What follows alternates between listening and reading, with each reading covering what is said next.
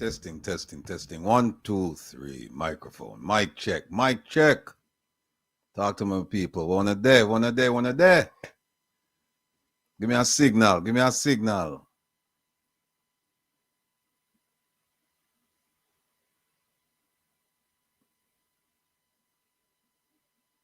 Okay. All right. Good. Good. All right. All right. All right. All right. All right. All right. No, somebody said this song is for another program. No, no, Andrew. This is for this program. I think you're mixing it up with the Easier Sunday. That's a different program. Rosalie. Anyway, listen, folks, good afternoon and welcome to Reason with Rattigan on Reggae Global Radio, Facebook, and YouTube. And I'm your host, Will, the Rebel Rattigan. And I'd like to say thanks to all of you for joining me.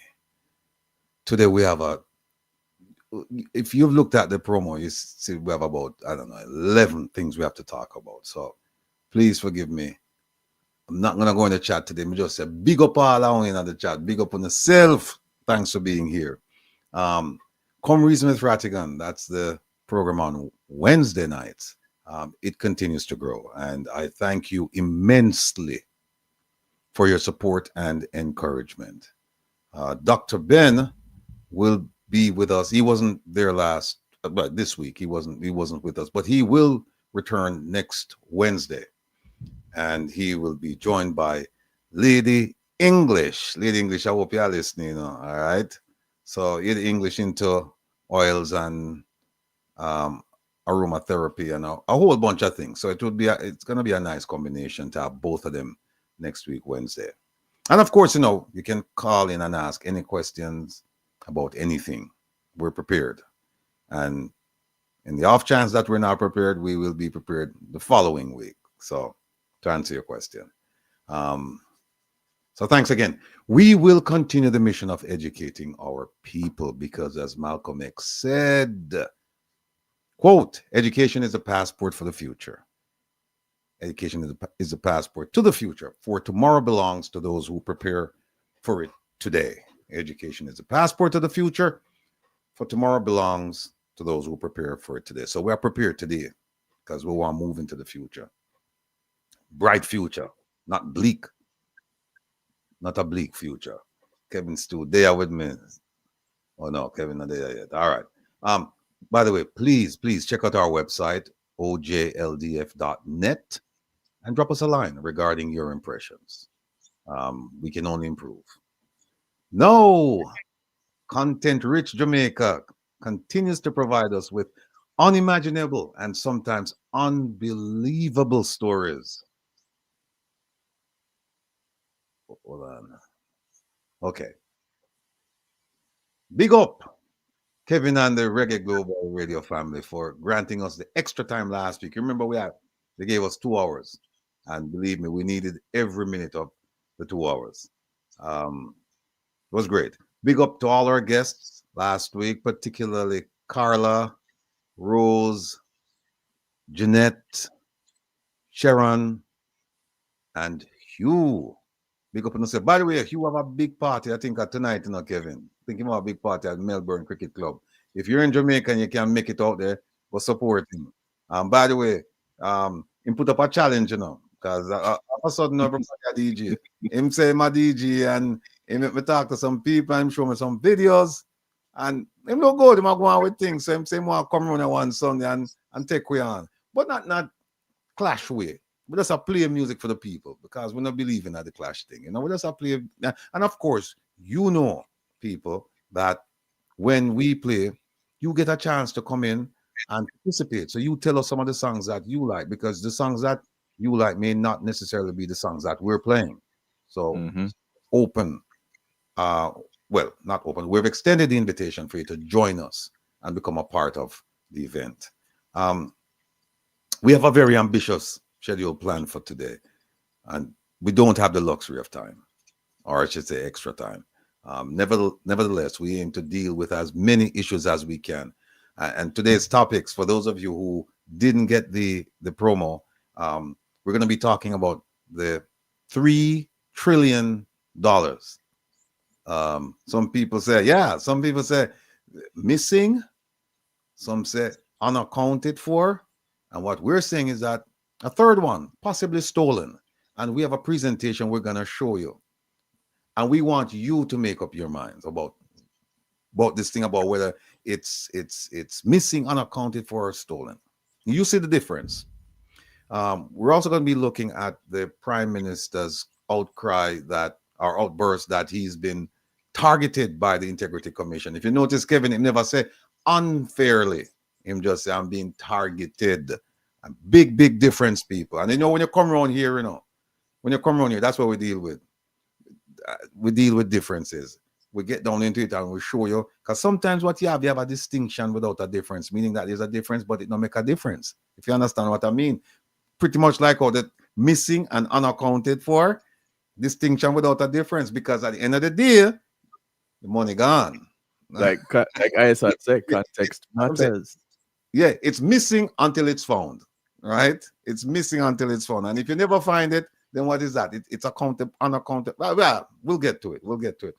Then this week, I think it was about 3 days ago, the Dana Morris, the information person. She's also Minister of Health.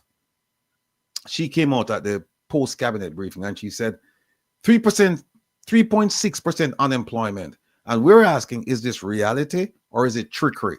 And we're going to show you. We're going to show you what we believe it to be. And then you can make up your mind. We're going to present the facts and you make up your mind. Another topic we're going to explore is, and Kevin, I don't think we put this one up. Surprised me and tell me that we did, because I don't think we did. That is one where the FBI has offered assistance. We didn't do that one there. All right, I'll send it to you right now. But the FBI people, they've offered assistance to help with the corruption thing. We're going to see if Jamaica going to accept. We're going to finish up border insecurity and the role played by the Office of the Prime Minister and Dr. Chang.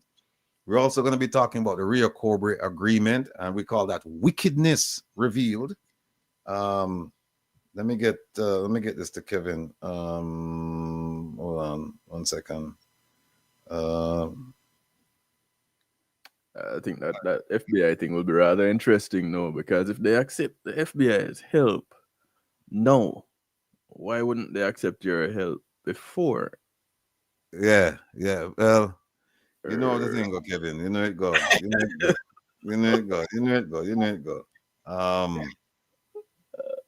The FBI one. I think I may have messed up on that one, but it's here. Here it is. I found it. I'm sending it to you.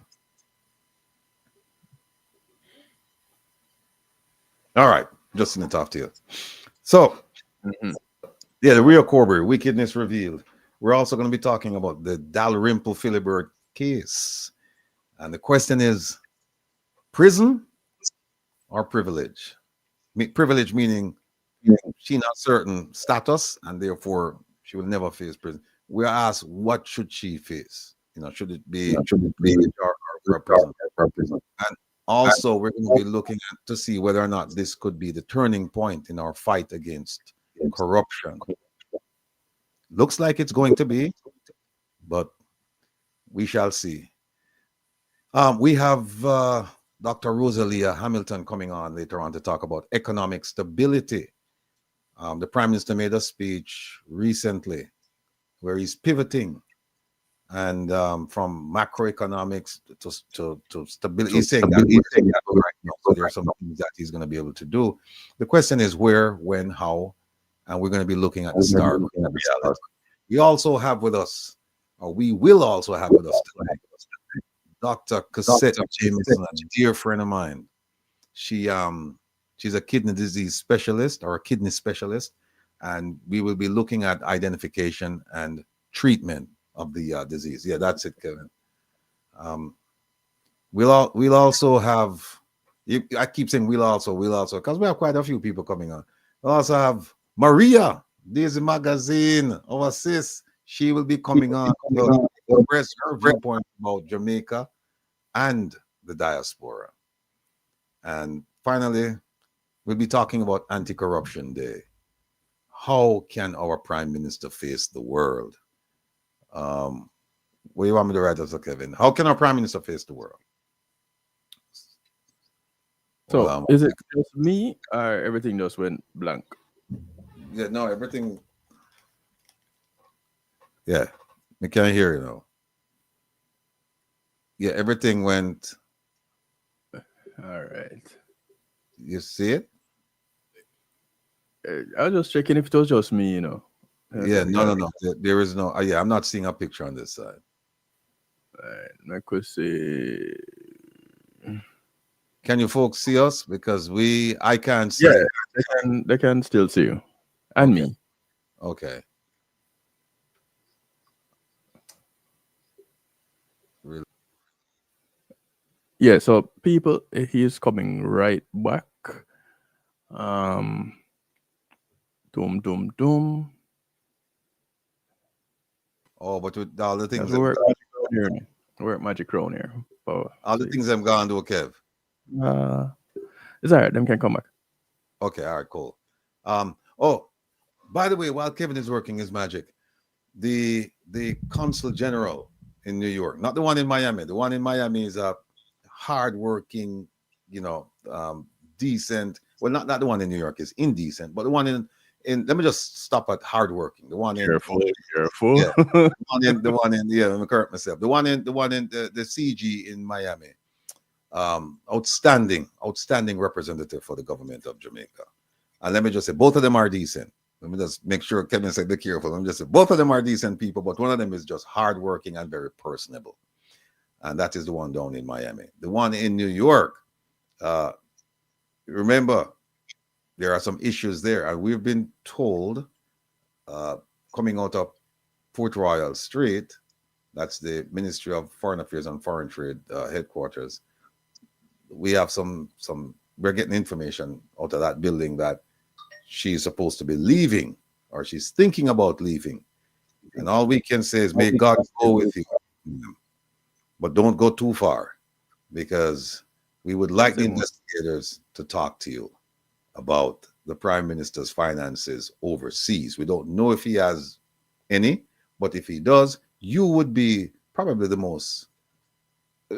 probably the fittest person to talk to them about that, because of your experience and your background. And as you and I know, we know how you get the job, right? Because there was a relationship, and I'm not talking about anything sexual or anything like that. There was a personal relationship, personal in the sense that both of your friends, and you had a great relationship. You're talking all the time, and he petitioned you to take the job. We know that. So we believe that you could help the investigators. So don't go away. Don't go away. Don't go away. Stick around. Um, the ambassador, we've been told also, Kevin, that she's supposed to be leaving at the end of this month, but we're not sure, because she was supposed to leave for in September, and she did not. We were told that Anthony Anderson was supposed to replace her, but I don't know what happened, because we were waiting to receive Mr. Anderson, but plans got cancelled. The paperwork was cut, though. We know that for a fact, that the paperwork was cut. Eddie, send me an echo intermittently. Yeah, it pops in and out as an echo, but I as don't know what's going on, because everything's supposed to nice. yeah, it's weird. Yeah. I was looking at your settings a while ago just because of it. Okay. All right. So what happened with the ambassador? She's supposed to be leaving, and we also wish her Godspeed. Um, she can go as far as she wants, because I think she's better suited for Jamaica at this time. Maybe at one point in time she was suited uh, for the position of Jamaican ambassador to the U.S., but she has outlived her usefulness. She's a disaster, right? So we wish her well. We don't know if she has any information to pass on to the investigators, and so we're not gonna focus on her too much, except that she should just pack up and go so that somebody who is going to take the job seriously can actually show up. Also, Kevin, what we're hearing is that there are some people looking into the Wholeness dynasty outside Jamaica. That's what we're hearing. We're hearing that there are some people looking into looking to determine there's property in the son's name, in the sister's name, in the mother's name. This is what we're hearing. We don't know, but we will follow up, try and figure out where this is going. But it looks like this thing is taking on a life of its own overseas. Let me just make it abundantly clear. I'm not involved in any investigation of the Prime Minister's family members or even in Jamaica. I'm not. This is just news coming to me that there are people looking into it. And they didn't tell me whether it was the U.S. authorities or a private group or an individual. I don't know. Well, I wonder if they're taking the helper too. Oh, the hell. Kevin, your body. Yeah, we heard that the helper witnessed some things. I don't know. So the people who are looking into the Prime Minister's holdings and overseas and his family members' involvement in financial transaction. Whenever you come across that information, please do not hesitate. Expeditiously send it to me, please. But then you have to send me your proof. You just can't just say, well, I'm this and that. You have to, we work around here. You have to send me your proof. All right. Kevin, hold on there. Let me just jump on this quickly. Last week, people, relax with the rebel. Last week. Last week. This week. It's Sunday. It's midnight. So technically. Still I get the feedback. Oh, you hear it on your side now? Yeah, man, I hear the feedback on my side. Yeah. So we played Rocksteady last week, and the selections were well received. I mean, it was quite a moment to go back and celebrate our musical heritage. And since your request is my command, tonight we're going to play 3 hours of serious Rocksteady, minus the commercial breaks. You will hear songs you haven't heard in a while. And some of you will hear songs, Rocksteady songs, that you'll hear it for the first time. So tonight we start at 10, not midnight. We start at 10 p.m. right after Kevin Stew, DJ Kevin Stew, right after DJ Kevin Stew. See it right, so no see it on the screen. Relax with the Rebel. Special Rocksteady Jam, Saturday, December the 15th, 2024, from 10 p.m. to 1 a.m. And that's on Reggae Global Radio. All right. So tune in, because me I listen to the song, and me say me I move and groove. In fact, I need all of you to tune in from the start. Don't do me like some of you. Most of you tune in at the start of the program at midnight, but some of you come in late. But tonight you can't afford to miss it. You have the first part. You have to come, because the very first song I'm going to play, not the intro is an instrumental, but the very first vocal is going to be a Bob Marley. And I'm sure, Kevin, that, let me hedge my bet, 8 out of 10 of you, I've never heard this Bob Marley. Even people say them know Bob Marley, them are Bob Marley, them experts from Bob Marley, them know everything about Bob Marley. There's one song I'm going to say that I don't think most of you have ever heard. And then, wicked tune, believe me. Very short tune, like a minute and something, but wicked. You can hear, in that song there, what I heard the talent of Bob Marley and the Wailers. And what I also heard was the progression of the music. I could see where he was going. Even though it's a Rocksteady music, I could see where he was going with it. And thank God he did. Took it places that we never imagined. You will also hear a Rita Marley that I don't think most people ever heard. You're gonna be shocked when you hear this Rita Marley. And it's a rock steady song too. Rock steady. You'll also hear from artists like pure favorites, Alton Ellis, Phyllis Dillon, Derek Harriott, Dobby Dobson, the Heptones, Freddie McKay, the Paragons, and Desmond Dekker. All of you Desmond Dekker and the Aces fans, we have something in store for you. Enjoyment guaranteed. So join me tonight on Global Radio at 10 p.m. sharp. And as we say, relax with the Rebel. All right. Easy like Sunday with the Rebel, our Sunday program. We took a break last week. So far, we've had legendary and iconic producers, King Jammies and Gussie Clark, and they were simply magnificent. And you, family members, you responded accordingly. Now, the excitement was extraordinary. Last week, DJ Kevin Stew and I took off to recover and assess the sudden success of this program. Program take off, sell off, man. Well, tomorrow, we're back at it with the musical messiah, King Glamawin. The man was recently crowned. We don't get them up yet, Kevin. The video and the picture. He was recently crowned in New York alongside Sky Juice. All of you in the dance thing, want to know Sky Juice. Sky Juice, Jagabi from Steely Bashment, Rory from Stone Love.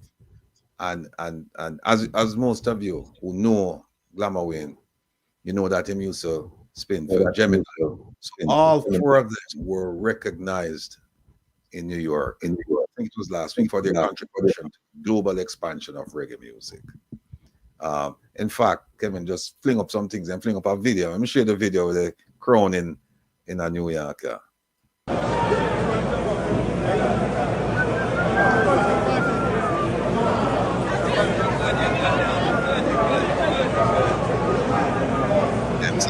Right.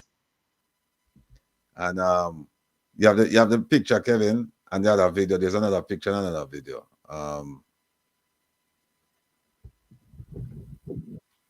So tomorrow you will be treated to a riveting interview and a wicked selection of music.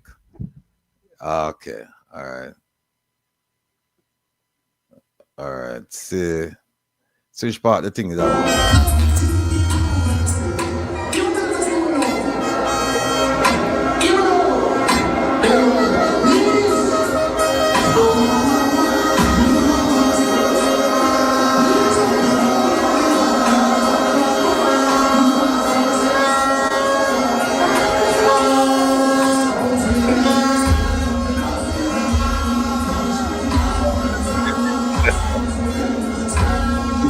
What?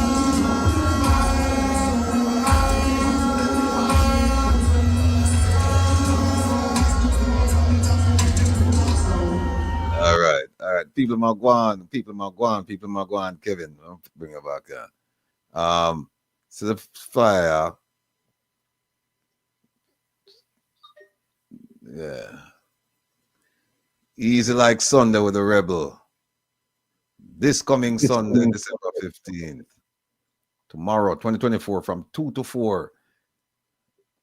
It will be Rebel Rattigan, or as Sassadiva say, Rebel Gun, with DJ Kevin Stew, and of course, we shall call him King Glamawin, our King Glamour, the musical messiah. But you can catch us tomorrow live on Reggae Global Radio from 2 to 4. All right. You don't find the picture. We'll show the pictures tomorrow. People come to look at the pictures from the crowning and thing and that blast from the past one too. All right, let me move them from out there. All right. I'm gonna leave that up, Carl. Might have to come back to that. Yeah, so again, our very special guest tomorrow, 2 to 4, from 2 to 4. The musical messiah, King Glamawin. We could big up some people. We have to continue to pray for some people. I know say we take up some time, but it's well worth it. Trust me, we can't forget what people continue praying for people like Papa Trevor, Ma P, Margene, Desmond, Paul, Bunny Jump, Fittis, the artist dread, Mrs. Nelson, Bobby De Souza, Barry, Mr. Baxter, Sassy Diva, Roland, the valiant one. Big up yourself, my brother. And my brethren from Massachusetts who is scheduled to have shoulder surgery. And by the way, Raleigh, people. Raleigh, big up yourself. Raleigh, face. We won't go into no detail, but he steered down death and he survived and he's with us still. And we're going to have him on the program pretty soon. Raleigh from Dread Eye Dread, him and Pee Wee. We're going to have them on. Big shout out to every single one of you joining us. And big up our ambassadors and producer Joan. Stay so nice up the thing. By the way, some of you have been asking about the Magnitsky project. I see it occasionally in the chat.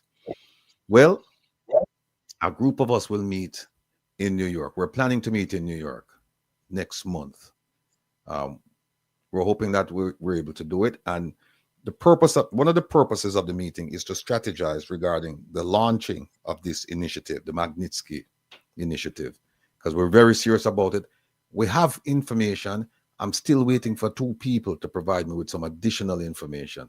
But if we can't wait forever, and if we don't get it, we're just going to have to move forward with what we have. And I think we have enough. It's just that the additional information is going to bolster our claim against certain individuals in the government of Jamaica.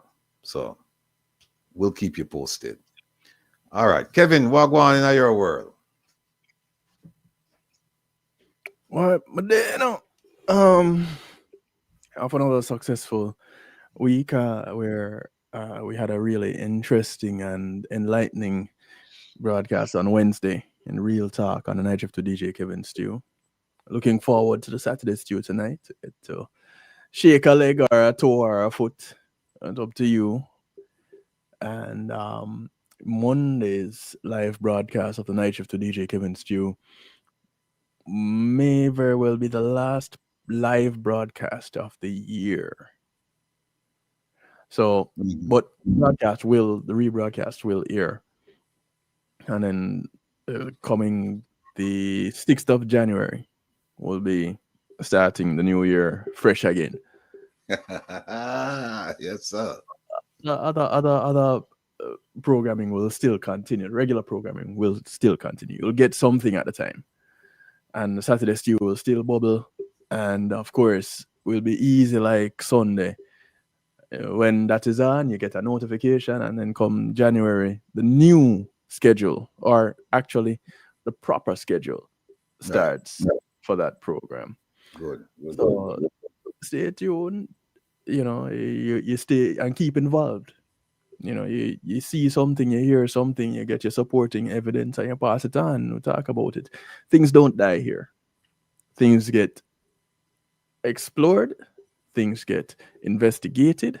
Things get presented, and not just the news that is delivered and left right there for you to form your own opinions. No, we go further. And that's how I do my own broadcast. And I am privileged to hang out with a man who has done it for a living and get a retirement check as a result of it. Because embarrassed.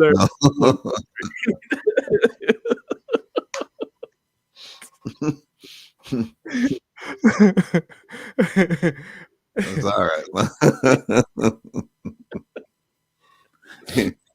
You said all that people them now.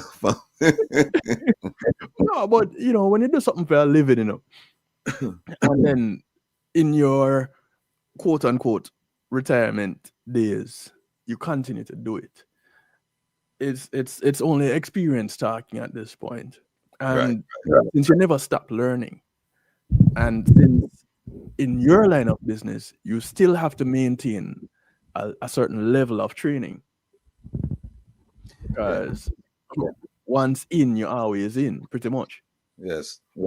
Some things won't leave. Right. And you're OT says some semi-retired. Well, the interesting thing about being retired is where you get to get tired all over again. Right. You're re-tired. All right. Let me just say, before going further, all of my people them from St. Anne's, because I don't know, my father come from St. Anne's, Rattigan, they come from Money, right? And them still there. And this video was sent to me by a dear friend of mine, and I just think I need to play this. And what we need is what this struck a chord with me. I started to myself, if every parish in Jamaica could do a video like this and they would do one for the country, we'd be well on our way. It's a good initiative. In any event, listen and enjoy.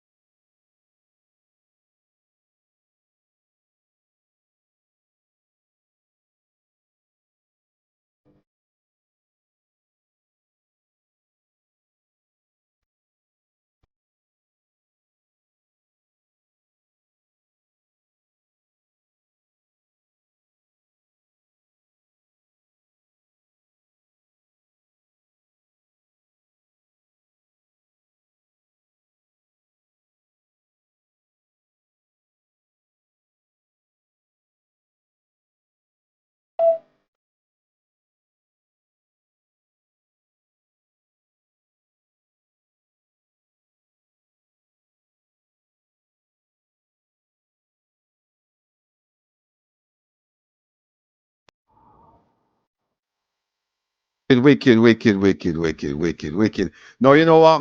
If all of the Like, parties could have come together, Kevin, and just do individual things, that's a good idea. That's a very yeah, I like this is that. a point where them can sell for tourism. Yes. Um, I love it, love it, love it, love it, love it, love it, love it. Um, let me see something here now. Producer June, big up yourself. Put up your thing, see it, so slide number one. Would put up a slide for a while and June drape me up and say, yo, what we are do? No, say supposed to put me think I'm gonna put my heart and soul and Seem effort to and work. thing. Yeah, Yeah. that's how we are do. Yes. So see it there. All right, this is the agenda. We talked about it earlier. The $3 million, the IC unfairly targeting the prime minister, the unemployment rate, the FBI's offer of assistance, the Rio Bueno agreement, the DALRYMPLE-PHILIBERT case, economic stability, kidney disease. We have my friend, my really, really, really close friend, Cassette Jameson. Then we have Daisy magazine coming up. Sister Maria, border security. We're going to finish that, and the Global Anti-Corruption Day. How can our Prime Minister face the world? Here we go. There's the panelists. Prezi won't be with us today. He's attending a really, really special function. So he won't be with us today. So it's just me and Kevin. I don't know if he'll join us because I don't know go with him already. I have a lot of things going on right now. So whenever I'm gracious with his presence, we're extremely appreciative. And here are the engagement norms. Be an active listener, use your time effectively. Be present, people. Be present, be present. And we speak here to contribute from a constructive standpoint. We don't come here and start up the nonsense. By the way, we have some serious monitors in the chat. So as soon as they say something when you're right, then they no argument with you, them just done you.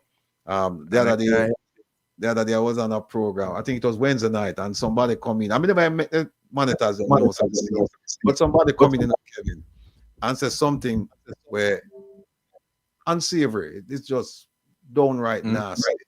And by the time we get rid of the person was gone. Them get rid of the person. So we never even talk about it. But monitors appreciate one another and just know say, but there. We'll celebrate others' contributions, and we may have disagreement, but we're gonna disagree without being disagreeable, right? And finally, enjoy the experience. Some people tell me that it's a learning experience, and I'd like to think it is, but for both of us, it's a two-way street, And I've learned a hell of a lot from you in the chat. You on Wednesday nights when you make your phone calls in and you straighten me out sometimes. Yeah. That's what it's all about. Enjoy the experience. Here the guests. Miss Zara Burton was supposed to be with us, but some things happened with the timing and all of that stuff. So I think she will be with us the following week. Rosalia Hamilton, we will be with us. We had to make some adjustments, but she'll be with us. Maria will be here. Cassette will be here. All right. 3 trillion. Hey, look on this. See what my producer do. My producer bad like Yaz. The producer say, what that? $3 trillion. Well, that's missing, unaccounted for, or stolen. We not care because people don't get the money. And 3 trillion Jamaican dollars at the exchange rate of 150, it comes out to 19 billion US dollars. Billion with a B. And 19 billion US dollars divided by 2.7. That them say that's a population. Well, that's 7. That would be what? 7. What that, Kevin? That's a 7 million, Britain. No, man, that's no, that's a 7 billion too. No, that's 7 billion. Yeah, no 90 that was there because the 19 a 90 that billion. Yeah, but a 19,000. Oh no! It shouldn't be 2.7. It should be 2.7 million. That's what it should be. It should be 2.7 million. So we are gonna correct that. Okay. Yeah, it should be 2.7 million, not 2.7. All right. Oh, actually, for work it out real quick, we can do 19 divided by 2.7. Break up the trusty calculator. Yeah, I could do it quick. And then just add the zeros them to it. Yeah. But we're gonna do the short way, because time, and I know somebody out there do it already. I'm amazed. I don't see. I have to apologize to a producer because I me give them numbers to the 2.7. She said 2.7 million. The up that done put up something there already. 7,000. Right. So at that everybody, each person in Jamaica would I get. Each person. Think about that, 2.7 million people I get 7,000 US dollars. Everyone in Jamaica I get 7,000 US dollars. I just said that. No, that put things into perspective. Right. If the 3 trillion didn't upset you, because sometimes larger numbers will kind of cloud the feelings. You personally, somebody takes $7,000 from you right now, what kind of position you would be in? If somebody gives you $7,000 US dollars right now, what kind of position you would be in? Look at it like that. Mic check. Yeah, man. No, man, still I get a feedback, man. Go on top, man. Let me take this and twist this around. And turn it around and put it back in. Rebel always playing with his toys, always.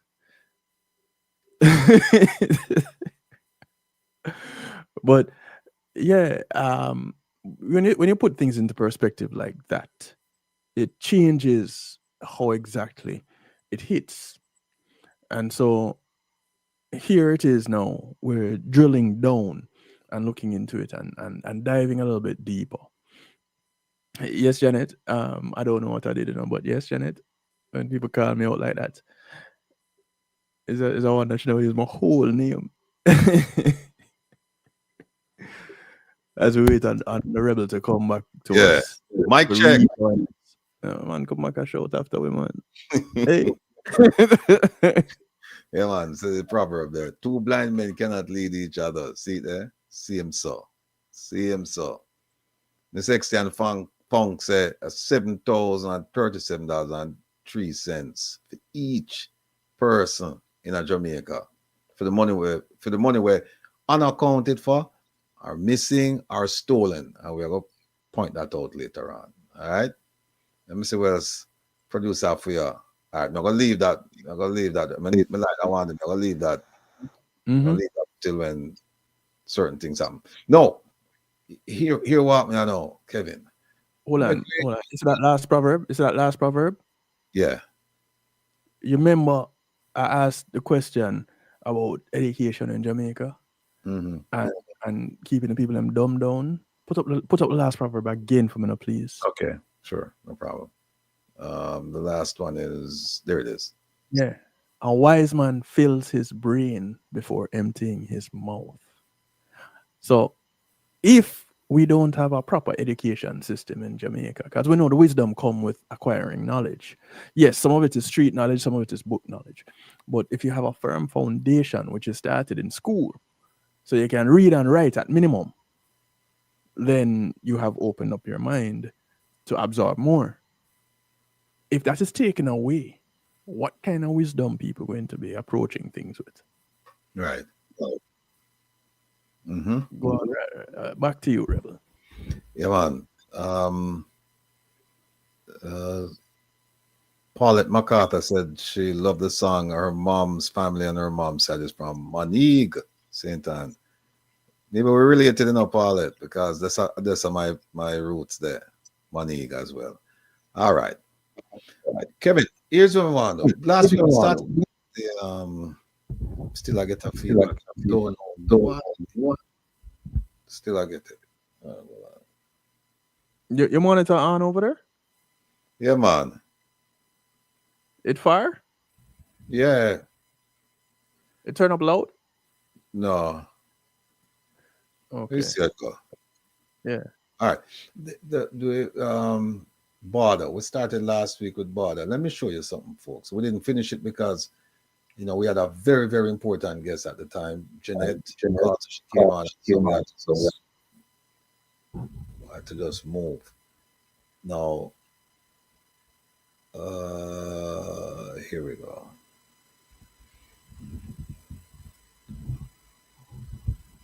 How many of you remember this? Monster drug bust, $4 billion worth of cocaine. And you see what it say? Fined. So them to know who responsible for bringing this cocaine to the airport. And they said they have a security audit following the operation on that Friday. The problem is we haven't heard anything about that security audit. And this was September 25th, 2022. We haven't heard anything about this. And this is just typical Jamaica. Them start up something, them tell you, oh, we're going to do this, and then you don't hear not more about it. And if you don't ask about it, then that's it. 9-day wonder, it's finished. But anyway, this is what happened. Somebody brought $4 billion worth of cocaine to the airport, and nobody knows who's responsible for that. And then here's another one. So they must bring it and drop it off. Like, is that child at the nursery? Yeah, I don't understand. Yeah. They started something called Operation Relentless. And I've heard the former police commissioner talk about it. And they say it's reaping major success. I wonder you hear nothing more about it. And they said in that time period, they found 3 firearms. Them feel for tell you that it's 200 firearms coming in the country a month. 200. And them find 3. So, We celebrate the small wins. Here's another one. This one is a more recent one. December 2nd, they found massive amounts of cocaine at Kingston Airport, and they launched an investigation. And of course, look at this one. Look right here, so people. Right below the picture. So it says no arrests were made in connection with the seizure. How many times have we read that? How many times have we heard that? No arrests. Them find gun, no arrest. Them find contraband, no arrest. Them find weapons, no arrest. We're very good. Our police department is very good at finding these things, but not finding the people responsible for these things making their way into the country or distributed in the country. We don't get that. So now, make we go back now, because remember last week we started talking about all the things. We start talking about all the things happening at the airport and the seaports, and as you know, one of the ports, the commercial ports, the commercial port at Newport West, I think it might be Newport, that it's controlled by the Chinese. So I don't even know if they have proper security out there. But remember, I told you about this. They wouldn't have Jamaican security out there. Right. Remember last week we were talking about this. Let me go back and show them. This company called Secure Port, and you remember the Jamaican government was always a beg the U.S. government, help us with our security, help us with border, help us with this, and Secure Port came on board, right? And I have it right. And if you recall, I told you that the first meeting that Secure Port had was on June 22nd. 2018, they had it with the leader of the opposition and Mrs. Imani Price, and that meeting was sanctioned by the U.S. Embassy. And on the same day, they met with the Minister of Security and his team, and they explained the proposal I'm about to show you. And then it was requested that they email the proposal to the Ministry of National Security, which they did within 45 minutes after that meeting. And then on the same day, they met with Mr. Nari William Singh from Civil Aviation Authority. 3 months went by from June without any response. And then on the 20th of September, the embassy sent a request to the Prime Minister's office for the Secure Port representative to meet with the Prime Minister to discuss the proposal, and also why after 3 months they didn't get a response. This was the 20th of September. And on October 9th, the Prime Minister's office responded saying that Secure Port should stay in touch with the Minister of Security. So you see what's going on here. June, they met with Dr. Chang and his crew. Then they sent Dr. Chang and his crew the proposal in June, heard nothing from them. In September, they went and the U.S. Embassy sent a request to the Prime Minister's office saying, look, Secure Port is here, meet with them, blah, blah, blah, blah, blah, blah. Nothing happened until October 9th. The Prime Minister's office responded and said, hey, go back and talk to Dr. Chang. And then on October 11th, Dr. Chang's group responded saying, yeah, we get, when you first sent the proposal back in June, we received it. And yeah, we have it. We have everything under control. And that was it. Kevin, nothing, and this was 2020, nothing since then. And here are some of the details regarding the proposal. Here's one that I think that frightened them.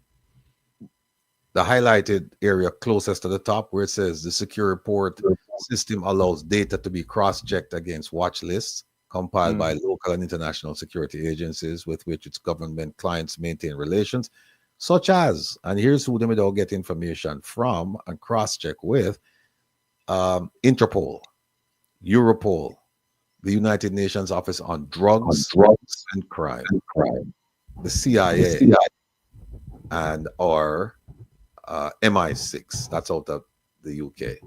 When you tell people that, you think say them have any use for the system here? Hell no. Right.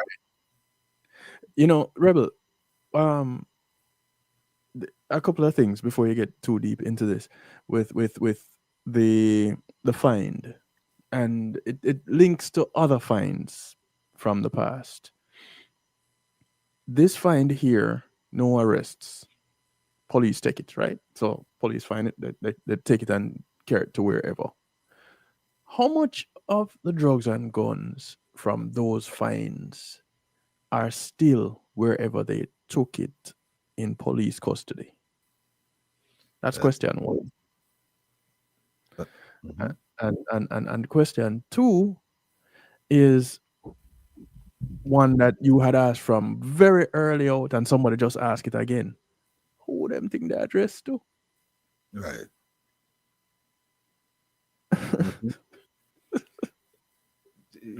This is investigation 101, and it's elementary. Shouldn't be a problem, but it is a problem in Jamaica, which leads us to believe that there is the specter of corruption, lurking, overarching these things. Mhm. So it's gonna be hard to get away from it. But And there's a third piece to it though. mhm, Is what was reported, what was sent. right, right. That's then look at now, Kevin. Part of the Mhm. system of the Middle Jamaica. Now we went through it last week, Yep. algorithms and data mining and what that means, people, is that it's just a very, very advanced and effective system at, at capturing information about people. And also, once you go on the airport premises, you are monitored. There's no such thing as you find drugs and you can't find who brought the drugs. The drugs never come there by itself. Somebody bring the drugs there. But here's another thing what I'm afraid of. It says here they can generate profiles of possible local and transnational criminals likely to operate in or frequent a specific country or geographical area of interest. If you involve in a drug smuggler, you don't want this in your country. You don't want this. Look at this, generating forecast alarms on possible local and transnational criminal activities. These are things you don't want. You don't want. And it goes on and on, people. Believe me, very, very detailed proposal, very, very advanced system. But look at how secure report would be paid because nothing for nothing, as my sister Chicken would have said, nothing for nothing and very little for your money. Look at how they were supposed to be paid, Kevin. It says, look at the top where it's highlighted. Highlighted. Make it bigger. See there? It says it also safeguards passengers by protecting airports and planes. And it does this at no cost to the government or implementing authority. Look at that. Read that again, people. Make that sink in. Because we hear all kinds of things about taxpayers are paid. Money are go over here, so taxpayers' money missing over here, so taxpayers' money unaccounted for over here, so taxpayers' money stolen over the side. Look at this.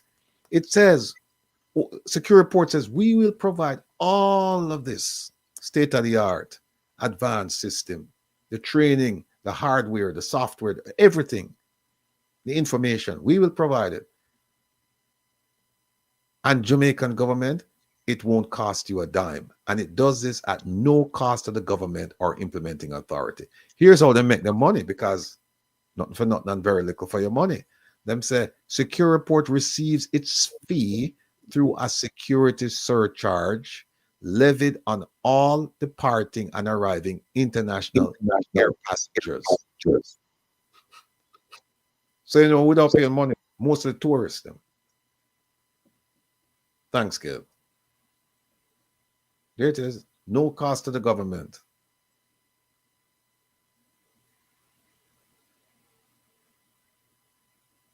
So this system would be paid for through a surcharge levy on your tickets. So if somebody I go Jamaica tourist, if the ticket costs $500 round trip, then would add on like maybe a $10 on it or a $5 on it.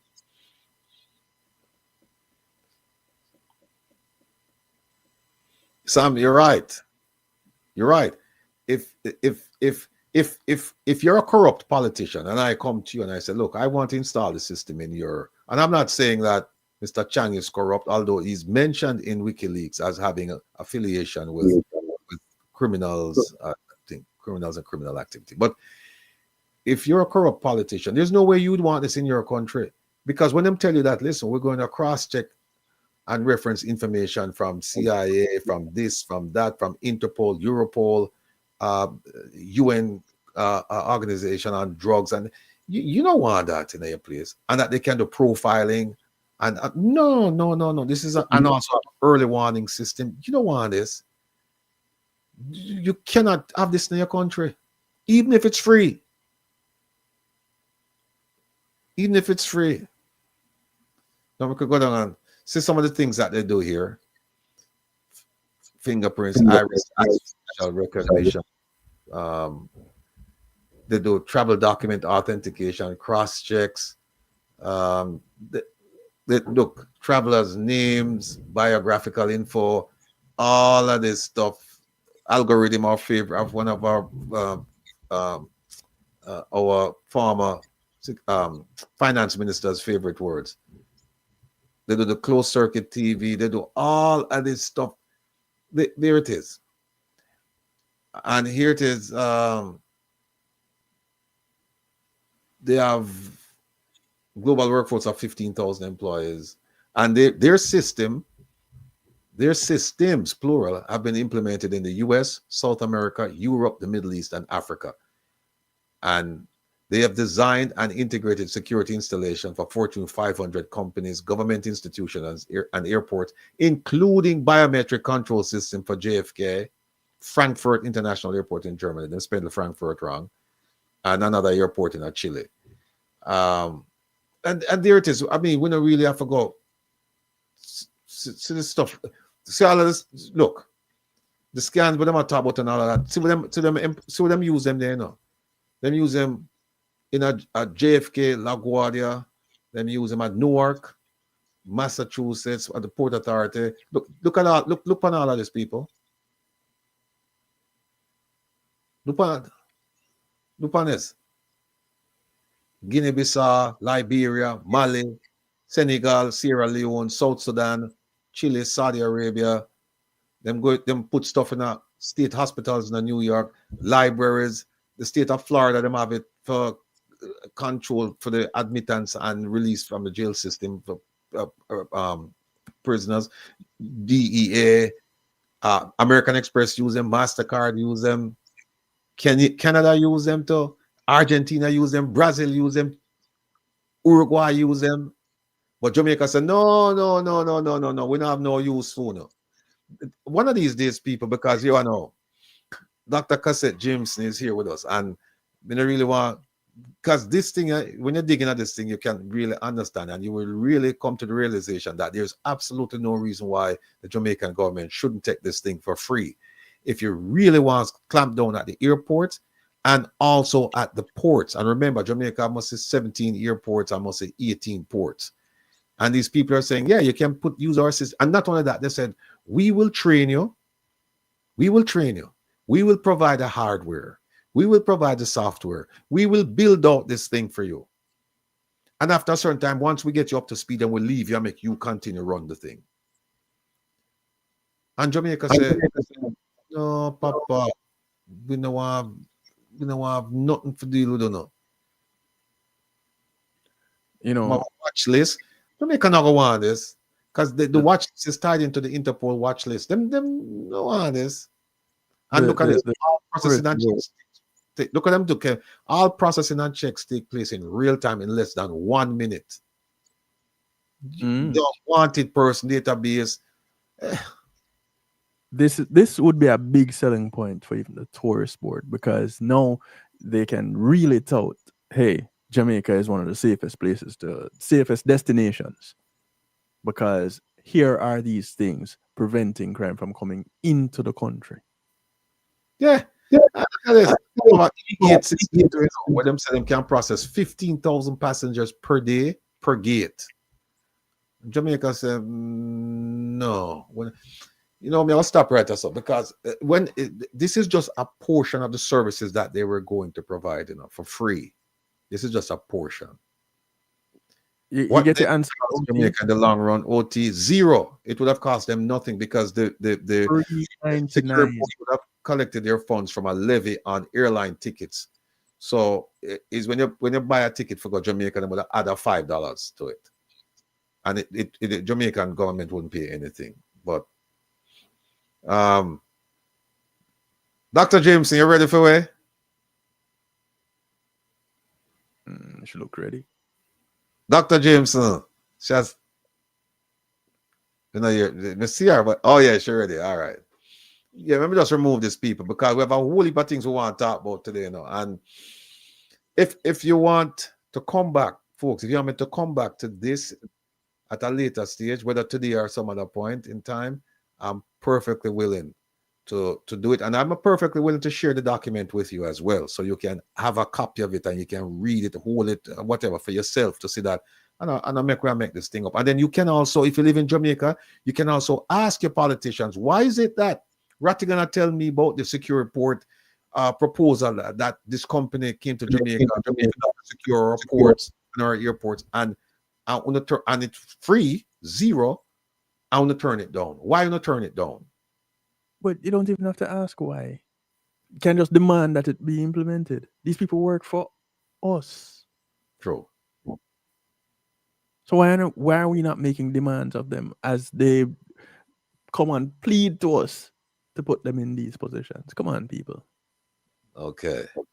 All right, we're gonna leave it right there, so people. But if, like I said, if any one of you would like to have a copy of this, just reach out to us and make us know, and then we'll go from there. And Secure Report, they're available if you want to talk to them to find out more. They're available, and like Kevin said, bring it up with the MP and demand an answer as to why this thing didn't take place.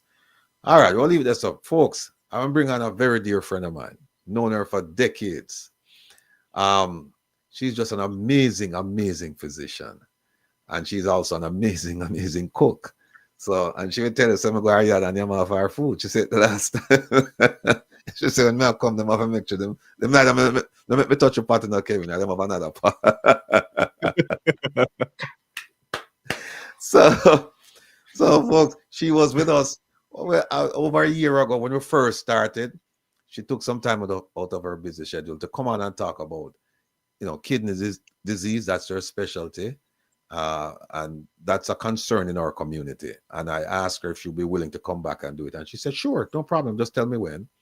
And here we are. Without further ado, ladies and gentlemen, I present to you Dr. Cassette Jameson. Yes, ma'am. Thank you. Can you hear me now? Loud and Yes. clear. Good. Okay. You know, you're welcome to eat at my house anytime because a cook loves when people eat them food and say good. You know that. Well, Doc, listen, we have a serious problem as you, well, I'm not telling you, you know it. You know, well, I tell you what, let me put it to you like this. Please just take a moment and just tell these folks, our family members here, who is Dr. Cassette Jameson? Because I suspect that a lot of them seeing you now, they're seeing you for the first time. Okay, I'm a nephrologist, graduated from Howard many moons ago. Don't want to tell you how long. And I won't tell them.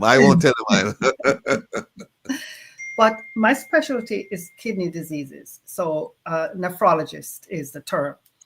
We deal with all things related to the kidney, including taking care of hypertension, high blood pressure, and the diseases that affect the kidney most: diabetes, hypertension, and a lot of other systemic diseases. But nowadays we're finding out that obesity is a big risk factor for getting kidney disease also.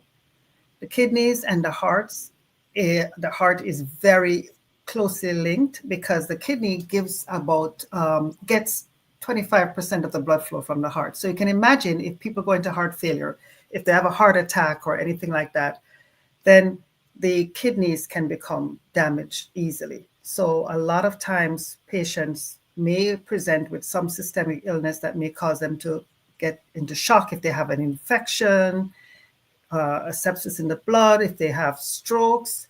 A lot of times the kidneys are affected when there is an underlying general medical problem because of the fact that it doesn't work well if it doesn't get good blood supply. Kidney disease is becoming more and more prevalent. And so nowadays they have the lab report that you will get if you sign up to get the lab report from your doctor's office or from the hospital. You will see them stage kidney disease. They will stage it between 1 and 5. Early kidney disease, which a lot of people have and don't even know, is, you almost have normal function, but you may have spilling protein in the urine because of underlying medical problems. And diabetes is one of the major illnesses that can cause protein to spill. And it is the mechanism by which the kidney function can become more and more damaged over time. So some people with 25, 30 years of diabetes start to develop kidney disease. Not everybody, but some people do, especially if they don't keep the diabetes under good control. Some people with chronic hypertension over years can have kidney disease, especially if they were not careful to keep the blood pressure under good control. So two of the biggest presentations with our medical population or African American population is chronic hypertension and diabetes. And the obesity feeds into both, because if you're overweight, you're at higher risk for getting diabetes, you're at higher risk for getting hypertension. And those two things are causing an increased prevalence of kidney disease in our population. It's said that 1 in 5 people have kidney disease and don't know it. And then even a lot more have kidney disease that can actually cause, not a lot more, but and then a significant number can have kidney disease that can lead to kidney failure and the need for dialysis. Especially if you don't know you have kidney disease, then you're in trouble, because it's happening and it's keep on happening and getting worse and worse, and you have no clue, and that's significant. Kidney disease, like hypertension, last sentence, is a silent killer. Silent in that you don't have a lot of symptoms when you have kidney trouble. Okay. What you're asking me now? No, I was asking you that I've been told that a lot of our people, they don't see a doctor on a regular basis. They see a doctor when there's an issue. And generally when they see a doctor when there's an issue, there is really an issue, because it's an underlying condition that's been just that they didn't know that happened. And it's just until it starts to manifest itself in various ways, and they say, oh, I need to go see a doctor. Is that true? And if it's true, what is your suggestion for people, especially people who say that they can't afford to go see, they don't have the money to go get a blood workup and an annual checkup? I mean, what's the alternative? What are the options for those people? Well, the last sentence I said, kidney disease is a silent killer, just like hypertension. You cannot afford not to go to the doctor, because when you have chronic kidney disease, you're worse off. It's almost like a death sentence, because unless you have dialysis at your disposal, and so in America, dialysis is something that is available to anybody who get kidney failure, and the government pays for it. Not so in Jamaica. Jamaica, if you have kidney failure, unless you have money and somebody to pay for it, it's a death sentence for you. It's like having cancer. So you really cannot afford not to go to the doctor. Simple tests can be done to detect kidney disease. One of them is to make sure your blood pressure is checked on a regular basis. That's not an expensive proposition nowadays. If you don't even have access to a doctor's office, you can get from America, make one of your family members send you a blood pressure monitor. It just requires 2 little batteries, and they usually work. My mother has one that she's had for 20 years, and it didn't cost her more than $30, I don't think. And you can check your blood pressure on a regular basis. You can go Google the information. What is high blood pressure? What is the blood pressure that is normal? Everybody have information at their fingertips. If them toenail hurt them go and Google the information to say what's wrong. So get a blood pressure monitor that you can check your own pressure. And if it's high and reading high, and the monitor will tell you this is a high blood pressure, then you go and you have to, there you go. There's one right there. So then you go and see your doctor if your blood pressure running high and get some medicine. But you must really at least do that if you're not somebody who have a lot of money. If you can afford to go to the doctor and get checked, once a year you should get a blood test. The only way we can detect real early kidney disease is through a urine test or a blood test. The blood test tells us if the creatinine, which is the metabolite from muscle and protein that we eat, if it's building up in the blood. If your BUN and creatinine are building up in the blood, we start to quantify kidney disease stage 1 through 5. A urine test can also tell you if you're developing kidney disease, because if you have protein or blood in the urine, that's another sign that something is going on. And then you're going to need to have more extensive testing. But those two little things don't have to cost a ton of money. You spend a couple $100 every year to go to the doctor and look to see if you have any trouble with your basic lab work or the urine test. That's a good place to start. Is there, before Kevin come in, Doc, is there a particular age and stage that people should be concerned, or it's just something that you would just say as a routine thing? Once you get to a certain age, you start doing it. But what is that age if that's the case? Is there a threshold? Most kids get tested by their doctor. They get, when the kids get checked. Okay, you take your child to the doctor, and the doctor give them the vaccines and test their, at least their blood pressure and their urine. And most kids get that up until 18. What I'm finding is happening to our young people, once they get out of that rhythm and they're on their own, they do all kind of something. They eat all kind of bad food, high salt intake. And unfortunately, one of the things that I have seen is that some young men come crashing into the emergency room sick. Oh, doc, I feel bad. They don't even know what's wrong. The blood pressure sky high, 200 over 120 or 250 over 120, extremely high blood pressure. And guess what? When you test everything, them in kidney failure. Some of them can recover some of the function, and some of them have to go start dialysis. It's one of the saddest things to see a young person all of a sudden just blown away with this new diagnosis of kidney disease because their blood pressure has been uncontrolled. And blood pressure is no respecter of person. Some people have no family history and still develop hypertension for some reason. We don't really know why. So I think the answer to your question, Will, is that not because you're young and you feel good, you just say everything is cool. Go and get checked. You should get a checkup once a year. Okay? Worse, if you have anybody in the family, a family history of hypertension or diabetes or any kind of kidney trouble or heart trouble, or anybody with a stroke. All of those are linked together. They're risk factors for kidney disease. Family history of stroke, family history of diabetes, family history of hypertension, or of heart disease. And if you're a Black, older man, you are also at increased risk for kidney disease, heart disease, and all of the things that I just mentioned. So age, race are increased risk factors. Family history is an increased risk factor. High cholesterol is an increased risk factor. So all the things that, if you talk to many men over 50 or 60, guess what? They already have 4 risk factors for heart disease and a separate risk factor for kidney disease. Okay. Kevin?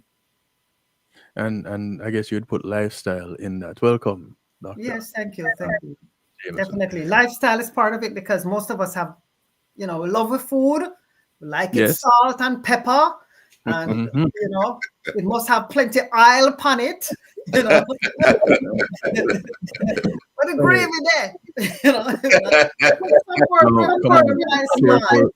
Careful, Dr. dumpling for carbohydrates, and we're in trouble because we love good food. Oh, we like the extra gravy upon oxtail, so And the thing is that when we were poor and young in Jamaica, we used to eat a little bit of meat, right? And we were walking and here and there. Now we'd get lazy, everybody driving here. You notice everybody fat. And then in the stores that you can afford to go in, that is available, like a shop around the corner where you can go and get a piece of this and a little bit of that. The things that are available wouldn't quite be that which are on the high recommended list for kidney success. Let's call it that. Kidney health. Yeah. Yeah, but you know, the truth is, we don't eat so different than we used to eat 40, 50 years ago when I was a little girl, right? We don't eat so different. The problem is that our activity level has changed. So, and the plate has gotten bigger, you know, because we have more, we're more affluent. So we can get, instead of a little piece of meat, we get all of meat. Want plenty meat. News that I get it from Jamaica. Anybody that you say you're talking about right there using we, you must be French, because that's not happening right now. Is that happening? What happening? Tell me. More affluent. Those people live north of Harbinger and Crossroads. So for the people that live south of those areas, what is the readily available, in your estimation, food that they can get that would contribute to good kidney health and heart health, because they go hand in hand? Well, a higher number of vegetables on your plate, you know, and the fresh fruits and stuff like that. I mean, people still pick fruits off the tree in Jamaica, right? Them still get a mango off the tree and things like that. The fruits are better for us than going down to go get Kentucky Fried Chicken, because that is what people think that them must eat nowadays. Even the poor people, you think for them poor, them gone to get the Kentucky Fried Chicken. So I don't think I can demarcate them north of a Harbinger and south of Harbinger, because when I most of the times I'm in Montego Bay nowadays, me can't even get into the line for Kentucky if me wanted peace. The line long from here to around the corner. People are eating, they feel that them have a right to eat what them want, and what them want is the food that America tell them says good, unfortunately. If they would stick to the curry goat and a little bit of rice and a piece of banana, they would do better, because they wouldn't be eating all of that. You sure cassette that? You sure, Kevin? You just show you that cabbage, right? No. I'm going to put up so that you can see. Okay, all right. What you going to show me? All right, look, take a look at this. All right.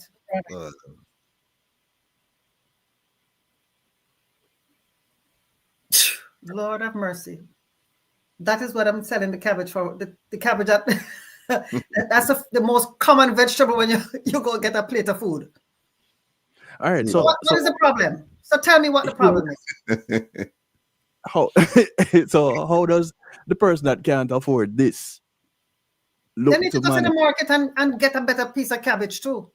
What happened? They don't go to the market no more. They go to the supermarket and buy this dry up piece of thing.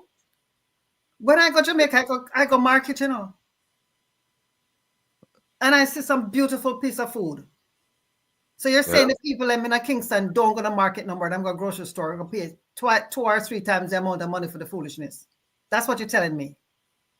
Somebody said cabbage is $300 a pound in the market. In the market too. Yeah. Yeah. Cassette, they're asking in the chat, what are the symptoms of kidney disease? It's a lot.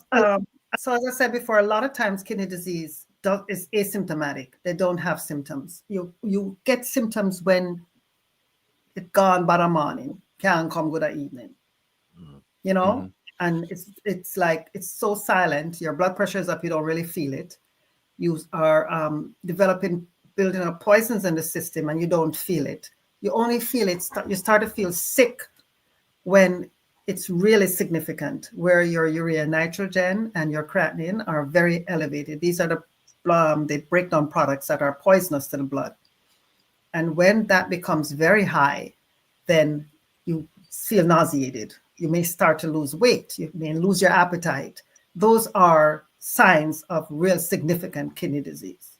But for the most part, most people running around with stage 1, 2, 3, and 4 don't have symptoms. It's when you have stage 5, where we call the glomerular filtration rate, the GFR, is less than 15%, that people start to just don't have as much energy as I used to have, Doc.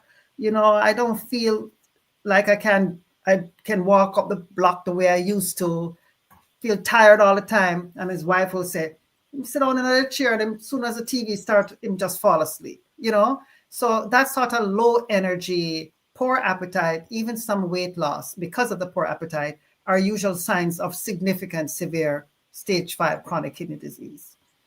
There's Well, another when- question. There's another question for you. It says, what's the doctor's view on herbal remedies? Because you were talking about prevention, but once you have it, I mean, what kind of, how do you treat these kidney disease? Because now, there's a wave of excitement about herbal remedies, because they're saying, big pharma, they might try to kill you off and then give you one medicine, but that medicine with the side effects, you have to take another medicine and whatnot. So people now are saying, we want to go back to how people used to live, and they're talking about herbal remedies. What's your take on that? Prevention is better than cure. Herbal remedies are going to be effective if you live a lifestyle that is clean.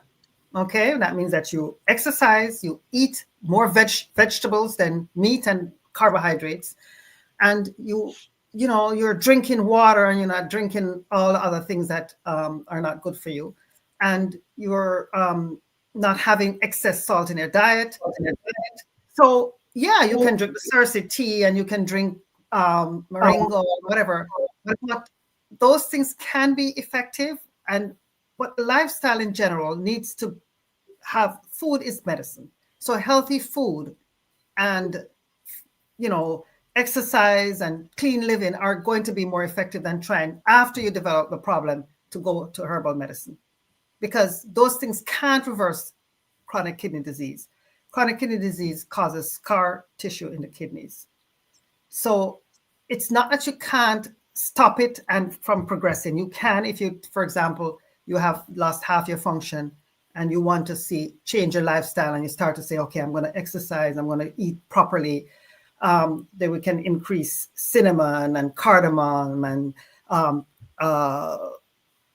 all those herbal stuff that we use to cook in our foods, ginger and garlic, and the stuff that we use as a general measure to spice our food. Those are the things that are good for us, and in general will help us to live healthily.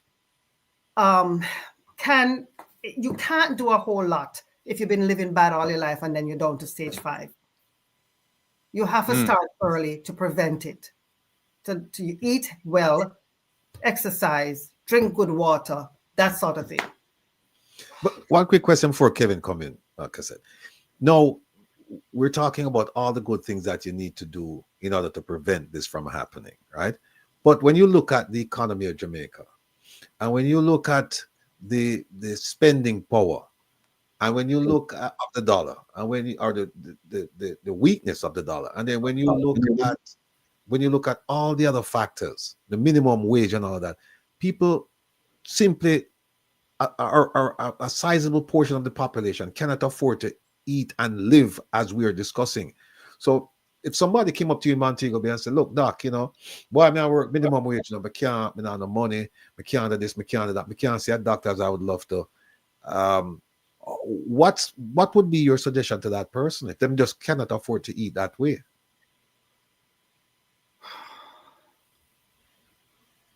That's a tough one. I actually think that people can afford to eat better than they think. Some people. I think part of Jamaica's problem, and I might be wrong, I'm living in America, so I have to be careful. Right. Is that we have set our standards at American level. The simpler way that people used to live when I was growing up has changed. People are not content to walk up the street, take the bus, or whatever. They must have their cell phone, and so that takes a priority on certain levels. Now, there are people who really are poor, who don't have a lot of money. At the same time, they're probably going to Kentucky to eat. You know what I'm saying? I don't know. I'm conflicted about saying too much, because I don't live in Jamaica. Right. So I really can't stick my neck out and say that people really can do better than they're doing. But I think part of the problem may be that we have set our standards to American standards, and you can't survive that way. If you want to eat the kind of food that Americans eat, it's going to cost more.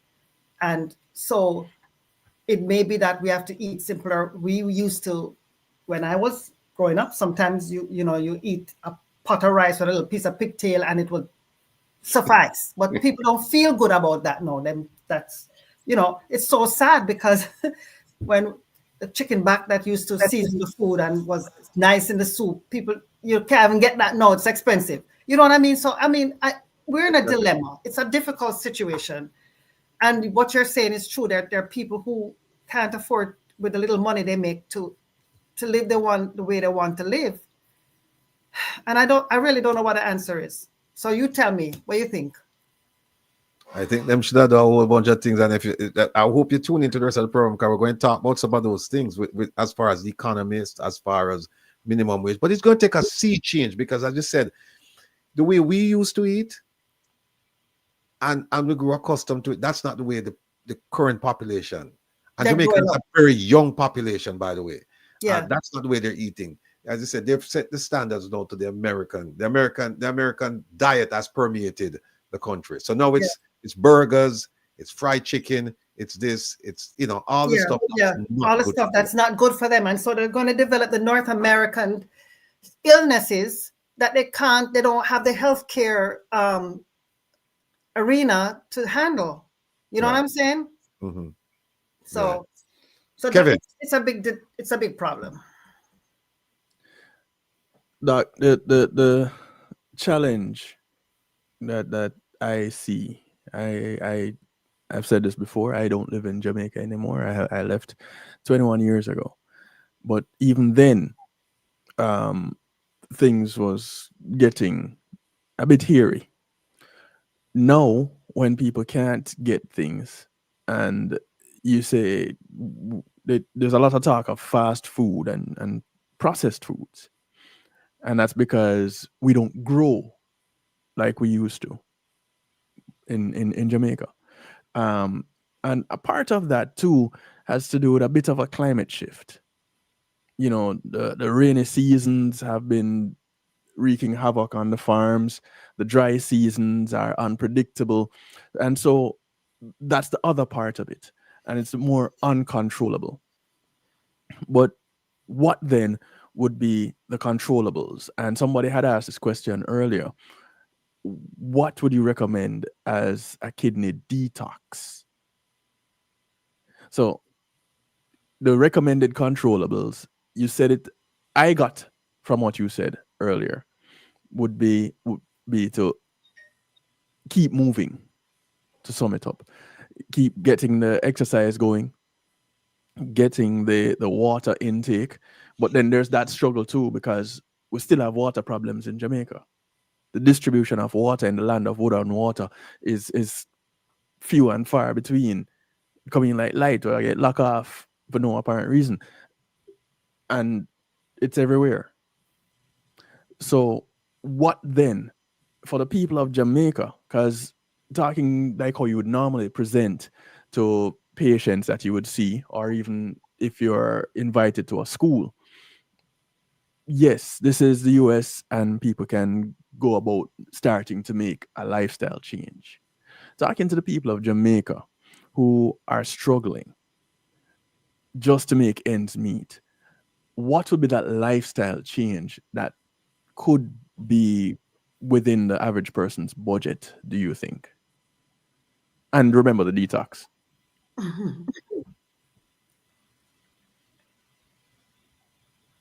I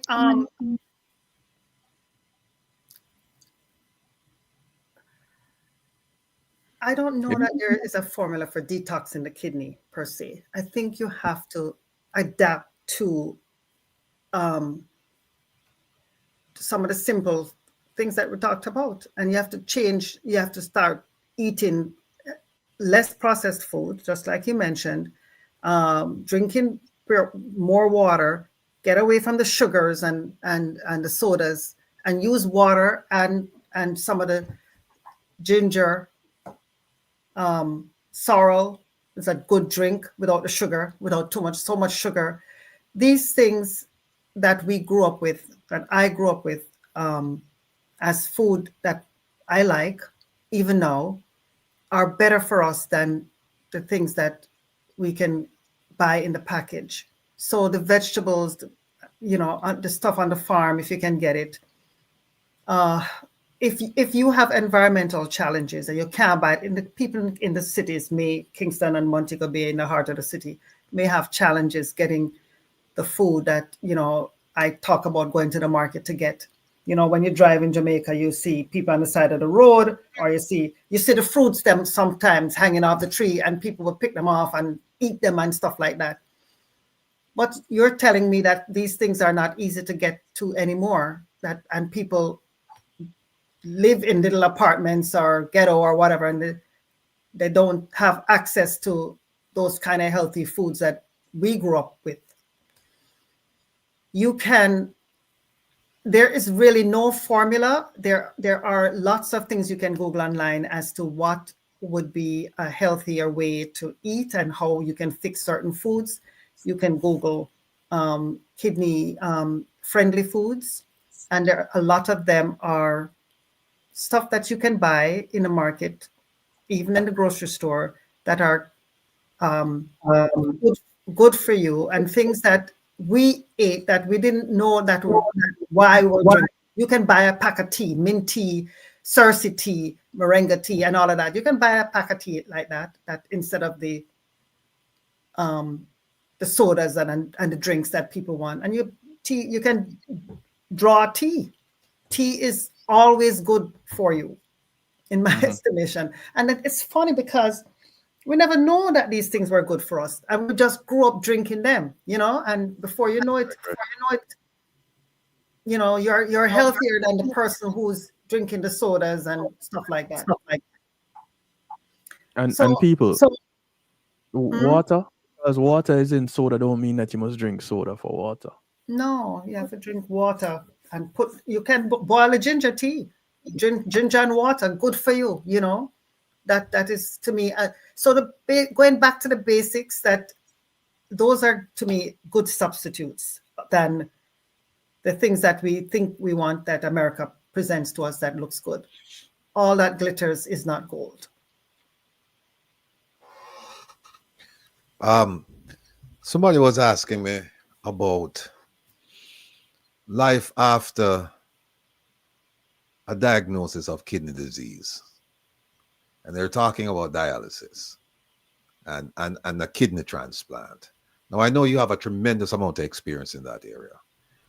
What can you share with us? This is now after you've been diagnosed now, things gone bad. And now we come to you and you call me and you say, watch out, why things don't look too bossy. What's next? What's next for me? So the good news is that if you have kidney failure, dialysis is a treatment that can keep you living. I've had patients on dialysis for 20 years. Wow.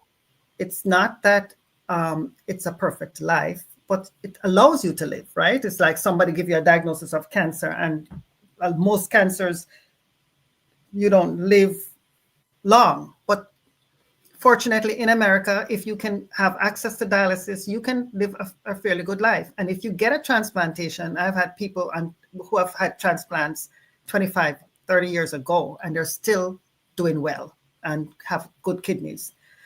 All the medications that you have to take because of kidney failure, and these are medicines that we are using to kind of augment the fact that your kidneys are not working. So patients with kidney failure have to take a medicine to help to fix anemia so they don't get anemic.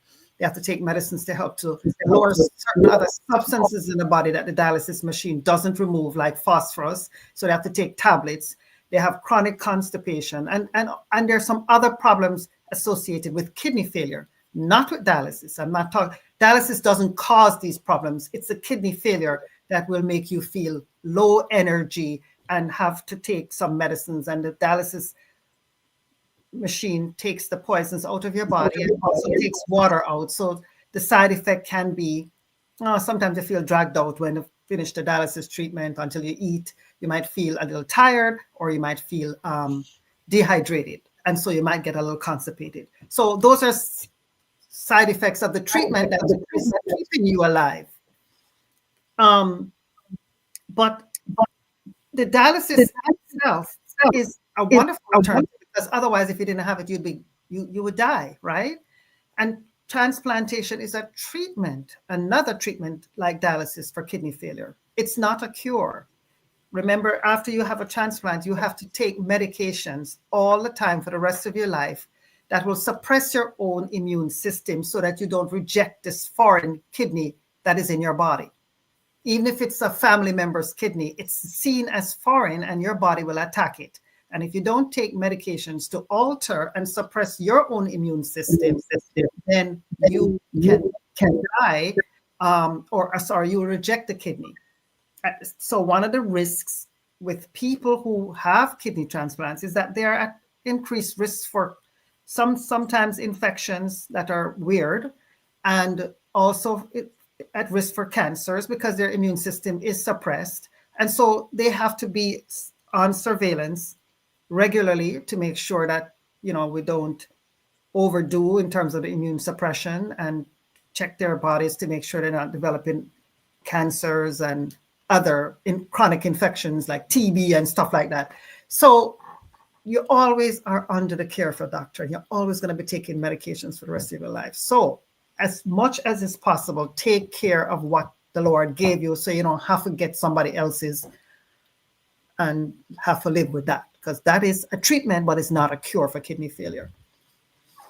Now, people who have had kidney failure and have had dialysis or have had a transplantation can live a full and active life. You can travel, you can have kids. I've had patients young women who have had kidney transplant who go on to have babies.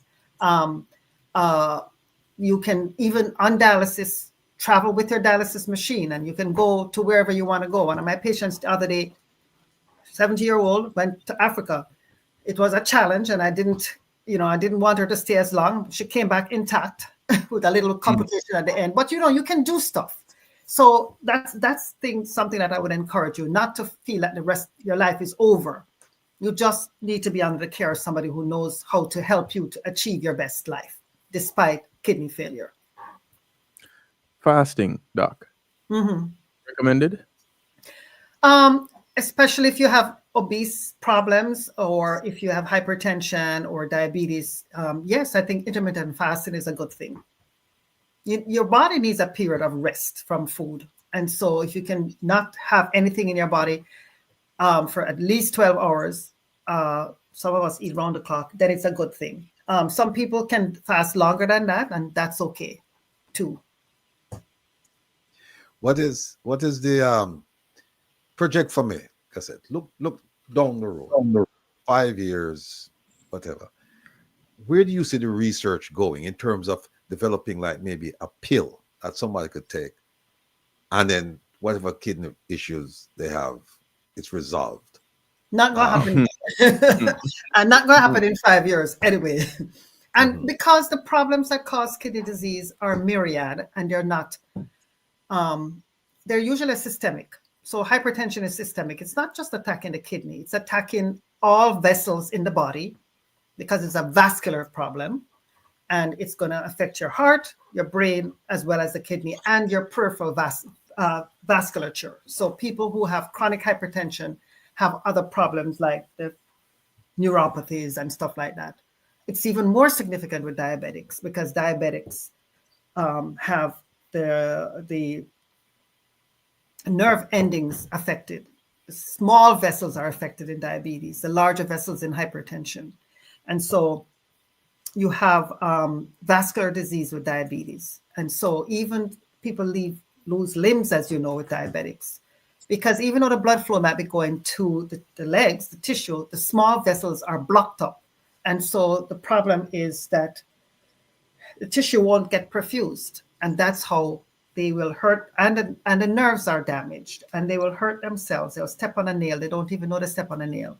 One of my patients came in, he had stepped on a nail a week ago. Of course, the foot was infected. It didn't even feel it, the pain. Pain is a sign of hurt or something off, right? And if you can't feel the pain, so the foot infected, it never had pain. It came in so severely sick, gangrene, wasn't it? It had to be amputated.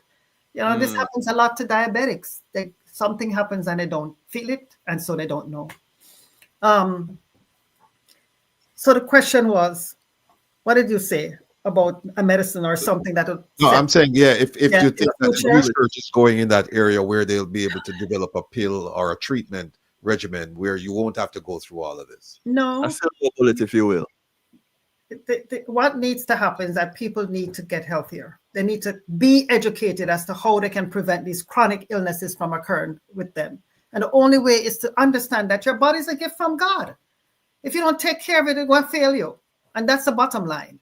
And part of taking care of your body is to eat healthily, to exercise, and to live a life that is, I don't know, those two things: eat healthily, exercise, and to treat your body with respect. So you're not putting into it drugs and things that are going to hurt it. You're not overdoing with the booze. You're not, because there's nothing, marijuana, nothing is going to turn back chronic kidney disease. And marijuana is not going to cure kidney disease. It might help with pain for certain cancers, and it might help with certain things. We have the jury still out on that. But the only way to prevent yourself from getting chronic kidney disease, in my estimation, is to live a healthy life as much as you can. And then there are people who have genetic problems that no matter how perfect they live a life, they still get into trouble. And that's where I want to be able to help. Where you didn't do nothing wrong and you're in trouble. That's a sad situation. And that's life, okay? That's unfortunately how life is. That's when my heart goes out to these people, and I do what I can. And I do what I can, even when they mess up and they come to me and they live a bad life for 30 years and they want me to fix them. I can't fix them, but I can help them to cope with what they have at this point. Yeah, Kevin? How much of that do you do in the community, whether virtually or in person, Doc, going out there and helping out some of these people?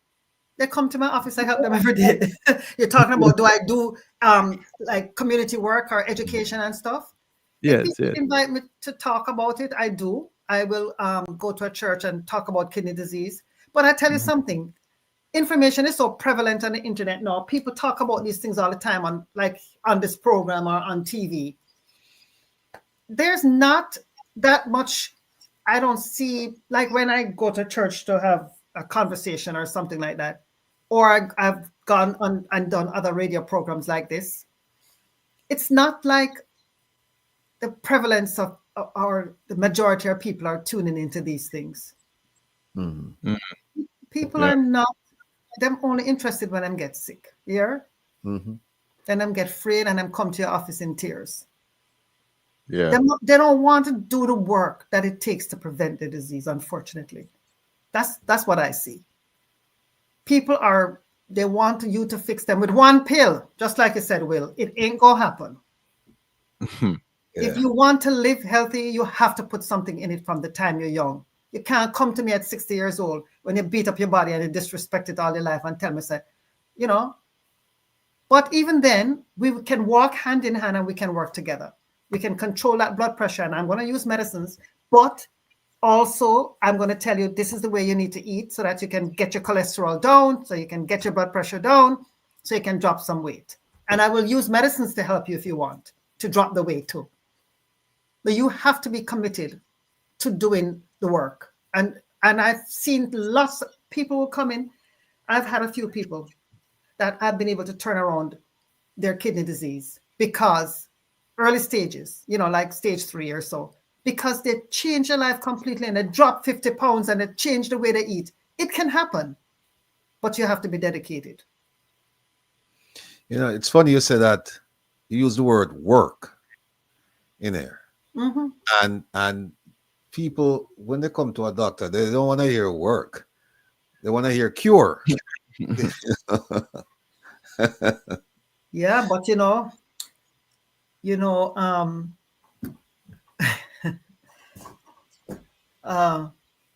if you want to be healthy, you have to work at it. There's just no other way to do it. No other way. you know, you and I have a good friend, Will. You see him work hard, you see him work hard, proud of him, you know, proud of him. That's all I'm gonna say. MPS start, people start telling us MPS look like it in a hole, man. Like MPS. Them MPS is just so full and nice, and MPS just boop. Guess what? Look good now. I'm not good I now. think so. It's work. Take work. Want to be healthy, you have to work. Well, I was gonna say I don't want to spoil your treatment plan for him because you know whenever It's not my treatment plan, honey. Not mine. So I'll tell you that it's right his now. work. It's his work. Yes, Okay. that's right. I have All nothing to right. do with it. But in the parting words, yeah, first, because people are very concerned about this kidney thing here. And I'm looking in the chat and I see people, they're talking about it. But the thing about, as you said before, it's not something that happens overnight. I mean, and you can get it even if you don't have a history of it in your family. Yes. But the important thing is that you start working on it early. You start eating right. You start exercising. I mean, I need to take some of that advice though. But they can't come to you at 60 and say, hey, look, you know, I've abused my body for all of my adult life, and now I need you to give me a pill or to turn things around for me. Well, they do, and I work with them even when they do that. They do that. So it's never, you know, I know sometimes I can sound like I'm tough, right? Mm-hmm. Yeah. but I really have I do have a lot of empathy, and I'm not going to ever be mean to somebody. And you know, I will tell people, I will give them a wake-up call. And people have said to me, Doc, you know, when they said this to me, it was a hard thing to hear, but it changed my life. Okay. So what I'm saying is this: we can work together. Your doctor, and whether it's me or somebody else, your doctor can work with you if you're willing to do the work. You can even, it's never too late. So even if you're 60 and you've been bad all your life, you can still make a change, and it can make a difference, because you can add years to your life. You want to add not years only, but you want to have quality years, not just time. Somebody in the chat. Start interrupting. No, finish, please. Go ahead.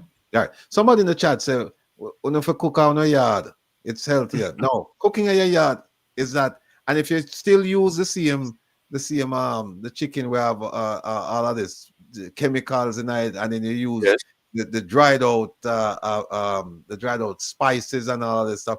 I mean, how much better is that than say going out and having a meal at a restaurant? Fast food.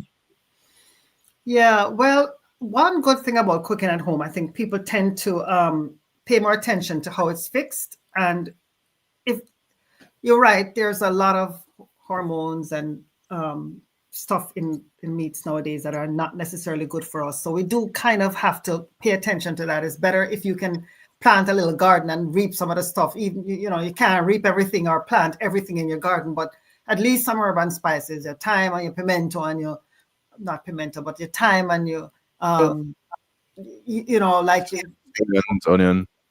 The little stuff that you can get back there. Parsley, sage, rosemary, and thyme, we call it. So all of those kind of little stuff that costs money, you can pluck it out of your backyard, and it's easy to plant. So yes, I agree that people who cook at home probably do better because they're paying more attention to what they fix and how they're fixing it. It's going to be less fat, less, you know, fried stuff, probably a little bit more healthier cooking. And if you can afford to buy, I'm not sending you out there to buy organics, because sometimes those things are just a lie. But if you can go to the farmer's market and buy your food, you're better off than buying it in the grocery store. And if you can buy it at the market, it's better than buying the things that's packaged up at the grocery store. And certainly better than canned. Frozen vegetables are always better than canned stuff, because it frozen at least doesn't have the process in it, the salt and whatever phosphates and other stuff they put in cans. Somebody just asked a question here. They said, what is a good level to stay under? Diabetic question. What's a good level? The creatinine level. Blood sugar, you're talking about? They didn't say. They just said something. What is a good level to stay under? So I don't know if that's blood pressure or blood sugar. I don't know. Well, one had asked about creatinine levels. The creatinine level is is staged the same way we talk about stages 1 through 5 kidney function, and it depends on the person. If it's a man, a big muscular man, for example, your creatinine at 2 is going to be more of a problem for me because I'm a woman and I'm a smaller person. Mm-hmm. So if I have a creatinine of 2, my kidney function is going to be less good or poorer than your creatinine of 2 because you have muscles. Mm-hmm. And so there's no set number. So we talk about the GFR, the glomerular filtration rate. That's usually a better measure because that's manipulated and adjusted for sex, for size, for weight. Yeah. So you need to just review that lab work with your doctor. That's all I would say. I cannot give you a number because it depends, as I said, on all of the things we talked about. Okay. Before you go, do you have any questions, Kevin? I had presented mine. I'm really grateful for your answers. Okay. All right. And just so you know, Cassette, I'm good because Dr. King, I see him on a regular basis every year, so I do what I was told years ago, that you should have a primary care physician that you should go and just see at least annually. Have them do the blood work, have them do the electrocardiogram, have them do all that stuff. Yes. Where you are. Yes. And follow the good advice, don't just go and do what you want afterwards. But if your doctor says, look, your cholesterol is running high, you need to do it, make some changes, then you need to. The only thing we can get him to do, Doc, is to go to sleep. I said, no, man. Too much energy. I know. Long time I didn't know that was a problem for Will.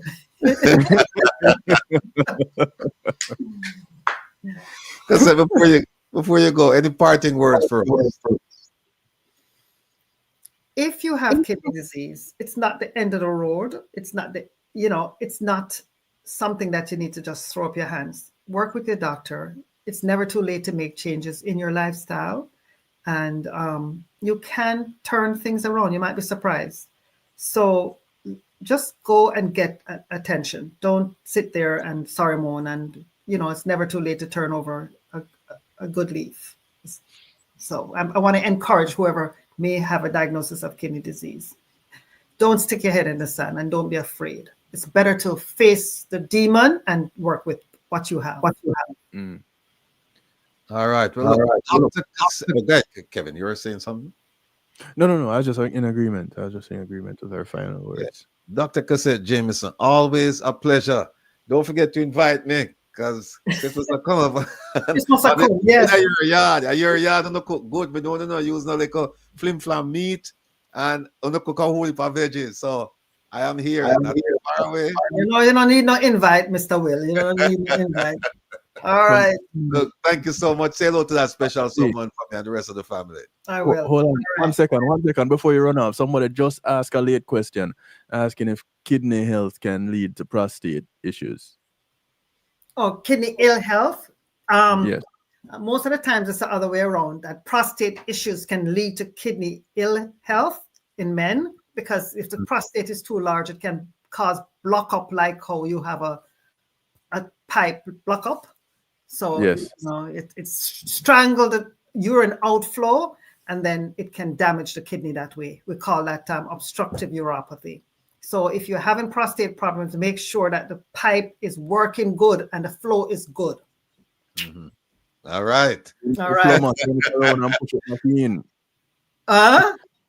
They need to link the plumber to turn it around and put it back in. That's right. Check out the plumber. All right. We'll talk soon. Thanks for stopping. All right. Take care now. Appreciate it. Bye-bye. All right. Take care. Yes, folks.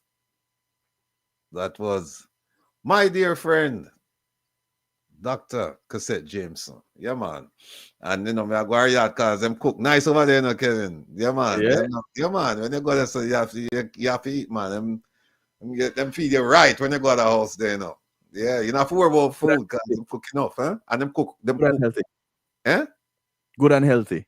Yeah, man. Yeah, no idiot food in the other house there. Just, food where you can sit down and eat and enjoy. And then also them always have good company at the house there, you know. She's good company, her husband's good company, the rest of the family good company. So when you sit down, it's like a wonderful experience. So Cassette, thank you again for coming on. And that to that special someone, tell himself to check me. Because we need for at least you can't eat healthy all the time, you know. Sometimes you have to go out on the street and do all the things. So folks, all right. What we are gonna know, Kevin, because all right, here we are gonna know. Let me see where we are. We have Miss Dalrymple. Let me see. Boom. Grace McLean. All right, folks. Y'all go to this, Kevin. This one here, the post cabinet briefing. Well, you know, you have a number of hot points in that briefing to address. Let's see who's up next. At 5. I think it's 6:30. We have time. We can't start out with this one. This briefing. Okay. All right. Shirley wants us to go back to the border. You know. You want to go back to the border? Shirley wants us to visit the border.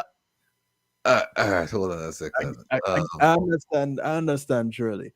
Yeah, there are a lot of questions when it comes to our border insecurity with the fines and these planes coming in and crash landing and nobody is found on the plane and there are no injuries so that anybody going to a hospital to get treated.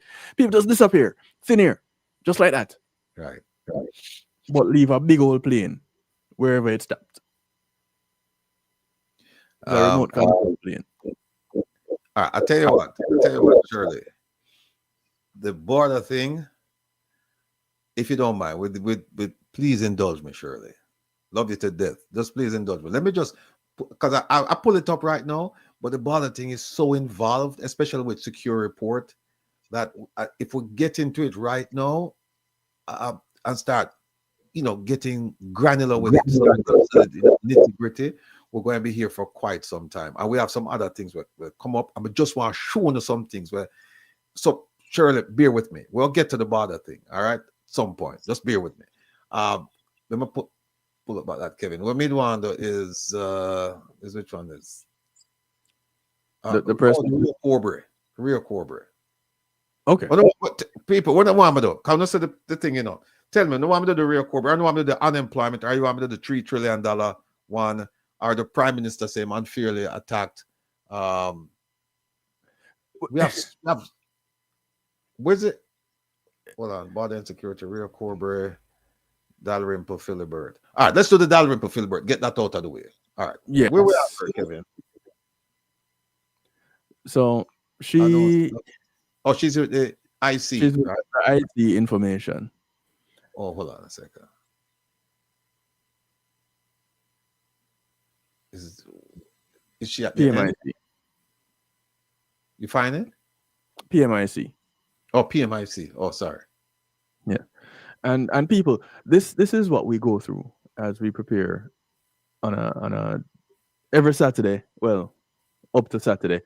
The culmination of our preparation leads to us creating these tabs and groups of information. And so in it, you'll find months of presentations.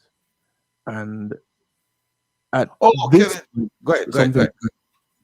Yeah, at this point, something coming out in the media will link back to something that came out 4 years ago, but you didn't quite make the connection until now when you put them together. Mm-hmm. And so it's not a quick fix, quick look at, pass on, move along kind of a thing. No, it's a slow burn. It's a slow cooker, and at the end of it all, when you serve up, it's properly presented. Yes, great goodness, or goodies. Sorry, great goodies. We try real hard. We have to stay organized. Yeah, and sometimes they're interlinked. Go ahead. Part of that great goodies is because we have a disorganized government. So when we are trying to organize, they move on to something else, and then we have to kind of follow it, because if you stay where you are, then you can't really report and provide information about what's going on. So that's why we don't do 90 wonders around here. And you'll see later on why we don't do 90 wonders, because we have a very important story that happened over a year ago, I think. Yeah, over a year ago. And we're going to bring it back, and we're going to show us, we can connect the dots. So please bear with us. Let me show you something that recently happened. This happened. The Prime Minister says that he feels targeted by the Integrity Commission, right? And he says, why does he feel targeted? He said because they're saying he's connected to a estate bridge, and they were building an apartment complex. That's the Integrity Commission report that came out, I don't know, a week ago. So he feels targeted by that. One of the things he didn't say, you don't say you feel targeted. What you say is, I feel unfairly targeted, because targeting is not a bad thing. If you are a suspect, then in whatever it is, criminal activity, administrative violations, whatever, then people have a right to look at you if they suspect that you're doing something that's not right. And then keep in mind, the Prime Minister, I don't know who's advising him, but I think he's under a lot of pressure, and so he's at the same time he's trying to distance himself from the story, and he's also trying to give the that shiny object to follow, right? So that you don't pay attention to him. Because here's what happened in the latest report, the one that came out a week or so ago, right, regarding the apartment complex up in Beverly Hills. They didn't go after the Prime Minister. They didn't target him. The complaint, and I'm sure the Prime Minister read the complaint, or if he didn't, his advisors did.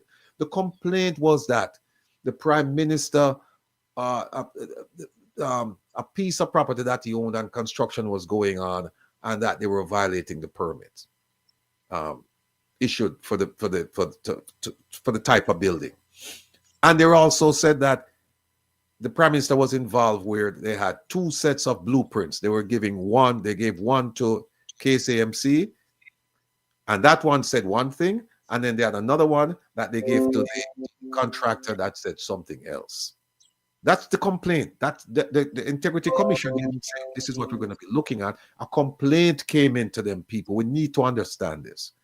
And so they went out and they looked at the property, and they looked at the permit, and they interviewed the prime the Norman Brown, who's a director, who's the Prime Minister's partner in this company estate, or was, because the Prime Minister got rid of his shares. But here's the thing. At the time the permits were issued to build 4 townhomes, two buildings, 2 semi-detached, right? And each townhome was supposed to have 2 bedrooms. Only 2. That's what the blueprint says. At the time the permits were issued, and at the time they started the construction, the Prime Minister was a major shareholder in the company. He got rid of his shares in October 2022, I believe, and the construction started back in, I think, July 2021. Or the permits were issued in 2021. So at some point, the Prime Minister, when all of this was taking place, he was there. Now he's not a director.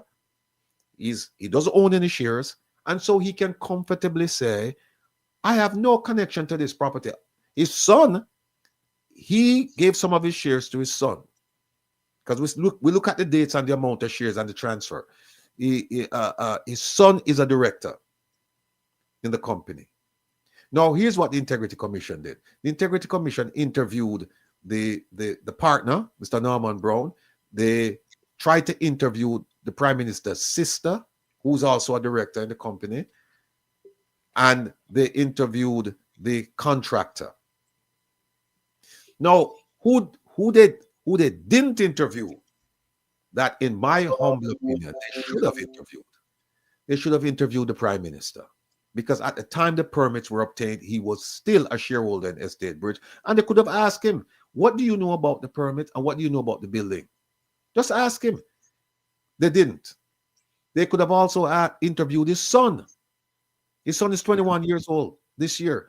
And they didn't. And his son is a shareholder. So they could have said, look, what do you know about these permits and the building? You don't know what the person is going to say. You don't know when them sit down across from you and across from you at the table. You don't know what they're going to say. But they didn't interview him. So when the prime minister said if he's targeted, he should have used the word unfairly. He didn't do that because he knew that this targeting was fair. And in fact, they gave him a bly. Because I'm telling you, most of the investigators I know, they would have looked at the dates and they said, he was there. We need to find out what did he know, when did he know it. Same thing for his son. And what they did in the report, ladies and gentlemen, family members, they went and it's at the end of the report. The only recommendation they made concerning the prime minister, Kevin, they said, Mr. Prime Minister, we are recommending that you shepherd some legislation to tighten up the construction industry so that contractors, they don't give the KSAMC one set of blueprints and then they go out and then they build whatever they want to build and violate the permits.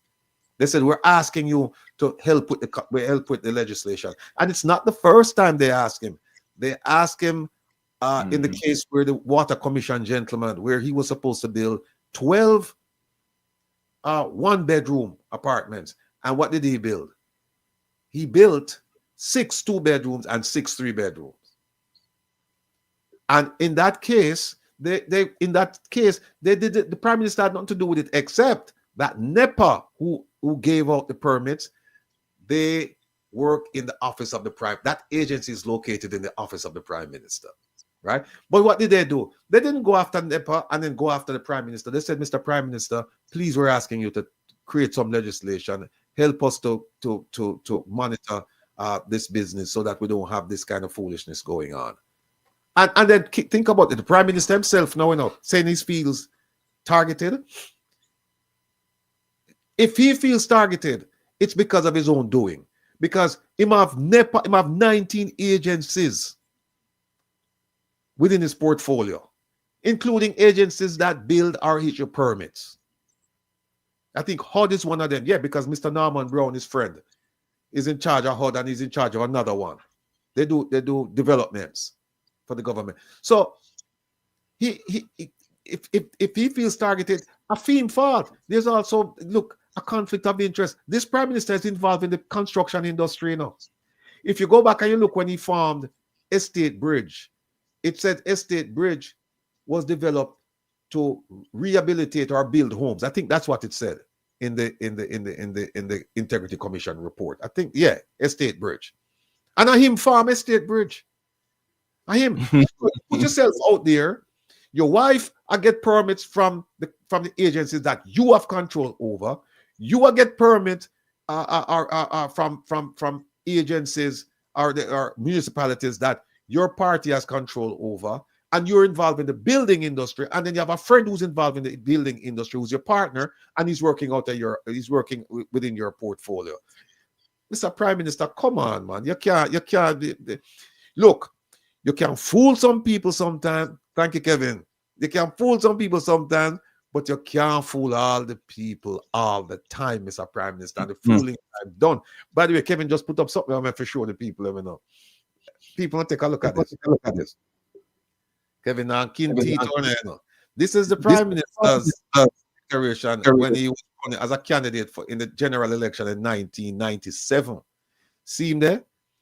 And what did he say? What's his job? Look at his job. He said his job is a financial controller. So I'm sure not a problem with money.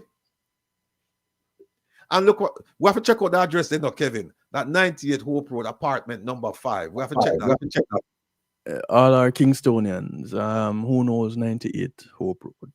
Who know that? Who know that? Yeah, 98 Hope Road, apartment number 5. We have to check that out because that address is suspect. We don't know about that address. But here's our Prime Minister back in 1997 say, hey, I'm a financial controller. And then when we have Money Matters now and the Integrity Commission ask him to get things now, it's a mess, people. It's a mess. So the Prime Minister should not complain saying that people target him, you know, because he put himself in there, and them not targeting, them not targeting. Mr. Prime Minister, you know say targeting yet. Trust me. You know say targeting yet.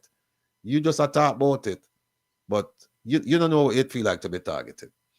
Here is something else from the Prime Minister. Let me see, Mr. Boat. Okay, people. We talked about this sometime. Hold on, we'll go back to this, Kevin.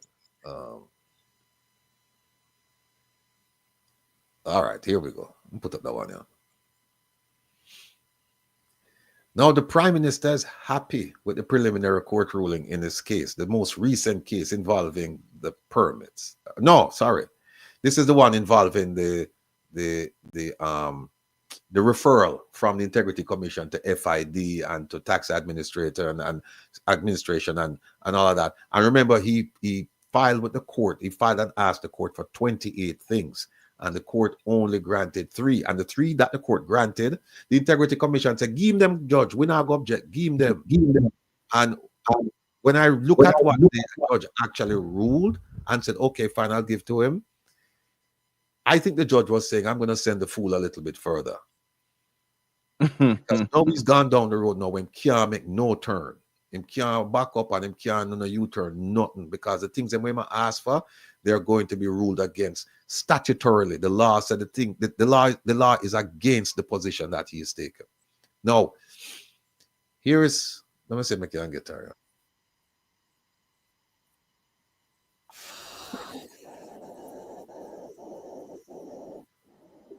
All right. So first thing is that people here is a private matter. So for those of you who are asking who are pay for the lawyers, them, the Prime Minister better pay for them out of pocket because it's not a government matter. Here, spokesperson said that, Miss Morris Dixon. All right. Wait, we're not hearing. You hearing her? We're not hearing her. We're not hearing her on this side. Hold on. You guys not hearing her? Wait, hold on. Maybe the people, we should find out. People, are you guys hearing her? I just realized I'm not checking. Okay, so they're not hearing her either. They said no, they're not hearing her. Okay, because I can hear her. Yeah.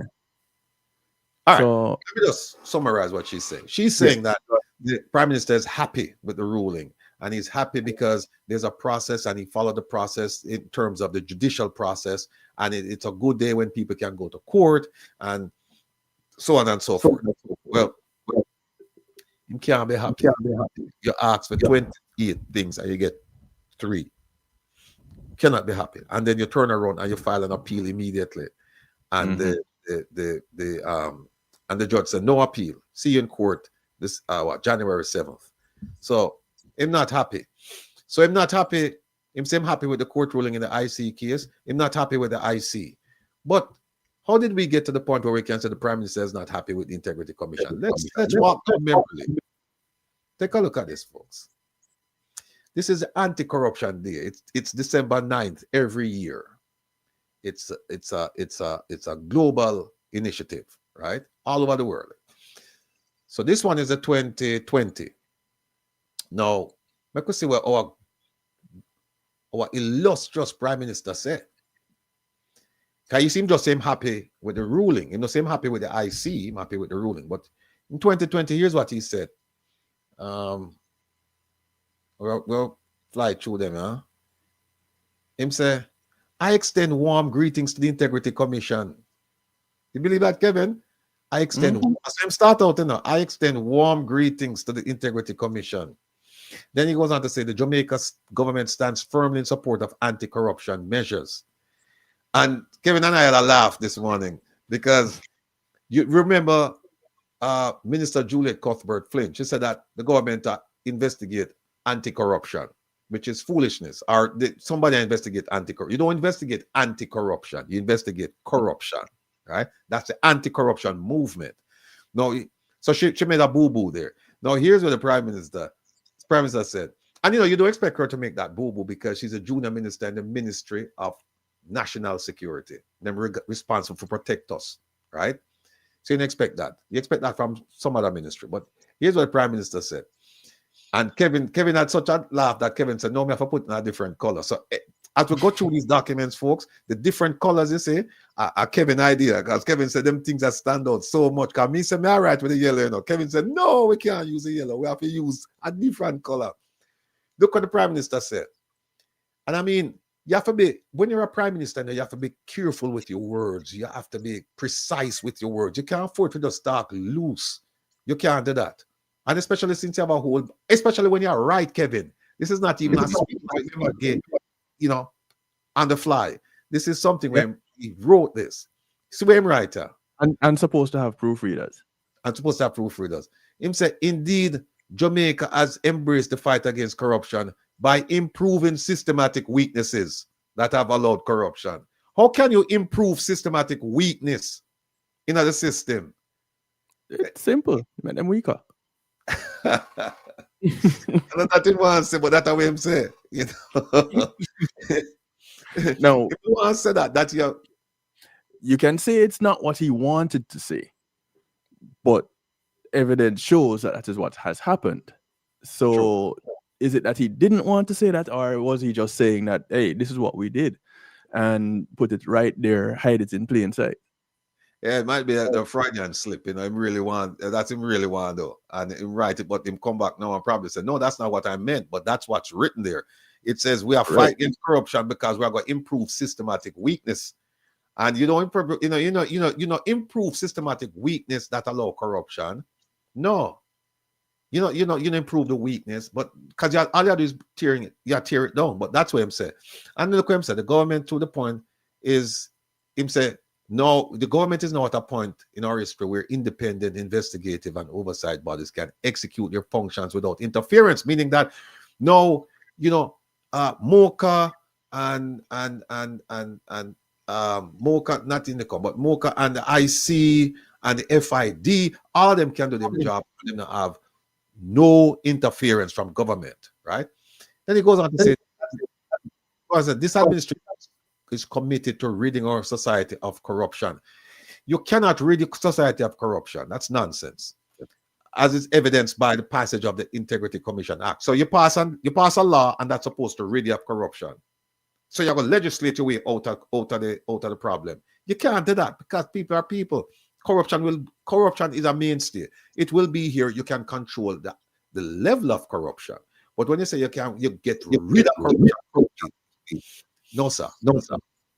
And then him say, which established the Integrity Commission. So him big up the Integrity Commission, Then look for himself. Look on the right side of this. Let me big it up so I can't really see this because him and that man are not a friend no more, Him not invite that man over for Christmas. Him say, under the leadership of Chairman, the Honorable Mr. Justice Seymour Panton, the Commission continues to do what?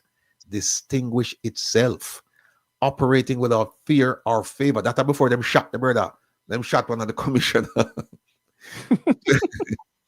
So we continue to distinguish it continues to distinguish itself, operating without fear or favor in pursuit of a just and corrupt-free public sector and ensuring the best and most efficient use of and ensuring the best and most efficient use of public resources. So the Integrity Commission are going well, thieving a stop, everything fine, right? No, we go to the next one. I know. I want me to Kevin. That's what 2020. So we got to. Well, we're going too far, Kevin. You want to go 21? I'm straight at 23. Women then I know. There you go. No, like that. What do you mean? Is that 2021? Yeah, the right one. All right. So here we are now. The following year, remember, it's December 9th every year. No matter what day it falls upon, it's December 9th is Anti-Corruption Day. And you see him big up the Integrity Commission. And here he is again. How I lost just Prime Minister. Him say, this administration, him come back with the same foolishness again, is committed to ridding our society of corruption, as evidenced by the passage of the law, which consolidated and strengthened the anti-corruption laws and established the Integrity Commission. So he's saying we pass a law, it shows how serious we are. Even if we're not fighting, the fact that we pass the law shows that we're serious. And him say we give them money and we give them legislative support to continue to operate. And look at the very last the very last part of that sentence, to operate without fear or favor in pursuit of a just and corruption-free society. Can't have no corruption-free society. You must say, I pursue it, but no, they're not. But again, this was before them shot the brother, you know. This was before them shot the commissioner, right? So that was 2021. All right, moving right along. I could see where we are now. This is what? This is how I know, Kevin. That's 2022. All right. Here we are now in 2022. I extend warm greetings to the Integrity Commission. Big them up again. And then him say, we acknowledge the strides we have made in fighting corruption as Jamaica celebrates 60 years of independence. Then he goes on to say, as part of our demonstrated commitment to eliminating corruption, we passed the Integrity Commission Act, which we're very proud of. And the commission has done an outstanding job in increasing awareness and understanding anti-corruption. And further, accountability, transparency, and integrity are hallmarks of a self-respecting democracy, right? And these principles must always be promoted, blah, blah, blah, blah, blah. That's 2022. We get one. We could go now to 2023. I hear our Prime Minister. Hear my big up the Integrity Commission, you know, see that December 9, 2023. Hear me again. Sonia LSA, I'm getting rid of corruption by eliminating the process that will detect it. Indeed. And you see, right, so now, the Integrity Commission, start out again, the Integrity Commission has been steadfast in its commitment to combating corruption. Remember, this is the same man who just said them are targeting him, you know. He just said them are targeting, but them never target him 2020, 2021, 2022. And hear him say, good governance, and want that. Here it is, the Integrity Commission. The work of the Integrity Commission is crucial. I am therefore pleased to note its work to expand public sensitization programs and improve investigative performance.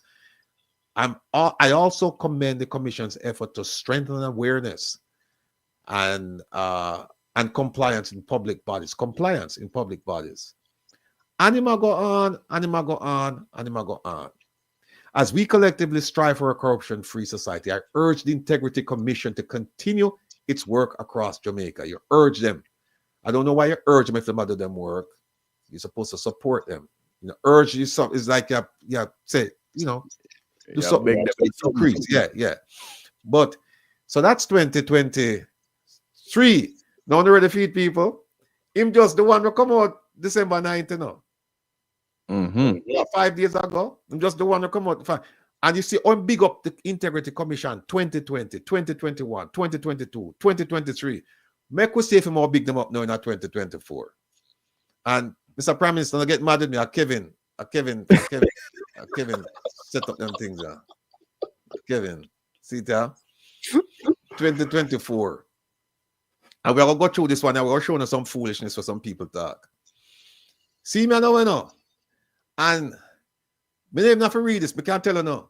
Him no mention nothing about Integrity Commission. Him say me done with them boy and Pamela Ellis, the Auditor General. Me done with them. Me not big them up no more. Him no mention nothing about them. Him talk about the administration that I lead has worked to provide legislative blah blah blah. The government is resolute in its commitment, blah blah blah. And me I look through it and I say, where am I talk about now the Integrity Commission? Me not see nothing in there. Not a word. You know what I'm saying? The government will continue to raise awareness. And before I said the Integrity Commission will raise the awareness. Yes, him not mention nothing about them. But the Integrity Commission can speak. So I could go and read what the Integrity Commission and other people, what them say. Mark Golden said, I commend the Integrity Commission for its commitment to educating and engaging citizens, especially young people. Mr. Ed Bartlett said, our young people, by the way, Mr. Bartlett, you know, we're talking about integrity and we're talking about Integrity Commission. You know, we haven't forgotten that place that you own. We have to do some checking. We're doing some checking to find out how much was paid for that place and where did that money come from. Which one? The Pretty Hotel? The Pretty Hotel? Yeah, the Pretty Hotel, the Beachfront Hotel, yeah. We want to know. So we're not finished with you. In fact, we didn't even start with you yet, Mr. Bartlett. I just want you to know that, you know, we're looking into your affairs as well because we don't know what's going on there. And inquiring minds and the Jamaican people would like to know what's going on. So, Me, sir. I'm the inquiry. continue working, but just knowing at the back of your mind that we're looking at some things. Now, here is one of my heroes. Sometimes him stand up and do him thing, but sometimes him just weak, But anyway, in this case, this is the chairman of the Integrity Commission, right? Look who him right about, and he might indicate. I'm not gonna tell you who him right about. Just listen to what him say. Him say the society, right? That's all.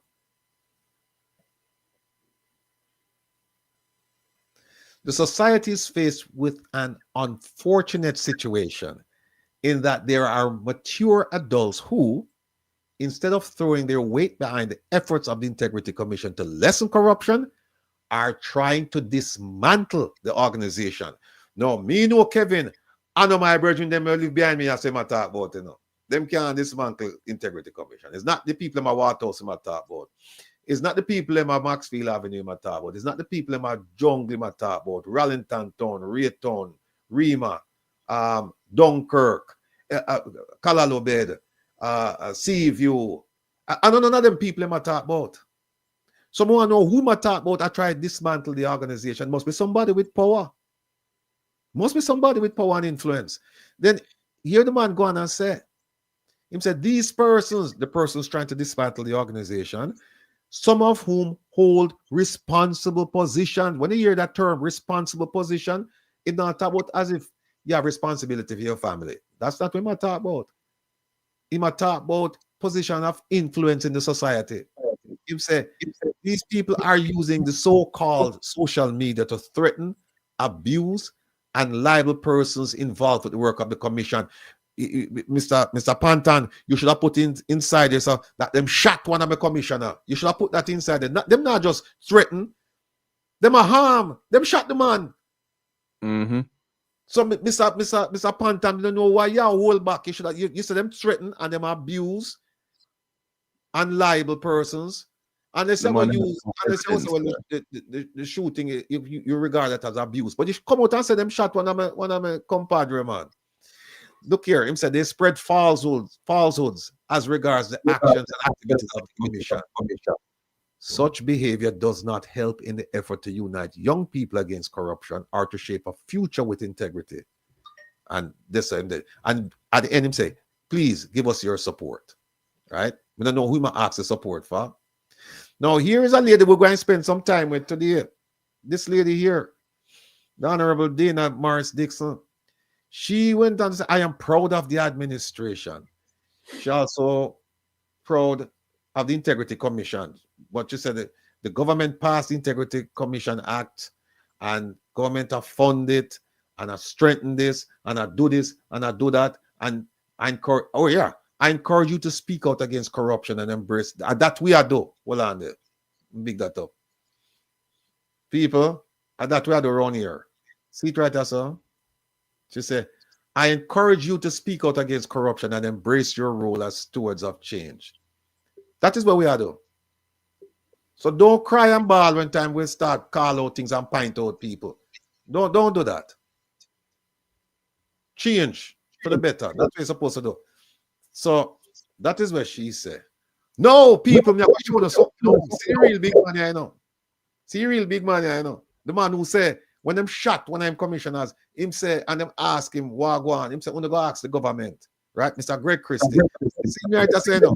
Here when Mr. Greg Christie say, him come out stridently and forceful against the government. Here when him say, and him say, I will leap. Him say, as, let me big it up here. You can't see that, Kev? Yeah, man, can go one more. There you go. All right. See that. As informed adults, the kind of language where Mr. Justice Pantan using now, informed adults. Him say, we must understand that when we trifle with corruption, our youth will suffer. When we put party or partisan politics before country, the fruits of our children's future will be substantially diminished. And listen to these people. If you can't see it, And when our political leaders fail to deliver on the promises that they make, they will betray the trust that our children have responded in them. We don't know who we talk about, right? We don't need to tell another that. Let me go over here, so. All right. So him say, him talk about unchecked corruption and that. But here's what I'm doing now, Kevin. People, if you're looking for a cogent, adequate description of the position of Jamaica presently,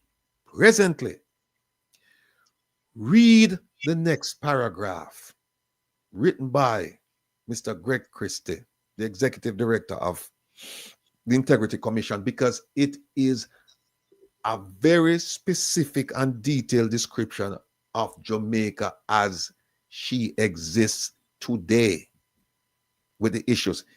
Here are the issues. Him say, if you don't check corruption, you're going to have a failing society. And him say, here are some of the things that you find in a failing society. Right? Big it up. Here we are.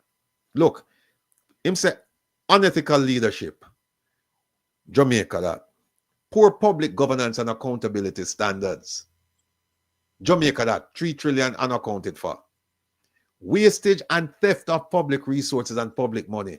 Jamaica, that. Ask the Integrity Commission. Them have the files there. Abuse of public office and governmental power. Jamaica, that. Arrogance on the part of politicians and government officials. We see it every day. Public institutions that do not respond to citizens' need. Of course. Prevalent bribery. Yes. Low or decreasing levels of sustainable foreign investment. We are showing that the care them are telling about economy a boom and nonsense. An expanding gap between the rich and the poor. Yes, we see it, sir. High immigration rates. Talk to the doctor, them and the nurses and the teachers, them who know America and England and Canada and elsewhere. Entrenched poverty. Poverty is on the rise. Increasing cries of inequality and injustice. Yes, people out there ball for that. A breakdown in the rule of law. Impunity for the privileged and the connected. Yes, because the rich people them get a different type of justice than the poor man. Pervasive crime. Indeed. A high murder rate. Need I say more? Proliferation of organized crime. Yes, sir.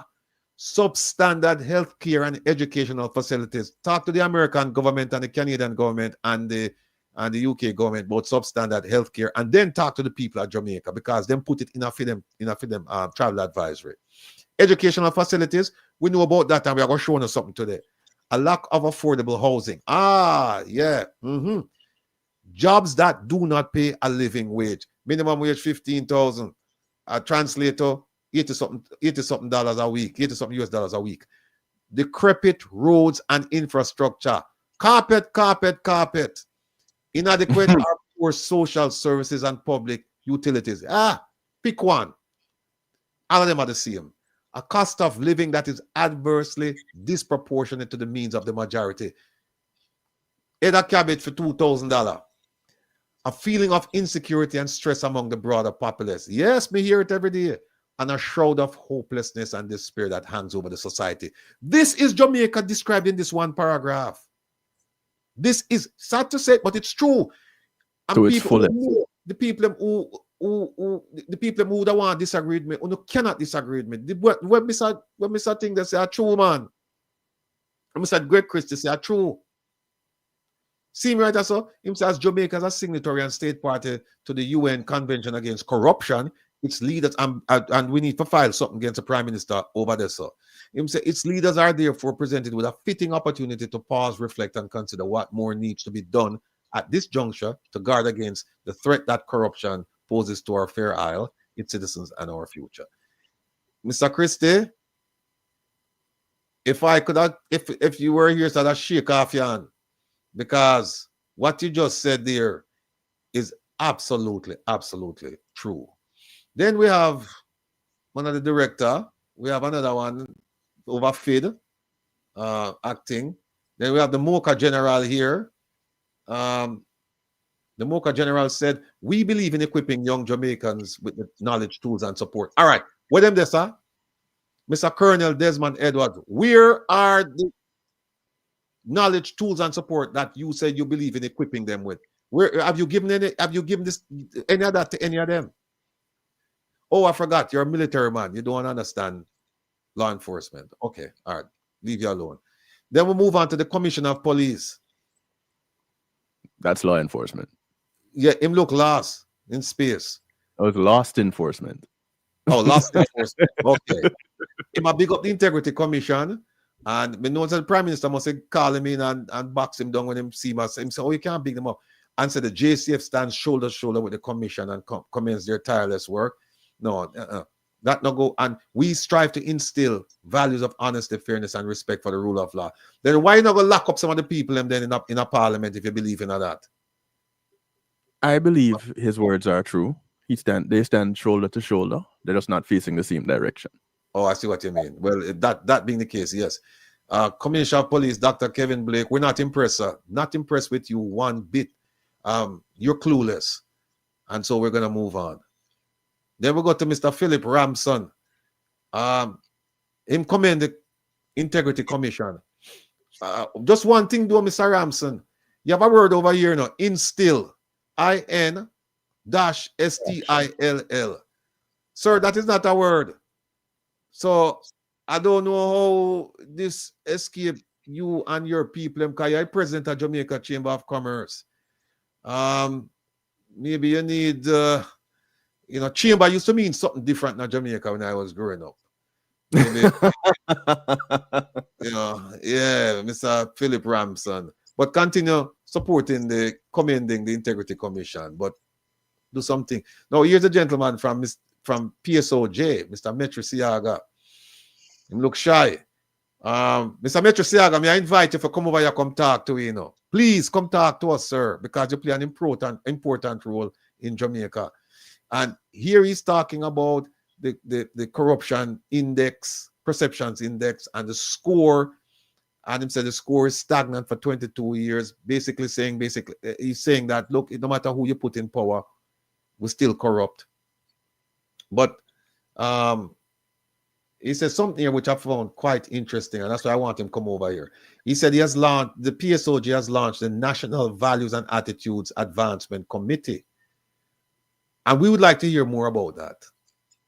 He said, through this initiative, we are actively advocating for unexplained wealth legislation and strengthening anti-corruption frameworks. Well, if that are the case, Mr. Metro Siaga, why is it you don't use your leverage then to get the Prime Minister then to shepherd this statute or this bill through the Parliament and make it into law? The one called the unexplained wealth legislation. Why you don't make that happen? Why is it you just come and put this in our words? Why we not see you out upon, in the public space and in media talk about it and say we are disappointed at the way the government is treating this bill? Because guess what? There's something called CMOC, and you're aware of it. And the CMOC, they're very disappointed about this particular legislation here, the unexplained wealth legislation. It's not legislation, you're advocating for it. And not happened so far. So, Mr. Metro Siaga, we're inviting you to come over here and talk to us. And then, see a lady we have a ton of respect for, Ms. Danielle Archer from NIA. And what we took away from this, she said we must resolve and resist efforts to undermine the Integrity Commission's effective operations. Love that. See my hero here, man. Jeanette Calder, the fearless one. See, she come out and she talk about the children and say, oh, what we can do as adults to ensure that our children, we can provide them with the knowledge, with the character, with the strength, with integrity, so that we don't have to deal with all of this corruption business right here. She said, there's no better strategy than to act on what we all know to be true, that the youth are tomorrow's decision makers and will have to determine whether they will place a bigger premium on what is best for their society or what is best for themselves. Well said, my hero.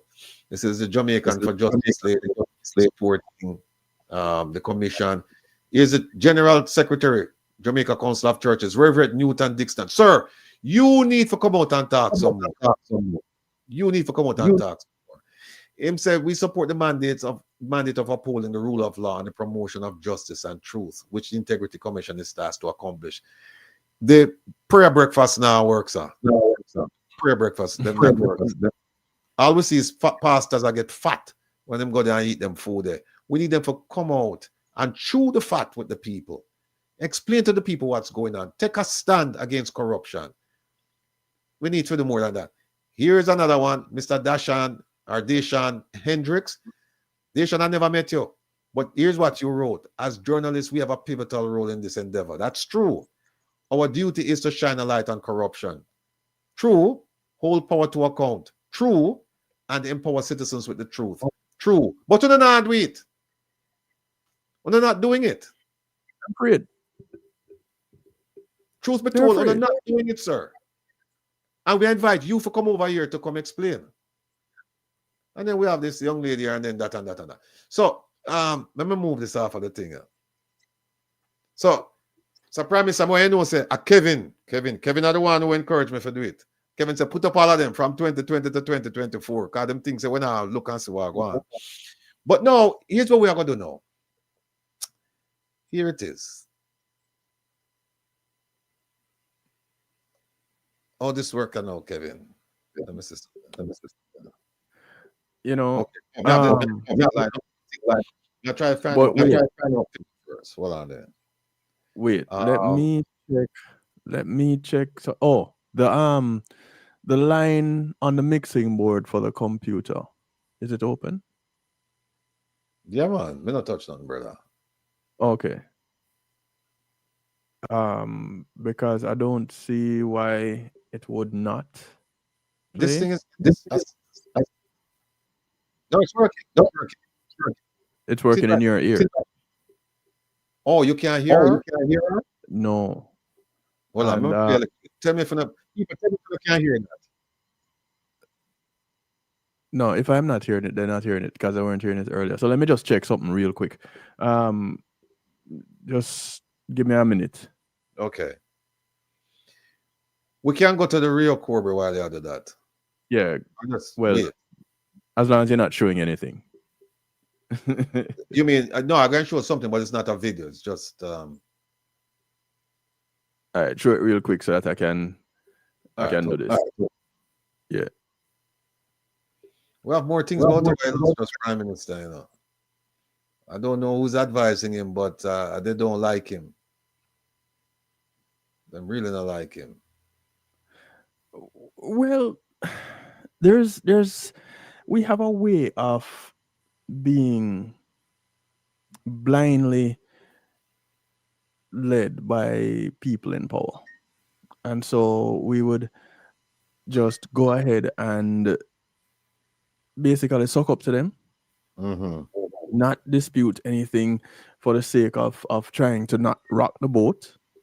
You want to make sure that you give the information that they would like. Because if you give what they don't like, it will cause problems. Yes. Kevin, the producer said, I know me alone can't go back to Jamaica. You can't go back neither. I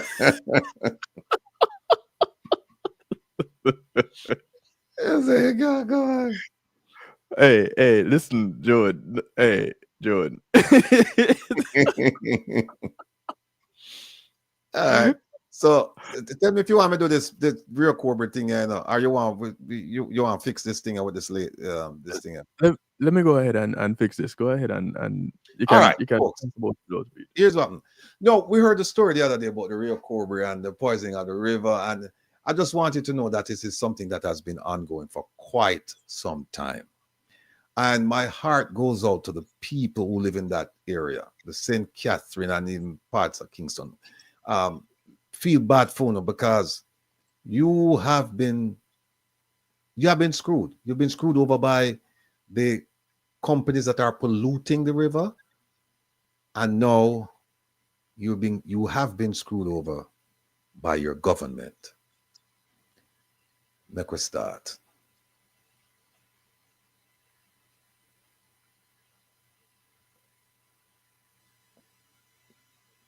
Hold on, I'm gonna move this again. Go ahead, you can minimize it. Okay. Right, here we go. Now, we're talking about the River Coburn, the real Coburn now. We're talking about the agreement with NEPA and True Juice, the parent company. Now, look, this is not something that has been, that just happened, you know. This is 2018. And Windalco, the bauxite company, they have been polluting this river for a period of time. So much so that the government had to take them to court. But that court action, we haven't heard anything recently. We heard that it was put off. We don't know when it's going to be put back on the calendar. We don't know. But here it is that the residents blame Windalco. This is July 2018. And they said after a smelly white substance was seen in the water. Smelly white substance. Not natural. Right? And listen to what they say. They say yesterday morning was overcast and it is not unusual for them to see substances from the bauxite plant in the river whenever it rains, because what they're saying is that whenever it rains, the bauxite plant just let go all kind of pollutants in the water whenever it rains. And wash down. Yeah, wash down. And here's where Mr. Everell Hyatt from Zephyrton, he says, one of the communities in that area, he said, me live here more than 40 years and it's enough time Mr. Windalco let out this white waste in the river when it look like rain a go fall. And him said, me use my phone and video it and call NEPA in the past and not about it. It's an exact, that's a quote from him. So Windalco pollute this. And we can't go way back. We can't go way back about, who pollute this river for a while. But we'll start that right so. Then I want to not come up, Kevin. Let me see. It look like it coming. Okay. This is the one from NEPA now. NEPA get a backbone now. So NEPA now, the one I just don't talk about, NEPA put out a statement. And them say that the pollution is impacting the social and economic fabric of residents, businesses, and communities, and they will take action. So him say, they don't acknowledge that them know. Them know. All right.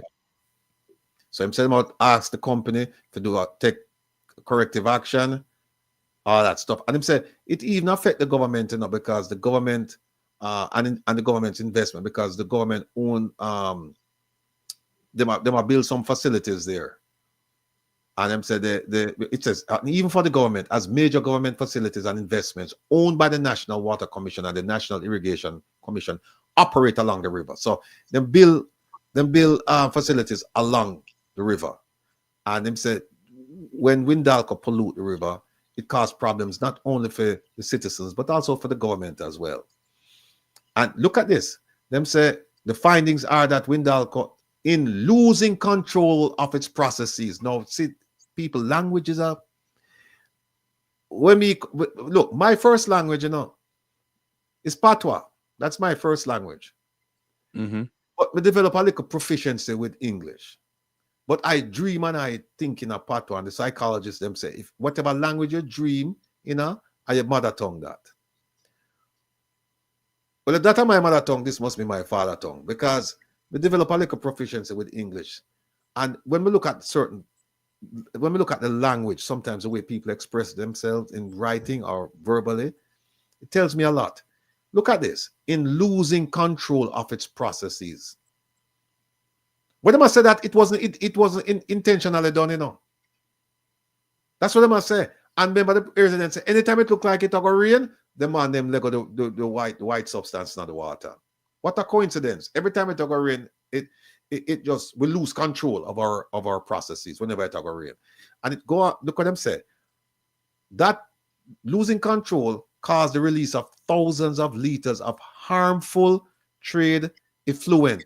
Effluent just means contaminants like sewage, like poison, pollutants. And it says containing sodium hydroxide, caustic soda, from the pond that they have at Charlemont.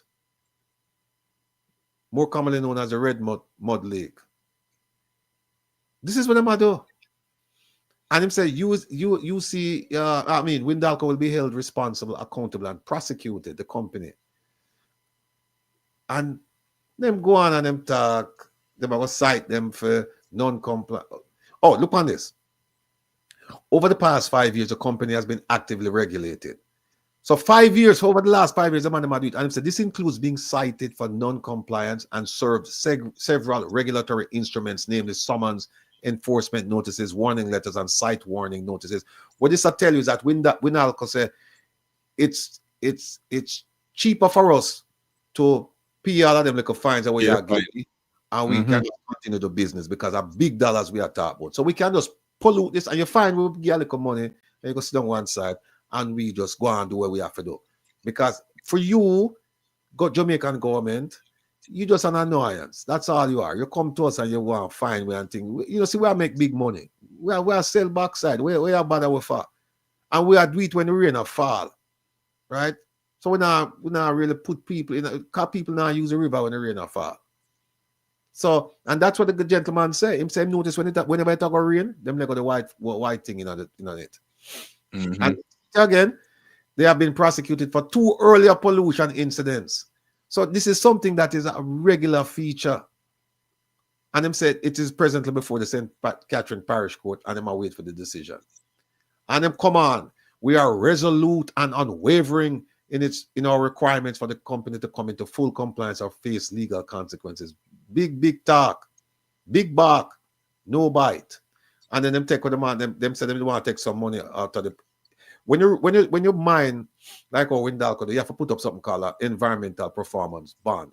So if anything go wrong, them can grab upon that money there. And then they put up $771,000 and them say, well, we want to get our money there for deal with the problem. Right? No. Here when NEPA say no. NEPA say that they reaffirm them commitment to act decisively in enforcing the laws against environmental breaches. Effective today and going forward, the agency will adopt an even more aggressive posture against companies, businesses, and individuals found in breach of permits and license, or those taking actions we considered deleterious to the environment and good environmental management and stewardship. So what this says is that, you know what? We're just sick and tired of Windalco. And what got now, we're good for the goose, good for the gander, good for everybody. Anybody we catch right now, anybody we catch, we are going to deal with them. We are going to deal with them properly. So we are going to take an aggressive posture. All right, and I'm done. No. Did they take an aggressive posture with True Juice? We are going to find out. Them drink more True Juice aggressively. We'll find out, Kevin. We'll find out, man. And here is our illustrious Prime Minister. And what does he say? He said, we are going to protect Jamaica's natural environment. And him talk, and him talk, and him talk, and him talk, and him talk. Let's see what they are, so. Death in the Rio Corby River. People wouldn't have time to go through all of this, but this is what happened, you know. So we have a PowerPoint presentation that we are showing what happening at the river. River now have that color here. See that muddy color over here, so to the right. That is not the natural color of river. This one right us up is probably more like it. This is red. This is caused by red mud. And we can go see that. Look on that. Look on that, people. The real Cobra that you know. See it again, you know. Real Cobra. All that foam. What's all that foam? Which foam? Oh, the foam right there, so. And the caustic soda rise on the top, man. And imagine people are bathing in that river, you know. People are fishing in that river. People are washing in that river, you know. Fishing should be easy. And some people are complaining that when them eat the fish, see somebody are complaining, them get sick from eating river fish. Them say, my belly not stop hurt me and run. All cold sweat wash me. Me feel my belly burn me and me start to vomit. So me tell him how me feel and him say him sick too. So we realize how the fish cause it. we're going to move on and leave that. Let's see what else there. There's so much, but we want to get to the agreement. That's what we want to get to. Oh, Mrs. Sister, all right, you know what? Maybe just go straight to the agreement, people. All right. Let me see what that one. All right, we could just go to the agreement. Because since there when we want to get her in, because we know such a press for time. But this is the agreement where NEPA signed with Tradewind Citrus Limited. And Tradewind Citrus Limited, that is the True Juice people. When I look at this agreement, people, the first thing that came to mind as a lawyer is, wait a minute, them not have no date. The complete date is not there. It says the mediation settlement agreement is made and entered into this. It not put no date in November. So every day. Every day then. Every day in November. Okay. All right. So them do that. And them go down and talk about this and talk about that. And them say, what I don't know, them say, remember no, them just don't say them are going to aggressively pursue them things. What happens is that them people are Lego oil in the river. Them Lego oil in the river. And look at them on them. Well, I'm sure something of them send them file. No, if you don't want to believe this, it's up to now. But look what them say them find them say when them go to them find a few dead and dying shrimp. Them not mention nothing about fish. If shrimp are dead in the river, fish are dead in the river too. Everything in the river, marine life in the river are gone. This is all they mention, a few dead and dying shrimp. But we could get back to the agreement. Somebody said, Martin Samuda said 13 fish died. 13 fish. Okay. All right. So them said them people are True Juice that do everything possible to clean up the environment and blah, blah, blah, blah, blah, blah, blah. No, people. Let me explain something to you. Look at number 2. Let me big it up here. It says that True Juice are going to take all reasonable steps to maintain and expand its usage of best environmental practices, and it will collaborate with NEPA, right? Look at number 2. Them say, because True Juice are going to number 1, are going to collaborate with NEPA, the government will immediately withdraw from the prosecution of the court proceedings and do what? Employ its best endeavors to secure the proper and effective termination of the court proceedings. Now, them pollute the river, and them say we are going to work with them so that we can clean up and we're not going to pollute the river again. And you say, you know what? That's a good idea. We're not going to move forward with the prosecution. Even though we said earlier that we're going to aggressively pursue violators. And look what them say after that. Them say, including the entry of a nolle prosequi.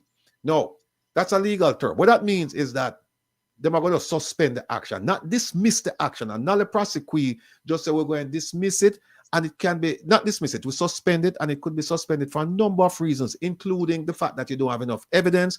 It's almost what we would have called the FBI pending inactive. So you put it there, you now really work on it, but if more information come in, then you might open up a case.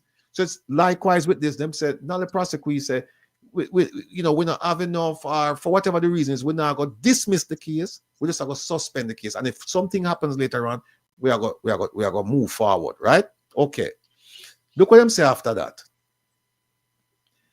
Them say, them accept full and final settlement of the court proceedings. So them say, you know what now? You can't sue for nothing. You can't bring no claims for damages, no injunctive relief to say we need to stop pollute the place, no declaratory relief so that we have pollute the place, no form of legal or equitable remedy. Nothing you can't bring against we, including for costs or attorneys' costs, court costs or attorneys' costs. You cannot do nothing against we, right? Here it go further. It's a NEPA release True Juice. NEPA release True Juice insurers, agents, assigns, licensees, and sub-licensees from what people see. Right there, sir. I'm going to big it up for now. See it right there, sir. It says, right there, sir. from all liability. All means all, not some. See, so it's all liability, proceedings, claims, demands, suits, and actions whatsoever relating directly or indirectly to the subject matter. So them say, the fact that we spill oil in the river, right? We are going to try, we'll clean it up and we are going to collaborate with them. And as a result of that, you can't sue we and whatever action you have in a court against we, you're going to pull it. And even though you say it's not a prosecution, which means you could have come back later if you find more evidence or if something go wrong and you want to do it, the null prosecution don't make no difference because right now you can't sue for nothing at all. Anything you could have sued for, you can't sue with it. This is what I'm saying now. Look right now. It's a NEPA covenants with the true Jews that it will not at any time hereafter take or bring any action or proceedings or make any claim or demand whatsoever arising directly or indirectly out of or relating to the subject matter. So they must say the spill, you cannot sue it. You can't look, no, and then not only that. Them say, true Jews say, this agreement is not to be construed as an admission of liability. What kind of foolishness is that? Them say them now sue you, so it means it's no liability. Them say them now sue you and them now sue you ever in life for that. Then you don't admit nothing. This is foolishness. And see it again. No future lawsuit. The parties each warrant and represent that they will not bring or assist. No. Jamaican people, watch this. Watch this and watch this carefully. Stay with me. Not only NEPA say, we now go sue you, true Jews, but NEPA say, if anybody want to sue you, we now go ahead for the same thing. We now go help them. If anybody live along the river or in the vicinity who affected by the river, if them want to sue you, true Jews, we, although we have evidence that you pollute the river, we're not going to give it to them. We're not going to help nobody sue you. It's right here. The parties each warrant and represent that they will not bring or assist in any legal action against each other arising directly or indirectly out of or relating to the subject matter of the court proceedings. Them not going to assist you. So the friends of the real Corbury, the people who want to sue, good luck. Them not helping them. Rebel. Yeah. Let me ask a simple question. Come this, give me a few there. Let me ask a simple question. Yeah. If I commit a crime and I go before the courts and I say, listen, you know, say you haven't really proven your case yet, but here's the thing. I never going to do anything that is going to bring me in this position again. Yeah. Yeah, that's a good point. Yeah. That would be like, you know what, Kevin? That would be like somebody rob the bank and them go in yard and them catch him and them say, I'm going about the money and all is forgiven. It never happened. And nobody can sue me, nobody can arrest me, nobody can. It's foolishness.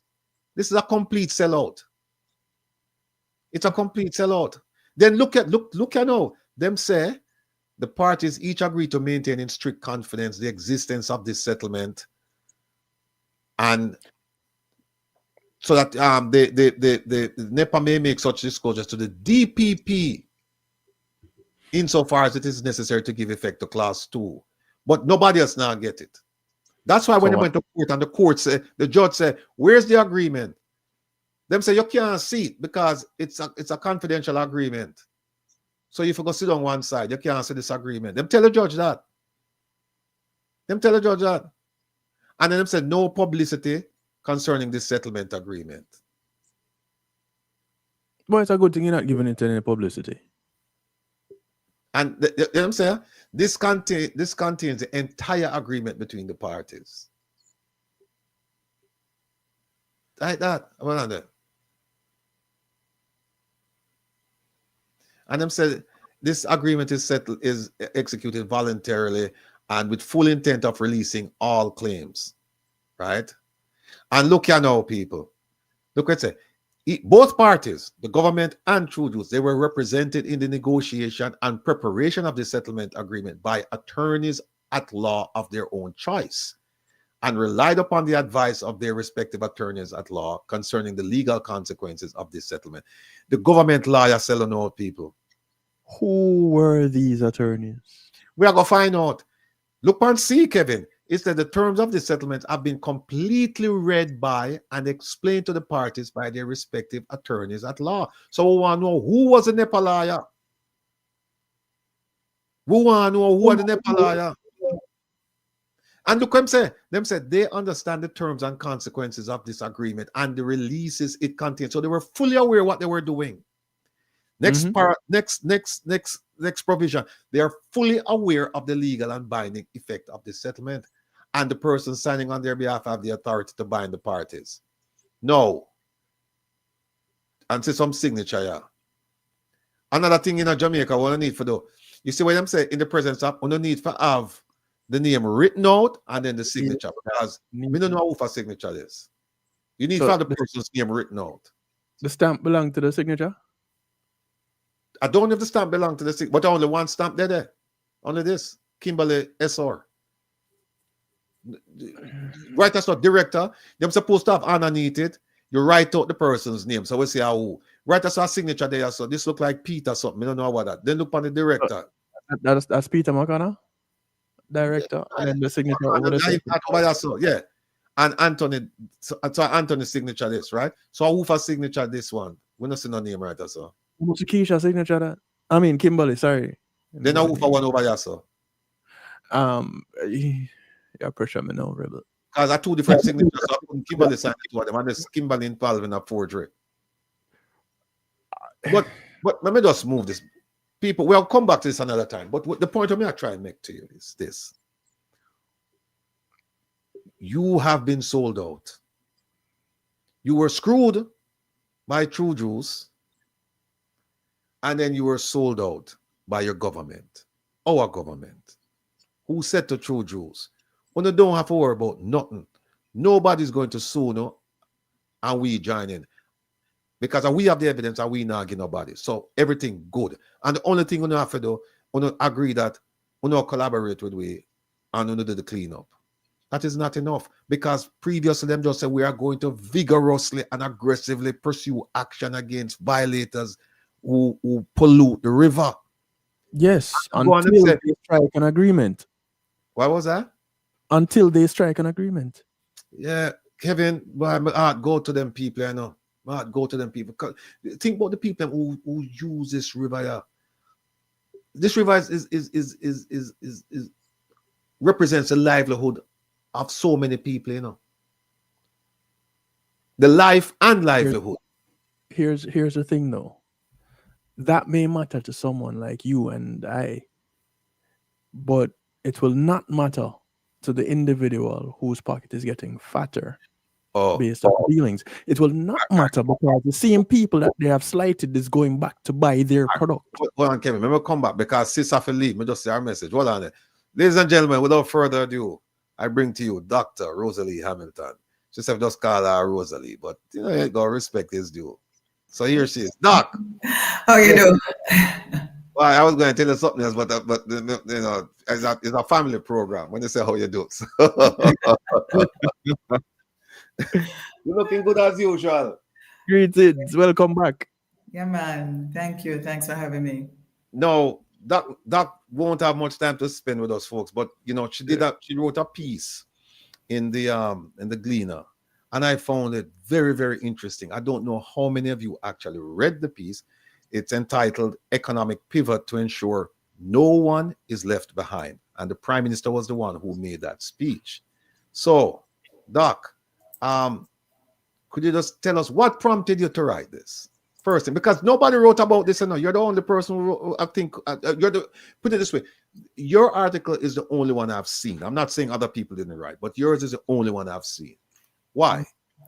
I think I did it because there's a general acceptance that we are pursuing economic growth strategy that is anchored on the idea that we must achieve macroeconomic stability.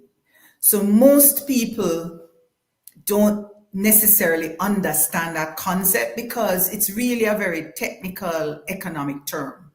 You know, mainstream economists have framed economic growth and development around this idea of macroeconomic stability. However, there are many economists, including myself, that question the relevance of that way of thinking about economic development and growth, given our particular economic structure. Now, that idea is rooted in the work of Arthur Lewis. Arthur Lewis is the only Caribbean economist that won a Nobel Prize. And he won the Nobel Prize in economics for this simple idea. He basically said to mainstream economists, listen, when you're analyzing Caribbean economies, the assumptions you make about the movements in the market and this tendency to get to equilibrium, and when we get there, we'll be fine, is not applicable to our economies. And he said that that was due to the fact that we have this surplus labor, and we don't have enough capital to absorb the labor, to work with the labor so that we can grow economy. And he highlighted that feature. Stop right there.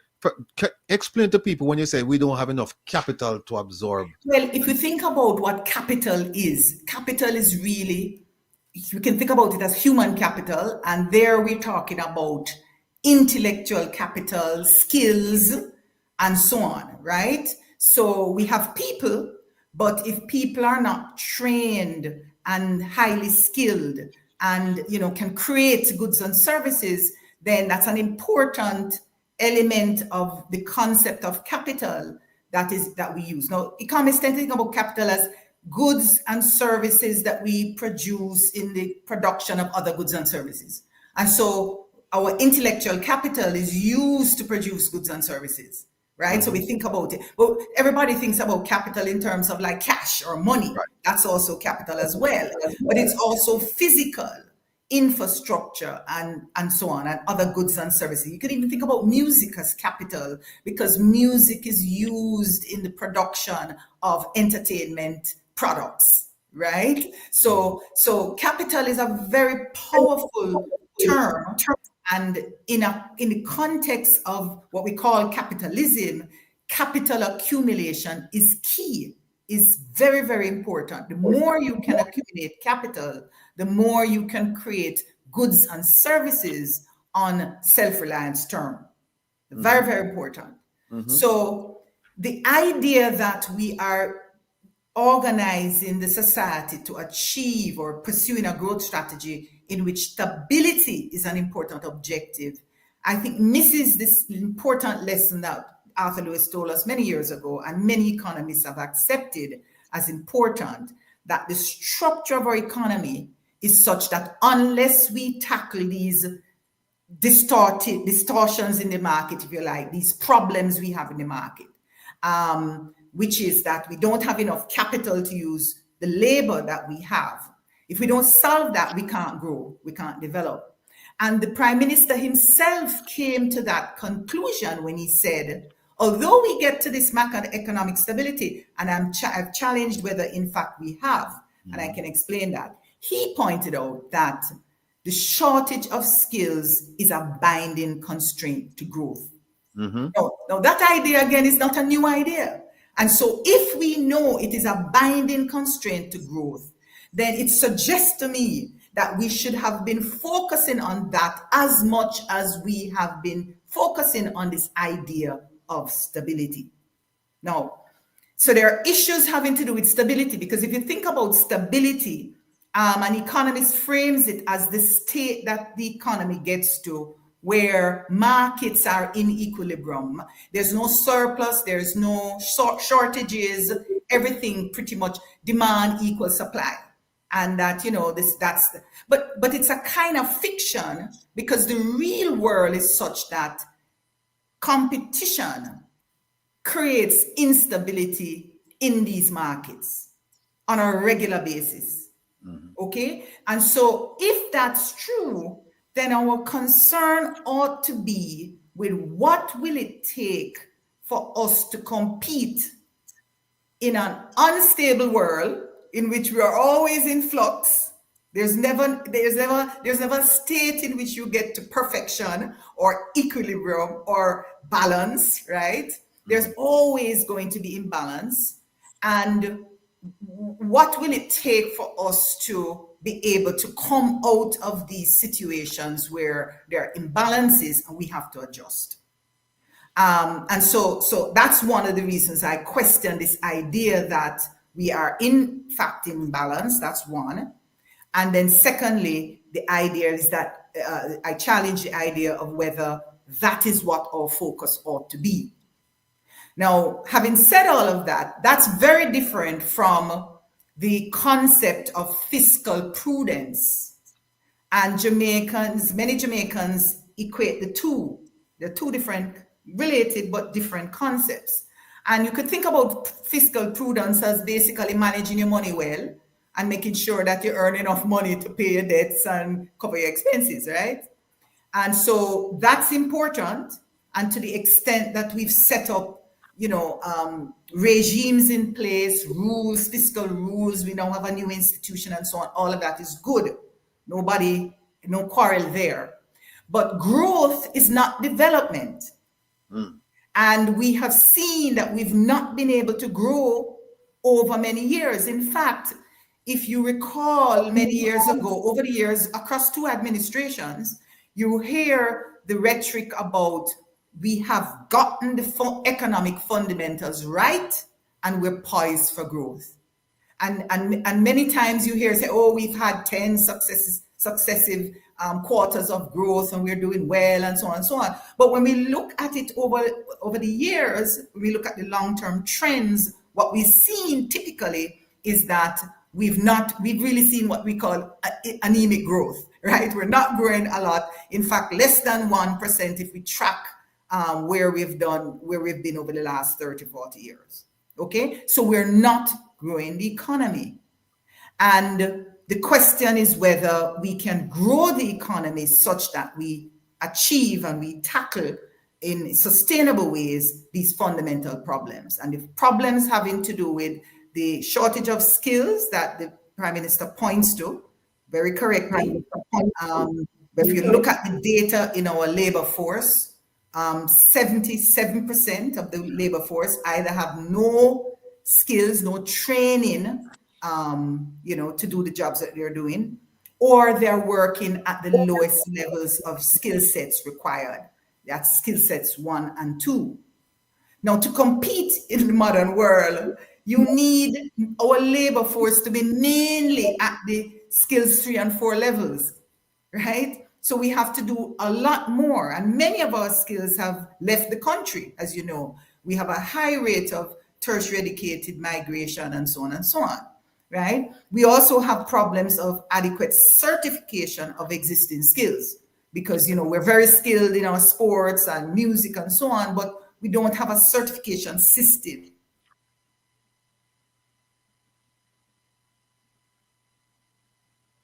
Doc.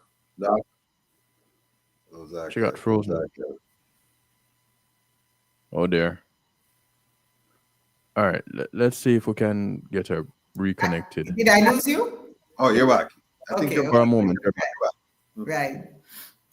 So those are some of the challenges that we have. And, we have problems with inadequate capital to fund the creative goods and services that we want to create.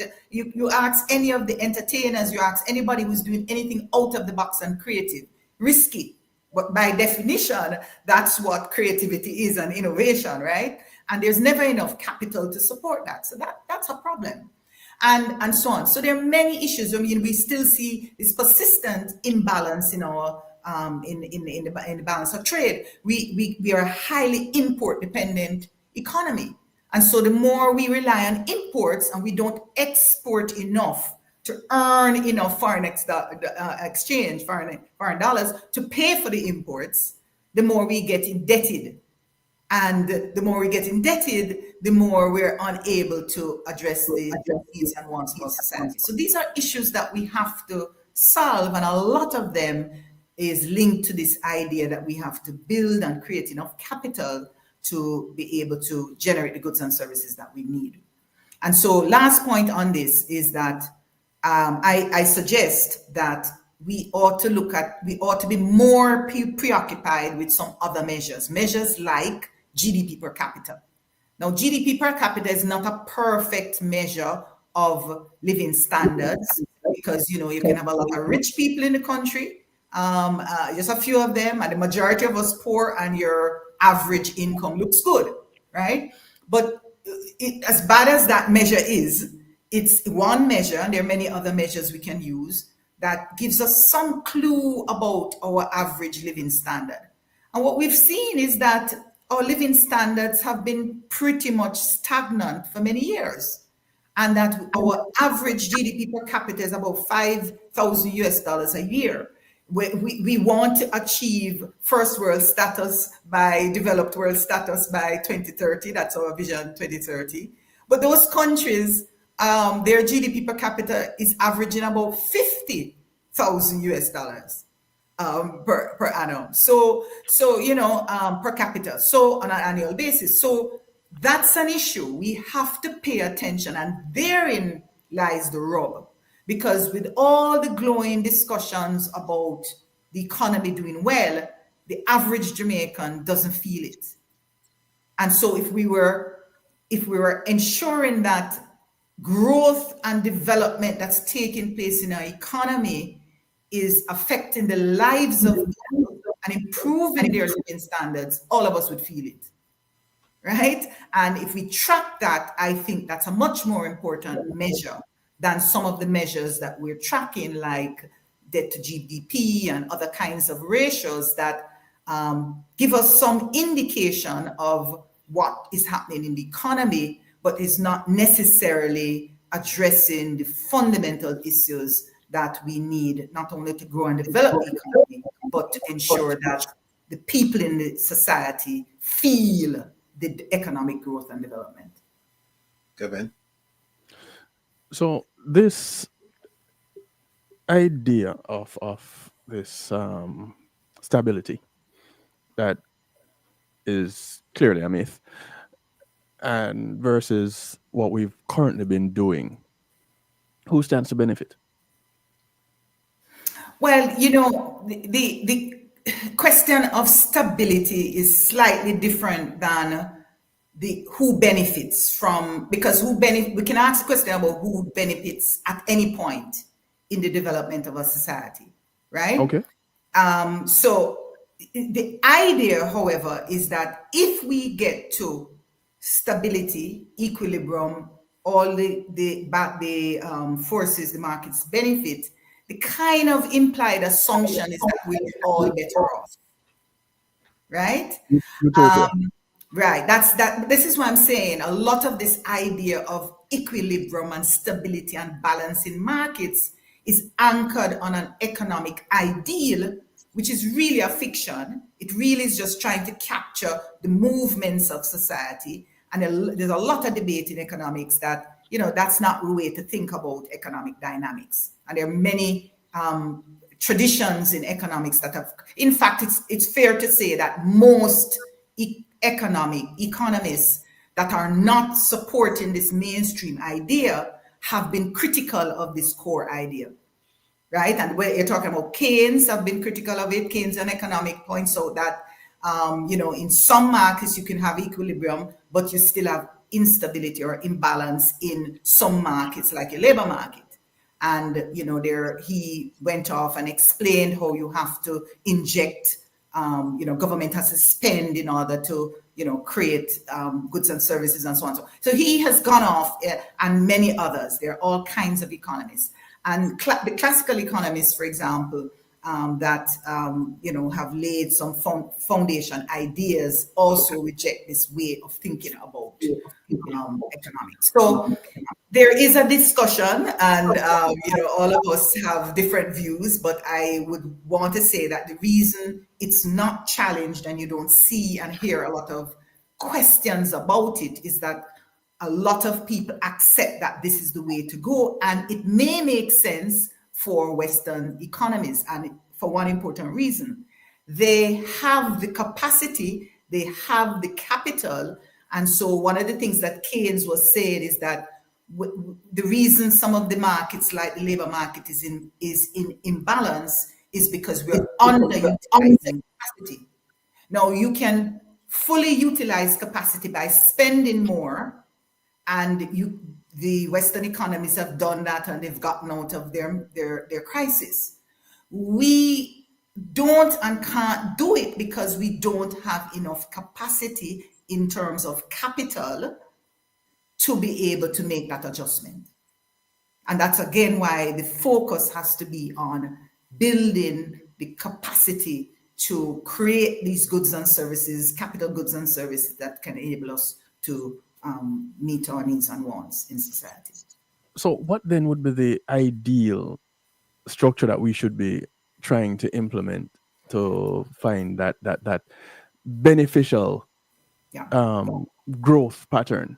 Yeah, I think a couple of things. The focus is we have to focus on producing more capital goods. So we have to focus on the skill sets that we need. We have to focus on being creative. We have to focus on the institutions that can help enable us to do it, to support innovativeness.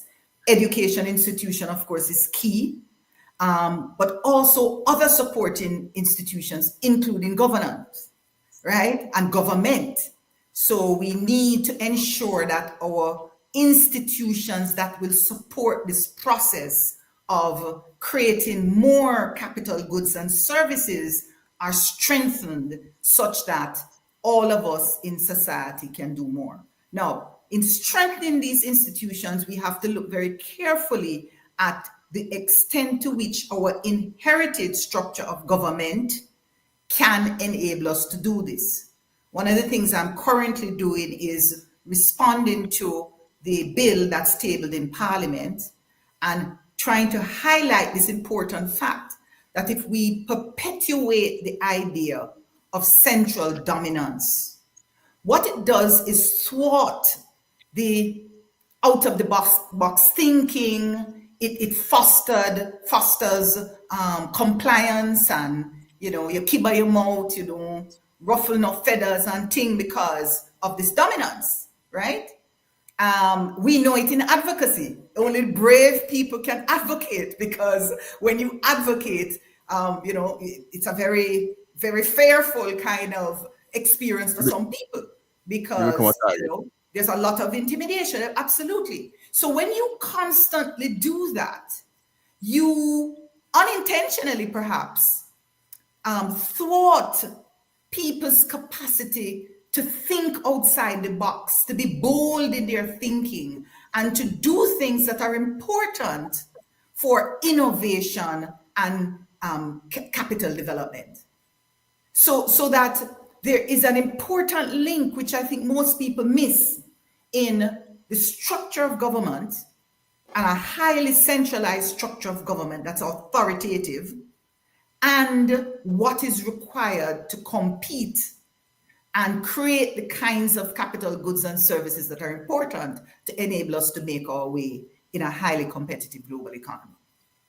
And it's for that reason I make an important link between not just the legal framework, but the constitutional framework, our highest legal authority, and our challenge to develop our economy and our society. And so we have to pay attention to those things. And so building the institutions, including the institutions of government, is critical to support the kinds of development that we need. We have to foster innovation and creative thinking, and we have to ultimately ensure that we have enough capital goods and services that would enable us to compete in a highly competitive market. If we can get these things together, there are other complications, but these are three things that will help to lift our standard of living. And if we want to develop the economy, there are other issues and other factors that we have to bring in, issues having to do the levels of productivity, our savings capacity, and other kinds of economic variables that if we can keep focus on them and chart a strategy that simultaneously enables us to tackle these variables, then I think we'll be on a developing path. And these are ideas that have been worked on and developed over time. And so it's not impossible to create that model, that we can create an econometric model that can map these variables and show us what focus we ought to have on certain key variables that will give us the development outcomes that we want. Prof, the Prime Minister, well, let me start up the question by saying 5 and 4, lower tax rate, low employment, trade deficit. And then followed by the announcement, other things happened, but followed by the announcement that mission accomplished on economic stability, contracting GDP and the rates and all of that stuff. Where tell me why is this wrong? Because somebody, before you answer, somebody in the chat just said to me that there's I guess it's a government official somewhere on a radio station in England saying that the economy is doing well, and essentially, you know, it got them say a bad man, why all of them things are gone. So tell me why this statement by the Prime Minister that mission accomplished on economic stability, why is it wrong? Because when we think about what is required for economic stability, I'm suggesting that things like the adequacy of capital is incomplete. It's not done. We do not have, and the Prime Minister's own statement confirms what I'm saying. When he says that there's a binding constraint to growth, remember, listen carefully to what was reported. He said, we now have stability and now we can grow. Okay? That's what he said, right? Now, the point is that if he's also saying that a binding constraint to growth is skills, how now can you grow? Without skills, right? Absolutely. So that means you haven't achieved this quote unquote stability that you want. Because if stability is the basis for growth and you don't have skills, then you can't grow. Why is it? But that's a very powerful message. It's a very realistic message because you see it in front of you. Why is the Prime Minister not coming to his senses and said, no, I can't go out? I mean, I'm not asking you to answer for him. I'm just trying to, this might be more rhetorical than anything else. With all the facts in front of him, why is it that he and his advisors continue to spew this nonsense and spray the Jamaican people with this? Well, remember, we're also part of an IMF program, and the IMF economists have accepted that this is the way to think about the economy. Note, however, that they will tell you that what the IMF set of prescriptions and policies and so on are focused on this idea of the fiscal prudence and management of the economy, etc. They will tell you that you need to do more to develop the economy, right? You just have to read the IMF literature. So it is the more that's required to develop and grow the economy that is at issue. We have not paid enough attention to these things. And it's not as if we don't know it, Remember, successive administrations have talked about the inadequacy of our education system. Why have we not fixed it? Why is this taking so long? What is the problem? Okay, and I'm suggesting that if we spend more time and attention on fixing the education system, right, we would have better outcomes at this point. Because the skill sets would be there to enable us to grow. The skill sets are not there, and they will not be there for quite some time to come. Because when you look at the education system, that is supposed to be the incubator for the skills that you're talking about. And when you have this ridiculous amount, percentage of people come out and can't read and write, and then when you look at the rates put out by Statin and how many people unemployed, underemployed, and all of this nonsense, then you realize quite quickly that this is foolishness. And by the way, let me just say, and we're going to get to it because sis won't be here because she has to go someplace in a few minutes. But let me just say to people, stick around, because They just made an announcement, that the unemployment rate is the lowest it had ever been in Jamaica. It's 3.6. And I'm going to show you people. Remember the headline in my promo? It says reality or trickery. I am going to show you that it's trickery. It is, and there's another Ray. We start with F, but it's a family program, so I can't mention that. But let me also say, that the Prime Minister himself has accepted and recognized the problem of underemployment. What does that mean? It means that there are people with skills that can't find jobs to utilize the skills fully. That's the same thing as saying there's not enough capital. You could think about it simply in terms of just money to pay for the skill sets. That's why so many tertiary educated people leave Jamaica annually. Right? They can't find jobs. In fact, for some time, and it's still true now, that university graduates was leaving the university and earning less than 100,000 Jamaican dollars a month. Right? No, that means you do not have enough capital to do. And it's in terms of the levels of technology and so on and so on. So when you look in the labor market itself, it speaks to the flaw in the idea of balanced markets. You see, we can, and people have conceptions of macroeconomics. In fact, the finance minister defined it, and he talked about different things like, for example, the reserve ratio and so on, debt to GDP and so on. Now, the thing is that from an economic point of view, the concept of macroeconomic stability means that markets are in balance. And a labor market will not be in balance when there is underemployment. You have people in the private sector wanting to import labor, right? Because there's not enough skills and so on. And you will have, again, when you think about just how people react and respond to this unprecedented unemployment, successive surveys that Don Anderson has done has revealed that the single most important problem that people are finding is they can't find jobs. The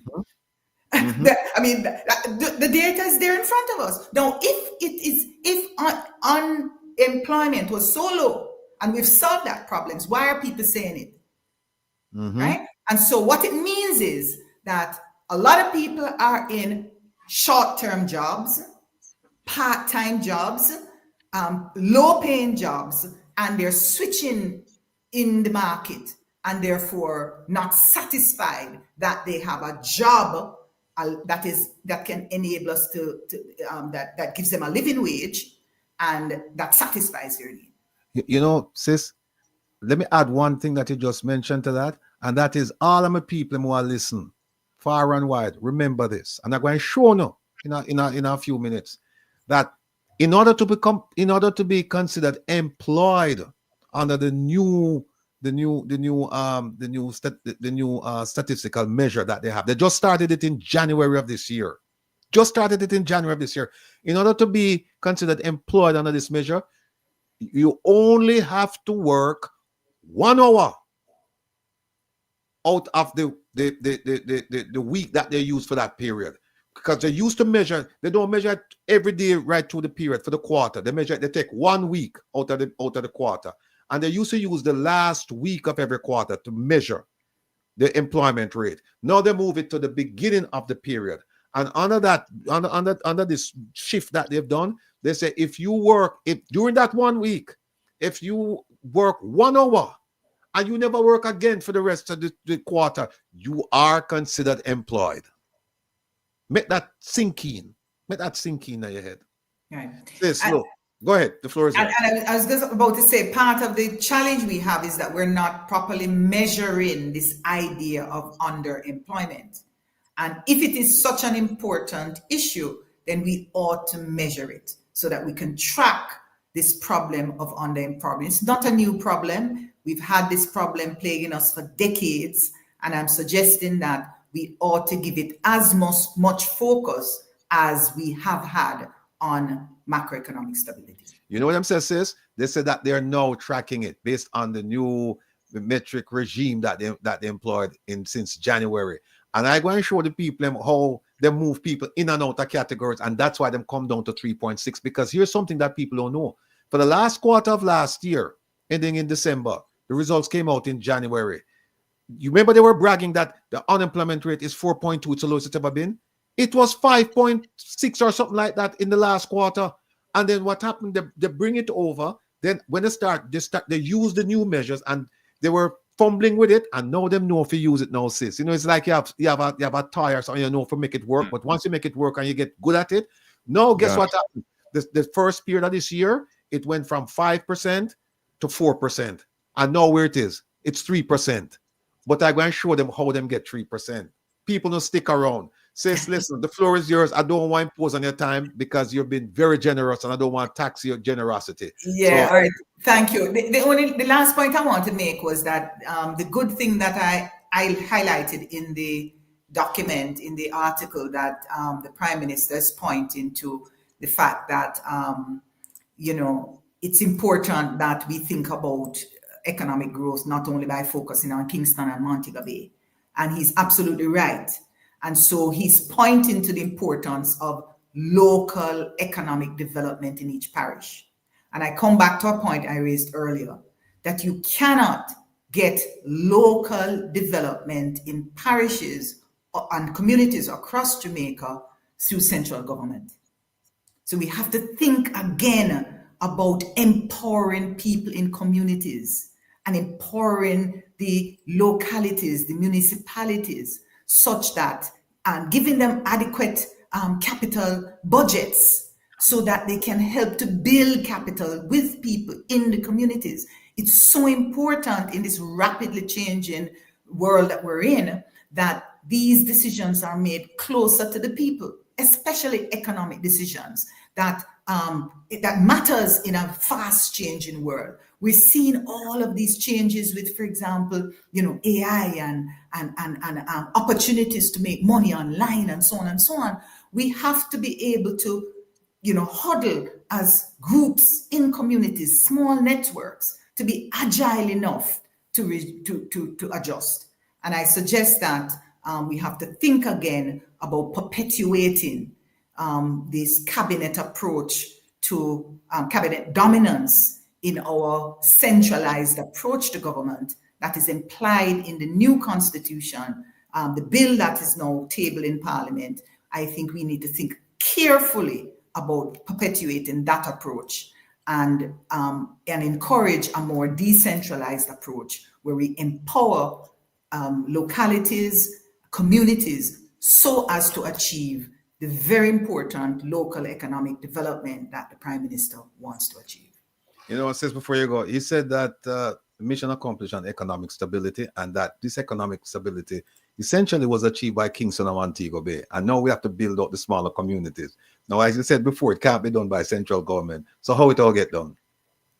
Again, we have to change the rules, empower people in communities, ensure that assets are in the hands of communities. Let me also say this.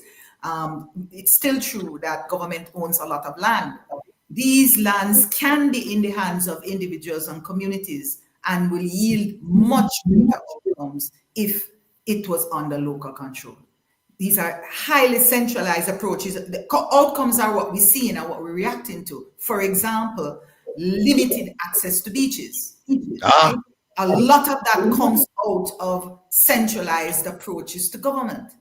And so you don't have enough input and decision making at the local level to understand how some of these sales of land impact the livelihoods of fisher folks and others who are trying to develop, not only their lives, but the local economy. And so we have to shift the decision making. You're talking about the fish kill. What impact has that event had on those communities that were directly affected? And how then can an agency in Kingston sign off on an agreement without that full understanding? And so there is a good example, again, of why these kinds of centralized decisions hurt us and limit our capacity to grow as a country and develop. Look, sis, I'm going to leave it there because I know and I just want to tell you thanks again for gracing us. Thanks for having me. And we look forward to seeing you real soon. Take care of yourself and All be right. well. All the All very right. best now. Thank you. All right. Bye-bye. Merry Christmas, Rosie. Take care. But boy, Kevin, the people in Jamaica go through hell. And I tell you, you know what, people? We are going to just put the real Cobra thing for the side right now. Because we have more things we have to talk about that. You know. What we are talking about now? Kevin, can the video play? Well, this one can play. If you bring the but other one in, we I know some. would Hold on a not second. eat- Hold on a second. Hold on. Somebody sent it to me. You know. Hold on a second. But there's so much in that video that the issue is you mean the one from the newspaper article? no, somebody sent me a video. It was a video of the what we saw, the video that we're trying to play. They sent me an Yes. excerpt from it. I can't find it. I know. Yeah, I can't. As I look for that, looking at the economy thing and hearing Rosie talk about it, I can't help but wonder. We have a struggling economy. People not being able to find jobs. The ones that do find jobs are entry-level jobs, so they're not earning a whole lot of money. Jobs contribute to taxes. Failing economy, no jobs. How is it that we can afford and support a 300% increase for politicians? They want to beat me. They want to beat me. I don't know how they can do that. It don't make sense.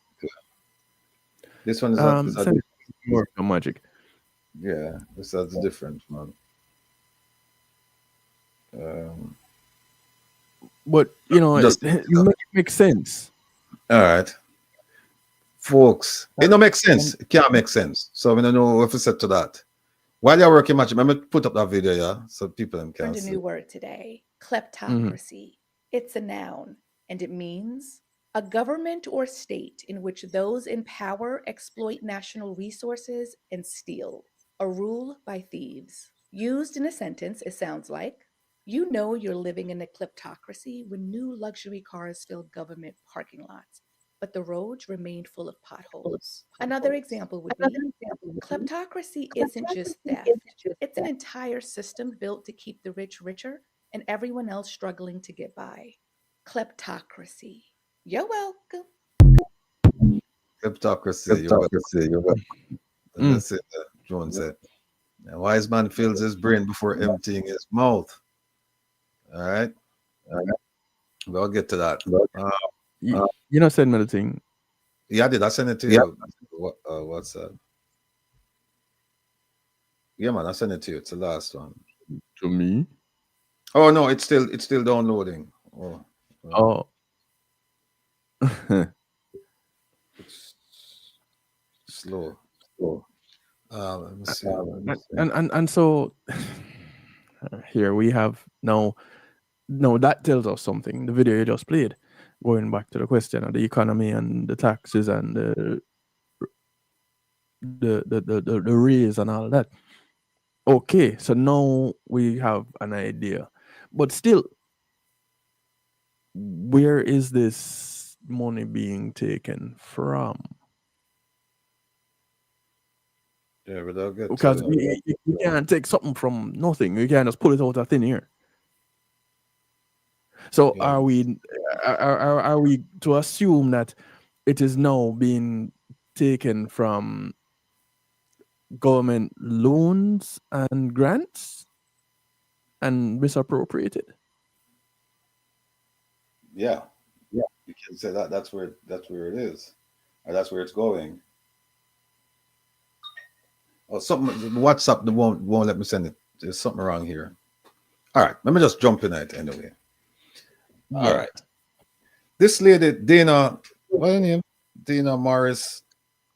whatever her name is, the Minister of Education, and she's also a spokesperson for thing there. You know what, Kevin? I'll tell you what, if you go to, oh, but we have it up here, but it's not playing, you say, right? It's okay. Let me can hear it. Let me try something. Let me try something. Go on talking. Okay. Set it up.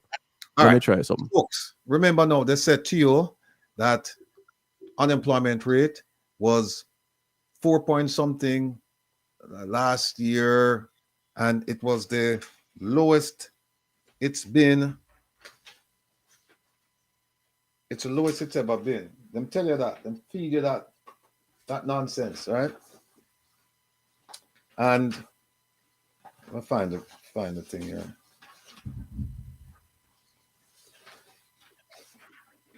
Then what happened? Which article was it again for the video? Sorry. Which article was it? What was that? Which article was it for the video that you wanted to play? It's the last one. I just sent it to you. I don't think you get it. No. It did, so. This is the cabinet briefing was the one that you wanted to play, right? Yeah. Okay.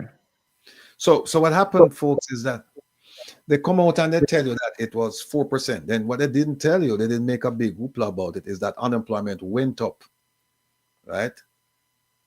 For the last quarter of last year, which was reported in January of this year, it went up to 5%.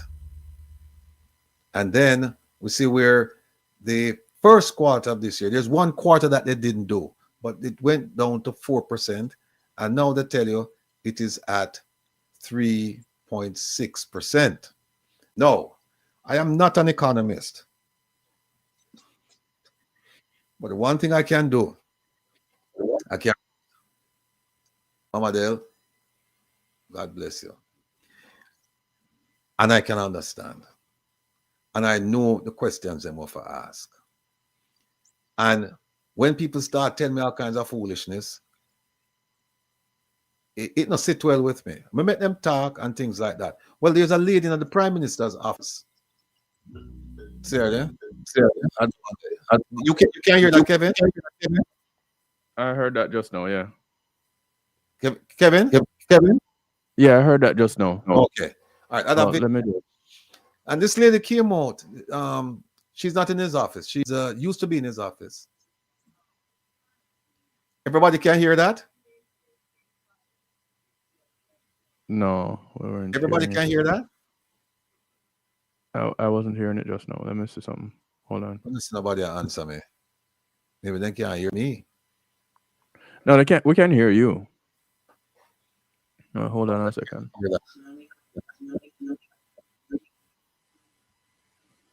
You can't hear that, Kevin? No. Oh, everybody can hear. Georgia Lynch, Ray Thomas, Elaine and Ed. Listen, them can hear you. They can't hear you. Oh, yeah, not me, folks. You can't hear what the lady is saying at the press conference. No, them can't hear. Well, this lady came out, and I'm telling you, Minister Robert Morgan, who was Minister of Information, or Minister with the responsibility for information out of the office of the Prime Minister, he was a tragic and colossal failure.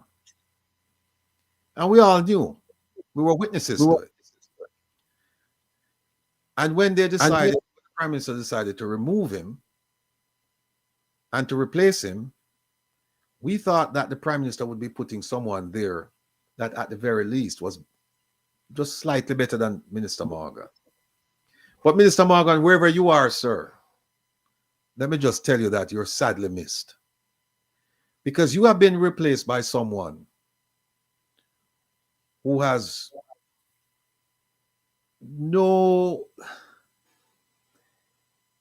she's lazy. Very lazy. Because they're providing her with information. And I don't know if she's drinking the Kool-Aid and not looking at this information. But what she should be doing is doing some of what you did, Minister Morgan. What you would do, you would say, hey, I'm not familiar with it, I'm not sure, and so let me check it out and get back in touch with you. The only problem was that you did that too often. But she's answering now and carrying on, and she's gonna get herself in deep trouble because she's reading stuff and she cannot confirm this stuff. She has to confirm that she hasn't read it, because what she's saying is complete foolishness. Complete foolishness. Now, I'm going to show you something. Remember, now I wanted to play the speech that she made, the announcement that she made, and she was just giggling like a careless 16-year-old. You know, when she was saying, "Oh, you know, it's 3.6% and it's the lowest." We didn't know it could go in. I never thought it could go any lower, but no. So when Kevin finished with this thing, I'm going to put up some things and show you. Say, do not believe the hype. Jamaica they're nowhere near 3.6%.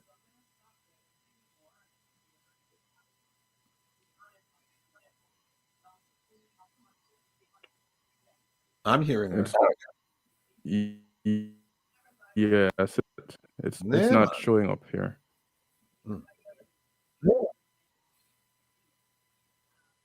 You can't hear that? Everybody could hear that?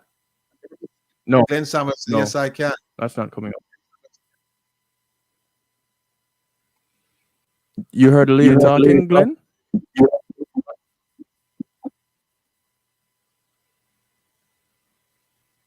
Oh, Glenn Samuels said no. Right. All right. You know what? All right. Because I can hear her, but it doesn't. Yeah, it's not showing up. It's not showing up as here. What we're going to do? Because we are running out of time, I know. All right. So we're gonna come back to this one if we can present it next week. Yeah, we can do it next week. We can just go back next week. But because that speech that she made this week, it has so many half truths in it. It so many distractions. Some of them bordering on lies. But she's reading. And something like this, when you get good news like this, you would think that they would say, "Oh, you know what? Give me the stats. Let me read and think." But you know, enough for me to talk to you right now about that. Let me show you something. Which part? Talk to me there, Kevin. Which is our River? Let me close River. Which one? Another one? No, that's Grace McLean. See, that's another story where we have to do the missing money. Which missing, one of them? unaccounted for, or stolen. Is this the one? Yeah. Which one? This is statin. Hold on. Yeah, this is a statin. All right. Yeah, would that statin showed the this is employment. All right, folks. Here we go. You see this document here? This is a document that that it has a bunch of resolutions in there, and Jamaica decided that they're gonna go. They love it. We're gonna go with this, and they're using the information provided in this. Well, not they're using it to change the way they measure unemployment, underemployment, all that stuff. They're changing. And so what they're saying is that if they tell you what they can't do now, what the government cannot do now, it cannot say this year the unemployment rate is 3.6 as compared to last year. They can't do that. You know why? They said it themselves. The standards are different. It's a completely different standard. And they said you cannot make any comparison. You cannot. But a dear friend of mine gave me an idea today how you can make the comparison. But the government is saying, don't make the comparison because it's a completely different standard. And this is I don't want to go through this. Oh, another thing that they do is they've defined work. And what happens is that you can be working and not being employed. And they measure that. They say, yeah, somebody can be working but not employed. And we're going to measure that, right? So if you're working and you're not employed, the question is then, are you unemployed? Right? I'm going to show you. You're working, you're not getting paid. You work and not get paid, right? You're volunteering. Yeah, let me just move this because this is what they looked at. But let me show you how they implemented it in Jamaica. starting from January. All right. Hold on. Folks, this is the July 2020 labor force, right? That's bigger. Yeah, this is the most recent one. I don't think they didn't. I don't think they had one in October. They're gonna have it next month. They skipped the one in October. So this is the most recent, right? Now let me show you something.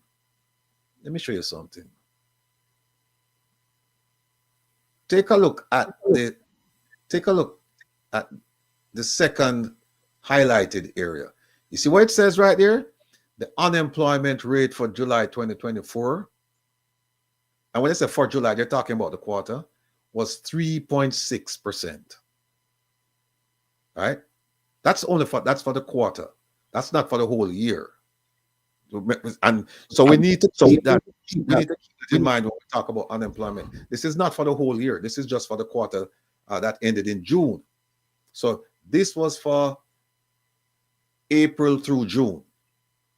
Because before that, it was 4-point-something%. And before that, it was 5-point-something%. So you see it's trending down when they use the new metric. So that's where she got it from, 3.6%.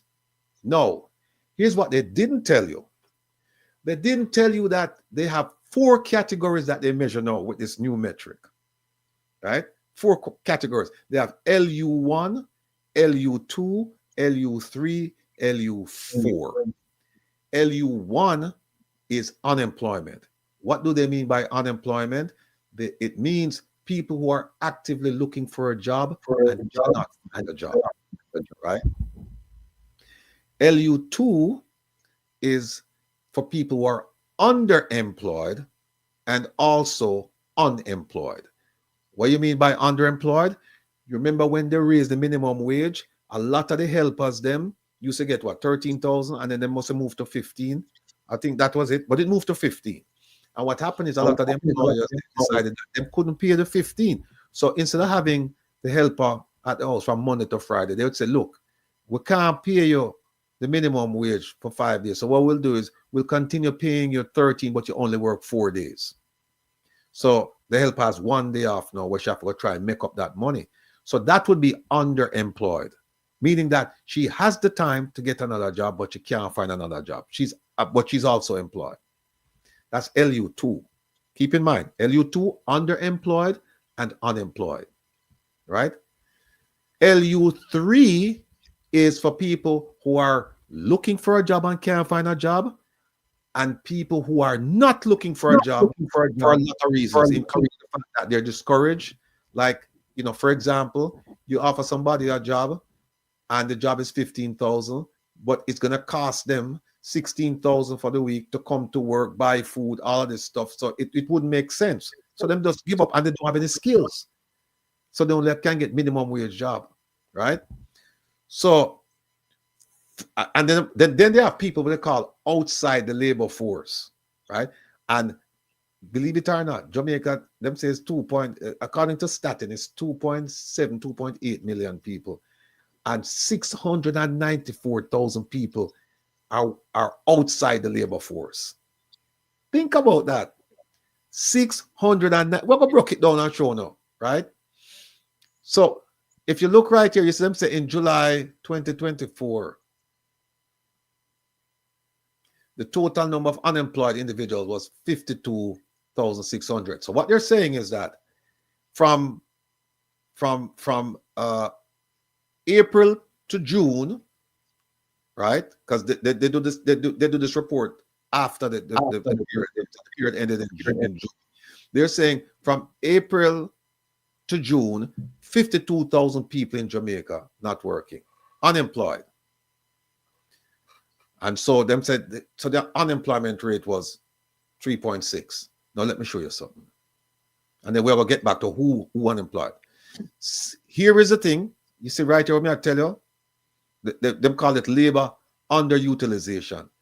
LU2 is where they do what? They combine the underemployed with the unemployed. LU3 is the unemployed. And when they say potential labor force, I'll show you what they mean by that. Potential labor force is composed of people who not working. They don't have a salary. And then L4, they combine 1, 2, and 3. So they use those underemployed, they use the unemployed, and they use what they call the potential labor force, right? No, the one that they really should use for Jamaica is LU3, because LU3 tells you the people who are not working. For whatever reason, they're not working. Whether they've given up, are them lazy, they don't want to work, are they trying to get work? LU3 is what they should be using. Now look at what LU3 was in July, 5.7%, not 3.6, 5.7. So what they did was, if you gave up because you couldn't find a job, them don't count you in unemployed. Even though you're not working, and even though you used to look for a job and you give up. So you what now? The more people get dissatisfied and say, "Me nah look for no job," guess what happens? The unemployment rate drops, because they come out of the box, then they put them somewhere else. Put them in a potential labor force. So if you trying to find a job and you can't find a job, and you say, "You know what, me nah bother look again here, sir." And that week that they do the measurement, them ask, and you say, "No, I'm not looking." Guess what?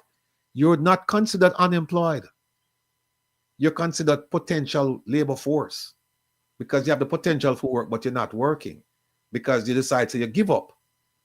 But at the end of the day, why you give up? You give up because you're unemployed, you can't find a job. Like your sis was saying that people can't find jobs. And so when you answer them, when you answer the statin people, when you answer them saying that you can't find a job, guess what? You are no longer considered unemployed. You are no longer considered unemployed. So it's 5.7%. Now, if you combine the people who underemployed with the people who are unemployed, with the people who are potential labor force, you get a figure of 7%. 7%. And here's the thing, remember I told you, if during that 1 week when they do the survey, if you work 1 hour and you tell them, say you work 1 hour, you are considered employed for the entire quarter. If you work 1 hour during that week, what them just happen to do the survey, them say, "You know what? We are going to count you as being employed for the whole quarter, even though you may not get another job." Right? Let me show you some more things. Show you some more things, man. What going on, Kevin? Oh, that's. Oh, you leave that. Oh, wait a minute. Hold on. Okay. All right, we do that one there. What is the one side to the right of it? Okay. That one I go shock on you know. I'm not ready for showing that one yet. That one I go shock on you. All right. This is the labor force one again. And see, website, I'm going to bring it up and show you. That's why people have to read, you know. See what's right here.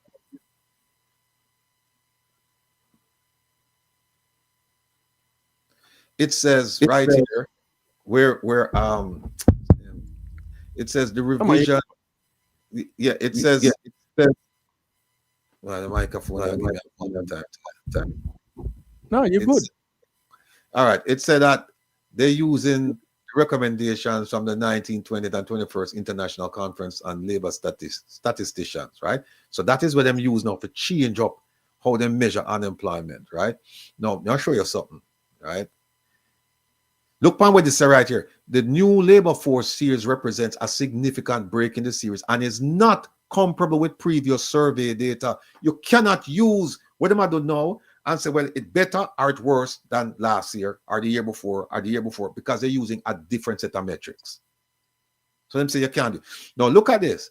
Them say them change the definition of work, right? Not employment.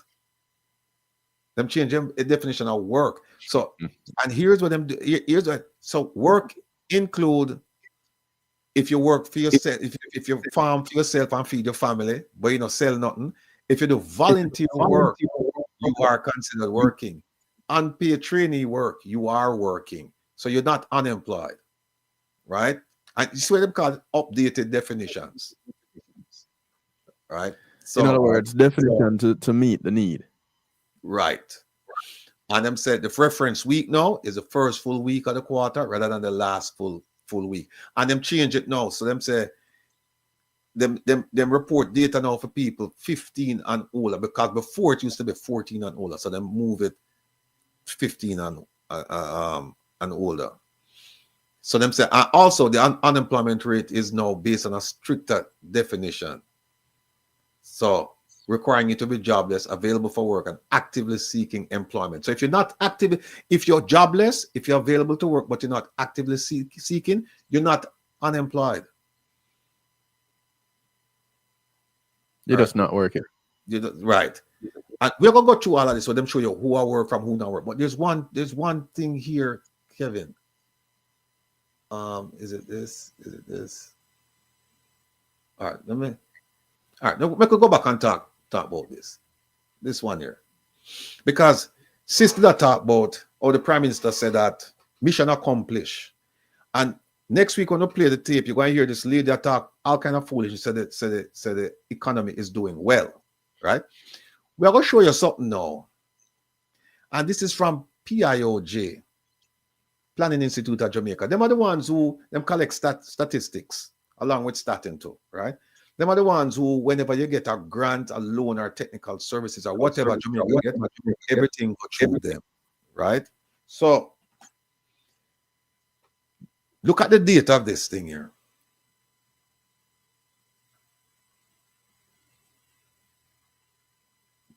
Open you can see November 20th. Not even a month yet, right? PIOJ come out and they make a speech, and now they're going to talk about the economy. See what the title? It's a review of economic performance from July to September. Okay. No. I could go to the highlighted area. Them say we are reporting an estimated contraction of 2.8 in real value added during the July-September 2024 quarter. Right? No, they can compare to last year because they're not starting. They're using a different set of, and it's a different topic they're actually measuring. But think about that. You contract. The economy have a contract. They contract in a July to September 2.8%. Then how you can come out and say that the economy is doing well? How you can come out and say that it's doing well?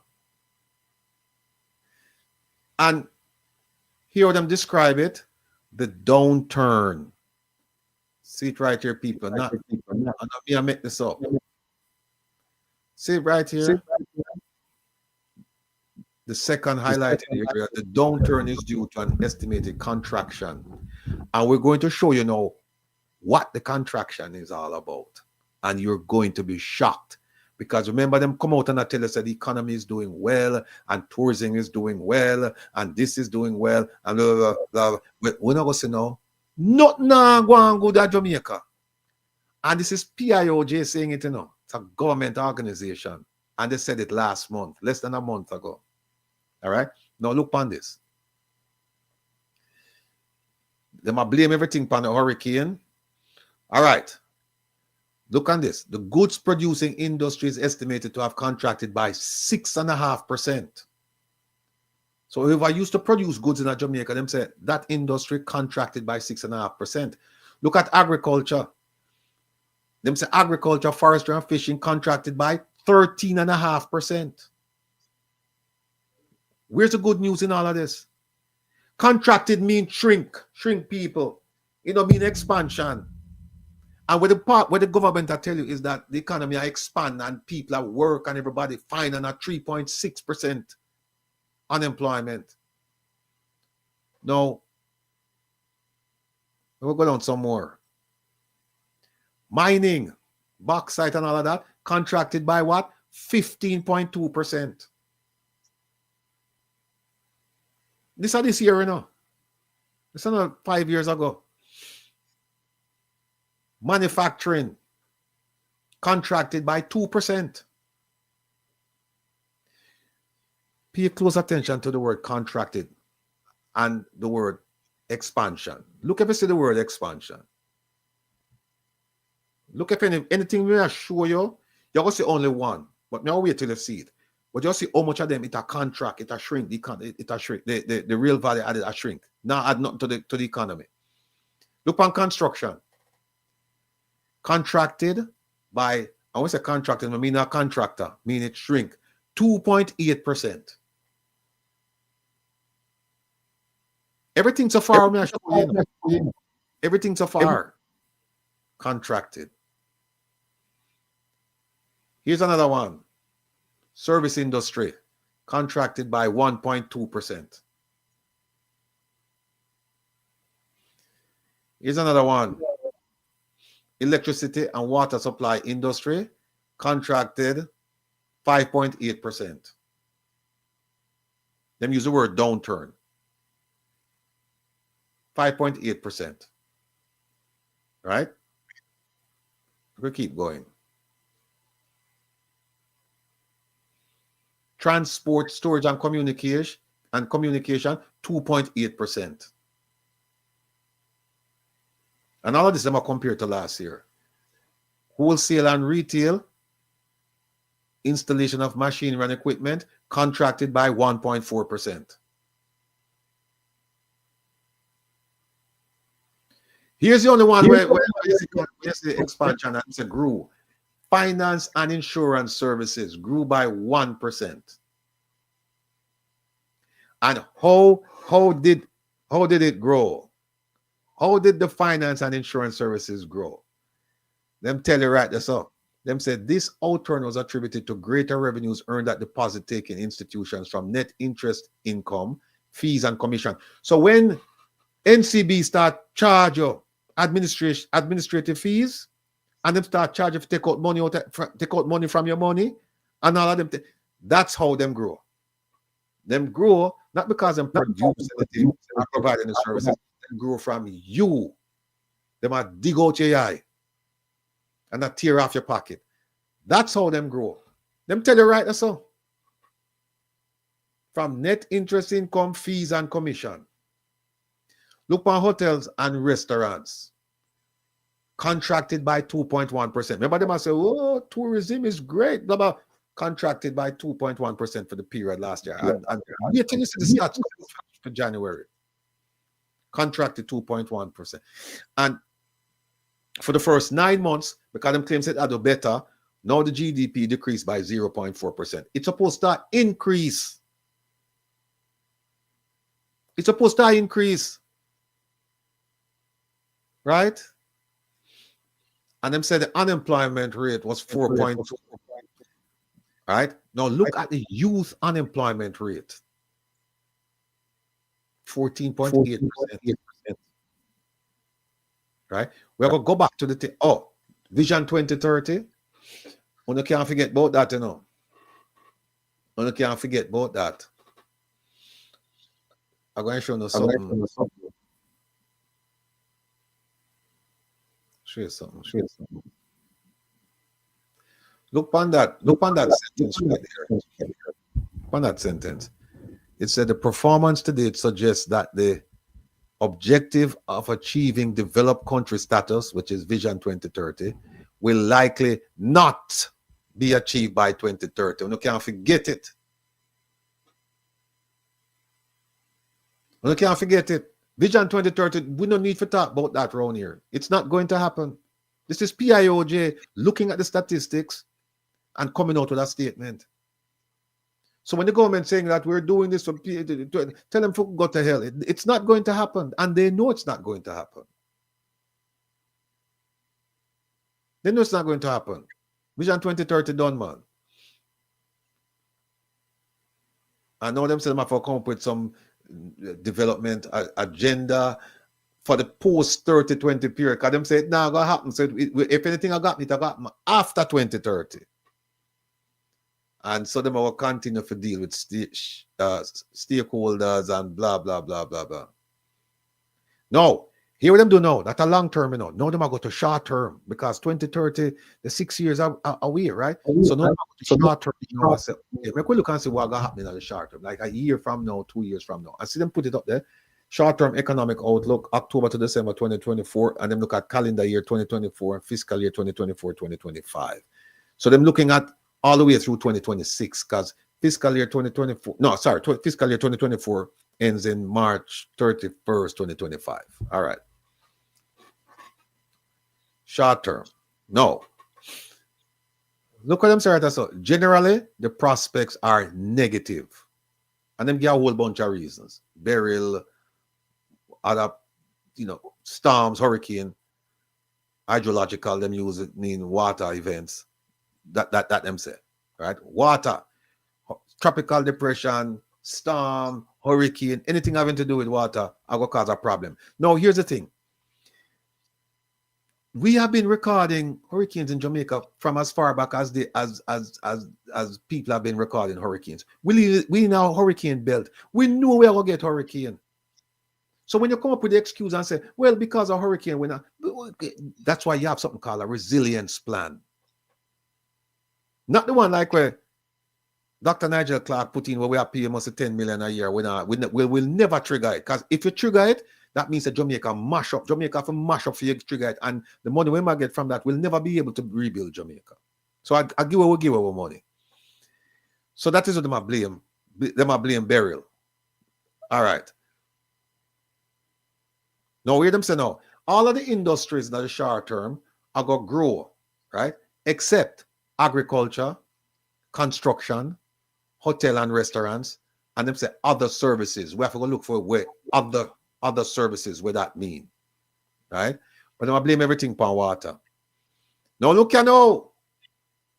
Them say for the hotel and restaurants, for the hotels and restaurants and other service industries, the continued impact of the travel advisories. So when the Americans say, oh, don't go, when the Canadians say, don't go, when the UK people say, oh, no, don't go, because of crime and the lack of substandard medical care. Look what them say. The continued impact of the travel advisories as well as industrial disputes. I'm talking about the strike we did go on the other day, 2 weeks ago, right? Them said impacted operations at some hotels, and that's it. Look on the next sentence, on the next paragraph. Within this context, the economy is anticipated to contract for the remainder of this calendar and fiscal year. So until March 31st of next year, don't expect any growth. Do not expect any growth. Look on this one here. The projection is further supported by preliminary data received for October, 2 months ago, which indicate a downturn in the hotels and restaurant industry. And it says provisional data reflect a decline of 1.1% in airport arrivals to 194,830 visitors. So everything crashed. Look at how the song again came in. Look, they know everything crashed. See it here. See it here. See, you can't make this up. You can't make this up. There's one, Kevin. There's one where I think you put it up with the little girl. Some people on the front of it. Oh, that was the newspaper article though. For No, it was all right. See another one I want to show the people. This is now trade, goods, not services. So you can't include remittances and tourism in this. This is just how we are trade. And that's why I tell you that Jamaica is going nowhere fast, because you know why? We do not produce anything. So when you start bringing down the GDP to debt ratio, but you don't have anything to earn your foreign currency, all you do is pay out and borrow. And you never tell them now, but they will have to borrow because we're not producing anything. Look at this. See, them not want to see them things there, you know. Because them don't want to see how bad things are. But look on that, people. Look right here at total imports from January to July, right? That is in the billions of dollars, right? It's $4 billion we import. That's from January to July, right? January to July, 4 billion, 4.3 billion. And look what we export, 1 billion. See the deficit there? -3 minus 3.2 billion. So tell me now, how you expect for growth? How you expect for growth? How you expect for growth? Yeah, import. Oh, right. Kevin, show me something this man. I never even pay attention to it. So anything up now, Kevin, you know. So Kevin can't go to Jamaica. All right. Let me show you something Kevin showed me this morning. Kevin, show me something this morning. Yeah. You see them 3-0, I think 1,000. Kevin said, no, 1 billion. I said, "1 billion. I think 1,000. Kevin, look here now, people. Look on food. Food, you know, right? Oh, no, can't see. Hold on. You can't see that, Kevin? Yeah. You can go one more. I'm going to ping it off of the page. All right, you can't see it now. Food. You see it? You see it? Mm-hmm. Yes. All right. What we are going to know, this show the top of the page again. Show the top of the section again. Okay. Because you're adding how many zeros? See it? Yeah, 3-0. Whatever the number is down here, so yeah, 3 zeros to it. Right? Kevin pointed out. Kevin show me. Kevin said, right, but so and government if not blame about the blame Kevin. All right. Now we could go to food. Show you how Jamaica is as Rosalie said, import dependent. This is food. This is July 2024. But let's not go to July 24. Let's go to the from January to July 24. We import. Sita. What that? That a 4 billion worth of 4 million. No. Yeah, 4 million. No, 4 billion. Can you add the zeros? Yeah, that's 4 million that you're seeing, but you have to add the 3 zeros. You have to add the 3 zeros, right? This is what we import, people. And this is what we export. Look there. Tell me now how that going to work. Tell me now how that going to work. Let me show you another one. I think I'm cooking now, because we love cooking now. Jamaicans love cook, man. We're bad pan cooking too, man. And see, we have the animal and vegetable oil where we are used for cook, right? And we don't say oil, we say oil, right? Now watch I know. Let me go back. January to July 2024. See what we import, yeah? Away there, Kevin. Yes, sir. 31. Right? I thought it was 31 million. 31 million what a cooking oil we import. And see where we export, yeah? 252,000.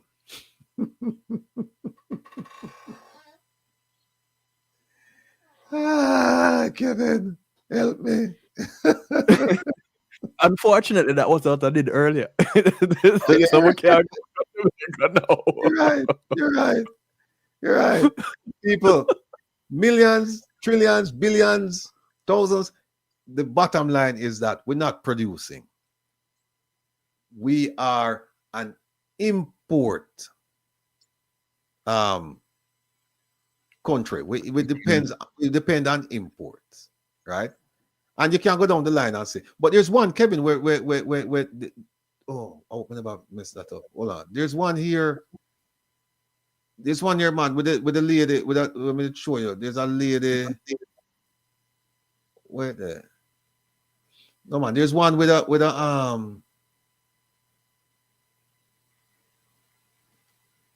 starting. There's one here with a thing, no, man. It's a brochure.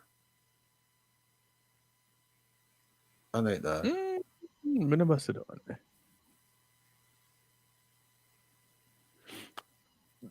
Hold on. Producer. Which one is this? International merchandise trade. No.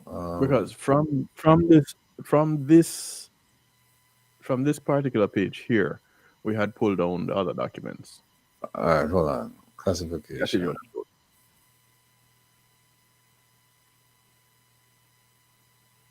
All right. No. Remember Dr. Hamilton said that about almost 2/3 of Jamaica earn minimum wage. And that's what my claim say, oh, we have jobs and stuff like that. we are going to prove to you say minimum wage jobs. Here are the occupational groups, and you can click on any one of these and you get the definition. Them lay it out and show. Most of the people in Jamaica, them say they are what? Service and sales people. Right? Now could click on that and see where it come out with. See who they are, you know. Personal service work. I can't read it for you. Personal service workers who provide services related to travel, housekeeping, catering, and personal care. If you take care of baby and them thing there, you know, a minimum wage that. Sales worker, not a minimum wage. Personal care workers, because I'm a personal service, and it not gonna be big enough. So you have personal service and you have personal care, right? Then we could go to another one where them say elementary occupations. This is how a lot of the people them work, you know. Food preparation assistants, cleaners and helpers. You think they might make 25 million a year? You think they might make 25? Laborers, street and related sales and service workers, refuse worker, well, call it garbage and things like that. You think they might make the money? There's one though, Kevin. There's one man. If you go back and look, if you go back into the thing, Kevin, the email, you will see it. If you go back, to the email, while you do that, let me just go over something else to them folks. People, there's a lot to talk about, but we just want the woman. We just want Kevin find it. If we can get the video play, we'll get the video play next week. But look at this. Yeah. That's the one we define all of the terms.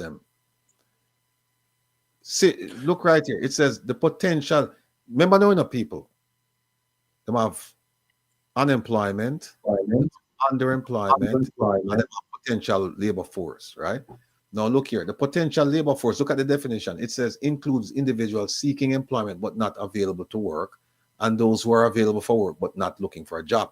The bottom line is these people are not working.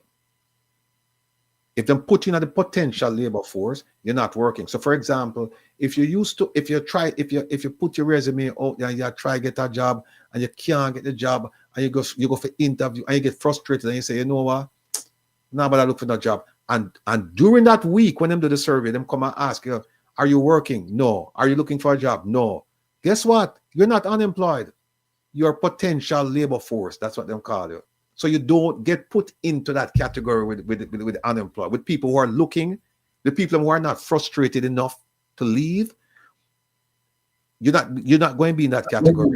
But here's what happened. Like I said before, the more people get frustrated with the job market or the lack thereof, they're going to go into potential labor force, and because then you'll have fewer people now actually looking for jobs. So now the government will say, see, our unemployment rate is 3.6. It's 2 point this, it's that and that.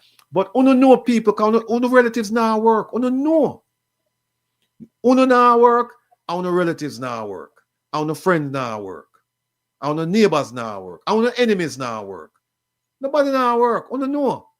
It's a hustle. And guess what?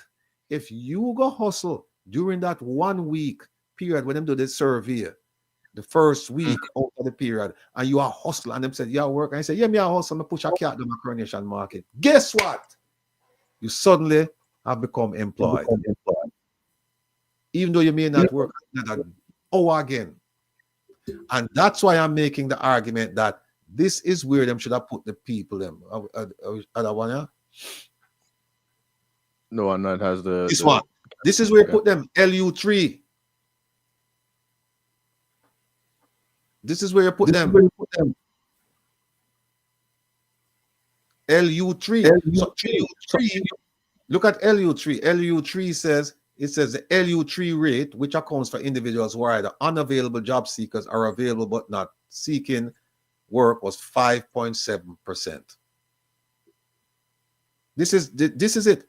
The unemployed and the potential labor force. But they don't do that. Them pick and choose what they want to do. So what them do, them go to LU1 and say, we only going to count the people who tell us that they're actively looking for a job. Those are the people we're going to if you used to look for a job and you get fed up and you stop looking for a job, or you're available you're unavailable, but you're sick. But how can I? What them do? Them put you Different category. LU3, different category. That's what them do. Them put you over there so in a LU3, and now them can come and brag and boast and say the unemployment rate is. But do not believe them people. Ask them the question, because at the end of the day, what you need to understand is that if they put you in potential labor force, it means that you are not working, you are not gainfully employed. Because them have another category them put, and I think them put them to work, but you're not being paid. And here it is coming back. This is how, and Rosalia said it earlier. Statistics can be manipulated. Yeah.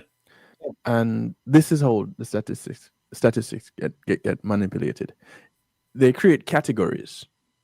And by simple definitions of those categories, you have now moved some people around and are able to generate a report that says, hey, my administration has done so remarkably well that this is where we stand today. And everybody go, ting-a-ling-a-ling-a-ling-a-ling-a-ling. But everybody that out there going don't have a job. So Right. who are the people that have these jobs? Who are the people that are contributing to the growth and development of the country? Because don't get it twisted, people. When you have a job, it's not just for you. Those taxes that you pay go towards the growth and development of the country. So the things like the potholes getting taken care of, that is supposed to be coming out of the taxes that you are paying. And if you have a country where it have a lot of high-end vehicles and enough pothole, then you know what is happening. So here is where some money was moved around, because the people that put together these statistics, that created these categories, were pretty much paid to do so. Here is what I need for you to reflect. Here is the report. Boom, bang, bing, will look pretty. I am getting another term as a result of this report. So when I get in for another term, you get taken care of. I'm not saying that this is what has happened, but this is definitely how it looks. If it look a different way to you, fine. Or how it look to you, Rebel? No, man, this is a situation where they're just tricking the people, and we just want to enlighten the people, open their eyes and let them understand that when them tell you that and you people, you know it, because when they're not feeling, when them tell you that the economy is doing well, when they're not feeling it, when they know that. When they know that. So what I need to do, what I need for do is raise hell and make them know that, listen, this fool statistics when I use, for kind of pacify way, it won't work, because we are going to ask them some serious questions, like, for example, when you say potential labor force, does that mean people who are not working, who are not gainfully employed? And I'm have to tell you yes.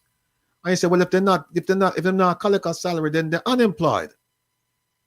But them will tell you no, because they're not, because what they might tell you now, is that the people who are potential labor force are lazy or no lazy. Because them say you are available for work, but you're not looking for work. So they must say are lazy or no lazy. Because remember now, them say, oh, we're almost at full capacity with our employment. So lazy or no lazy. That's what they might tell you. But Rebel, whether I am industrious or lazy, if I am not working, you're not working. I'm just not working. I'm unemployed. And it's not that I'm unemployable. That's different. I'm unemployed. I have no job. I have no income. Me getting a money from somebody down the road is not a job.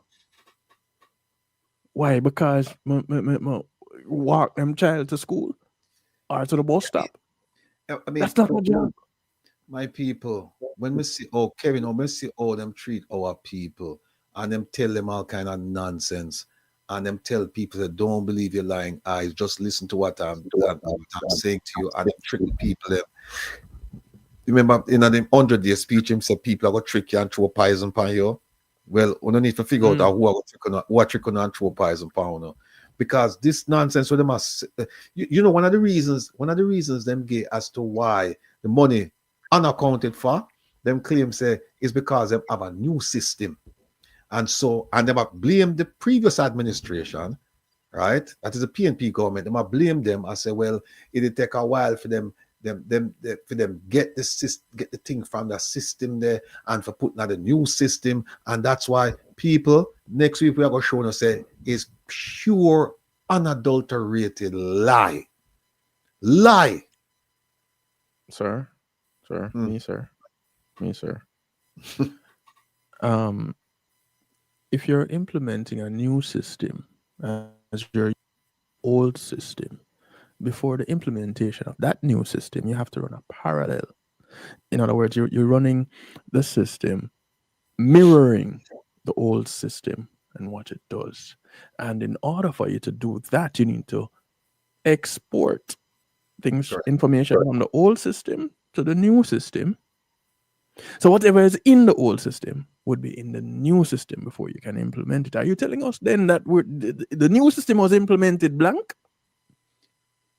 Here's what it's something called accrual accounting, where what they do is they do the books based on when the service was provided, not when it was paid for, because they might have a balance. They account fee, and at the same time they account for the payments. So you don't, like, for example, if you sell something this year, December, you claim it this year. You don't wait till you get the money next year, because it's an imbalance on the book. So they must say no. Them call it accrual. And we'll explain that in detail next week.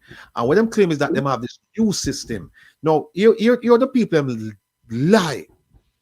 In April 2018, you know, this is under this administration, you know, we have the Auditor General again speech, and she said, we want to move to the accrual system. She said Jamaica still wants to move to the accrual system. That means we're not there yet. Right?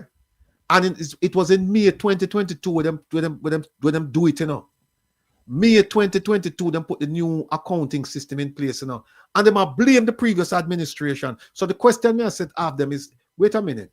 If you do it May 2022 and you took over office in 2016, what happened between 2016 and the accrual date of May 2022? It was the old system, so you could have turned your reports in under the whole system. So we don't understand this, why you blame the new system. What it take 6 years to do? Kevin, Mr. My head hurt me sometimes when I read them things and see what the people might pull the wool over the people, you know. But you know, therein lies a big part of some of us' problem. We're reading. If we did like everybody else and just take what we're told and run with it, then we're good. Yes. But we're reading. And when you read, and you read this document and you read this document and you look at the two documents that come from the same place and the information not matching up because they come 2 days different, 2 days apart, and people forget about the first document, then what? No, you need to read, because the people are not telling you they're not really lying to you, you know. They're just telling you what they want you to know right now, in hopes that you forget what them tell you last time. Say, great. But Great Goodness is right, you know, Kevin. So reading is fundamental, but that is reading and comprehending. They're fundamental. Because when you look at this, Kevin, and I did this last night. No, because the lady come out and said, "Oh, there was a system problem." The Minister Favour Williams said this, and the same Minister of Education, Dana, whatever her name is, can't remember her name. She come out and said, "Oh, it's a system." And I went and I said, "You know what?" I said, nobody asked them at a press conference. You know, nobody said, "What is this system When was it implemented? And what's the effect of it? Nobody asked. And me said, me I go look. And when me go look, Kevin, here we find out. The first time them talk about the system, was February 2004. The government said we want to introduce more efficient accounting system. 2004. Then in December 2012, they were still talking about it, accrual accounting and fiscal discipline in government. They were still talking about it in 2012. Then in 2018, the Auditor General said, yeah, we still want to do it. And then in 2022, them put it in a place. I know them two ladies are oh, that's why the money is not accounted for, because we had the system in place and we had to migrate some stuff and it's difficult. I said, but hold on there. Some of the things we are talking about unaccounted for before 2022, unaccounted for before. So why never use the whole system and put it in then? You realize at today's day, them think the name bad debt. Yeah. There's a write-off process for that.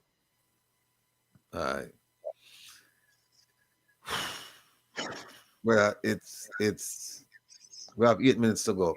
People, next week we promise you we'll go back over. Well, we have some things we're never going yet. The unemployment thing, we have some things to show you, say, but just trust me on this one, right? Just trust me on this one. Dalrymple not even get touched. That we never touch that. Just want to understand this.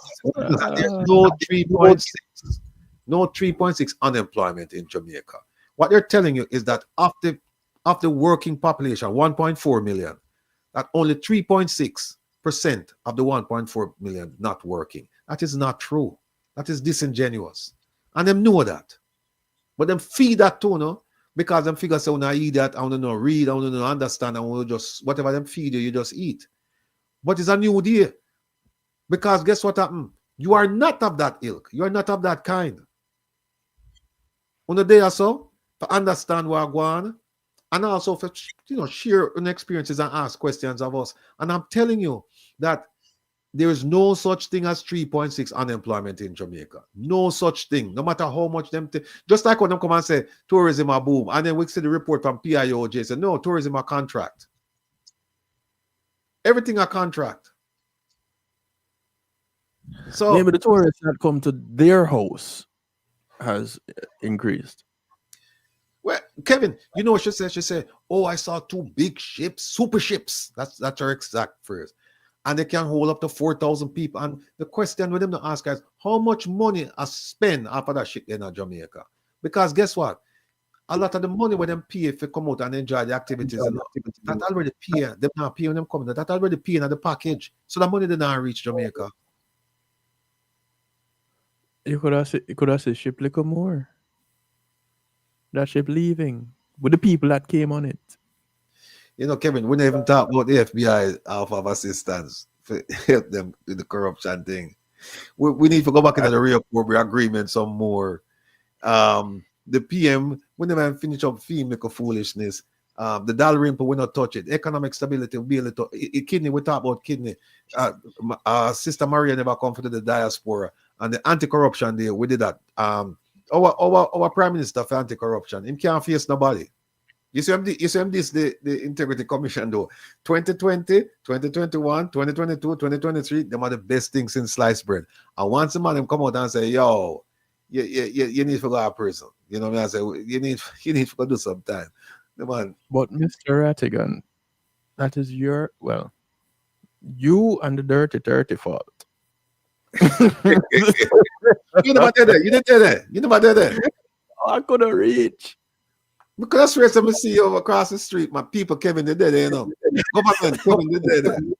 Kevin, did it. Look, if me can't go back to Jamaica, Kevin can't go back, man. See how Mr. Love Company. Yes, indeed. What would do, bro? What would do? I did nothing. In fact, there's something. This month, you see that long list that we may have make out. I'll hear Kevin. I said, well, I don't think we're going to finish now. Kevin, I said, no, man, put it in there, man. Put it in there. And then when we go up on there, when we start the research, when we start put up the things that man Kevin can't see up on the screen. Kevin, I the one who walk between and said, no, man, you miss out that one there. You see that's that one there. Then Kevin said, "Me say you talk about it, no man. You talk about it." This, ladies and gentlemen, is why good friends are better than pocket money.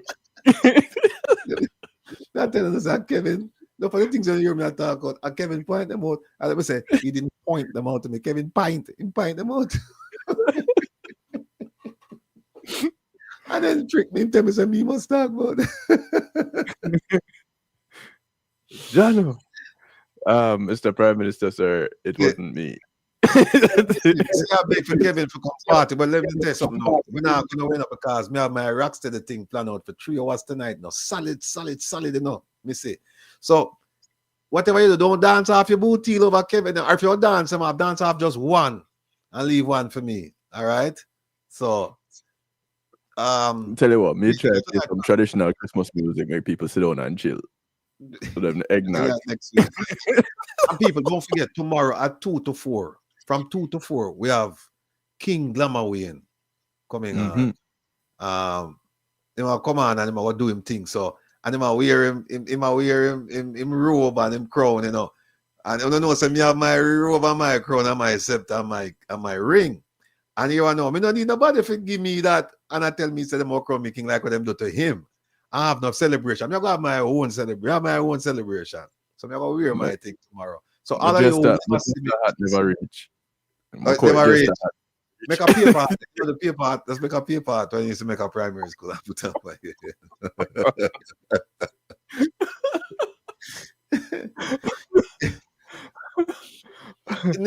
Nicola said JLP have no plans for Jamaica. I like style them as the government, Nicola. Part of the government, because the opposition is part of the government too. But what happens is, from what I'm seeing, I don't see any plans. I really don't see any plans for Jamaica. What I see schemes. I see trickery. I see guile.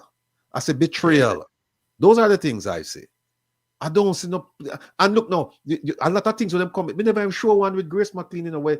They might talk about, from when they might talk about to teach the kids them math. And now them just come out with it this week, say them have another program. It's program after program after program. And then you say, okay, show me the results. Nothing. So well, it's all about timing, presentation and timing. So Andrea, by the way, Andrea said, Kev, where your robe and your crown? There. So you just want to know, people say tomorrow me I come, with my kit, me I come because Glamour we talked to him last night, and him say, hey, them crown me king, so me have to come as a king. And Mr. Tim say, well, you are me crown me king, so me I come, so as a king. I'm not a king. I'm a jester. Court jester. Kevin, I'm going to make jokes for royalty. I'm going to make jokes and dance and sing and carry on. I'm going to get water for you and all them things there. But on the camera, if you tune in tomorrow from 2 to 4, it's going to be a wonderful experience. And we still try to forget David Rattigan. We have a whole bunch of artists were committed already. A whole heap of producer, whole heap of DJs. We have tried some Stone Love. Some of the members of Stone Love supposed to come on. It's going to be nice. But tomorrow we have Glamour Win. I'm going to talk about him story. I'm going to show how me and him connected and all of that. So,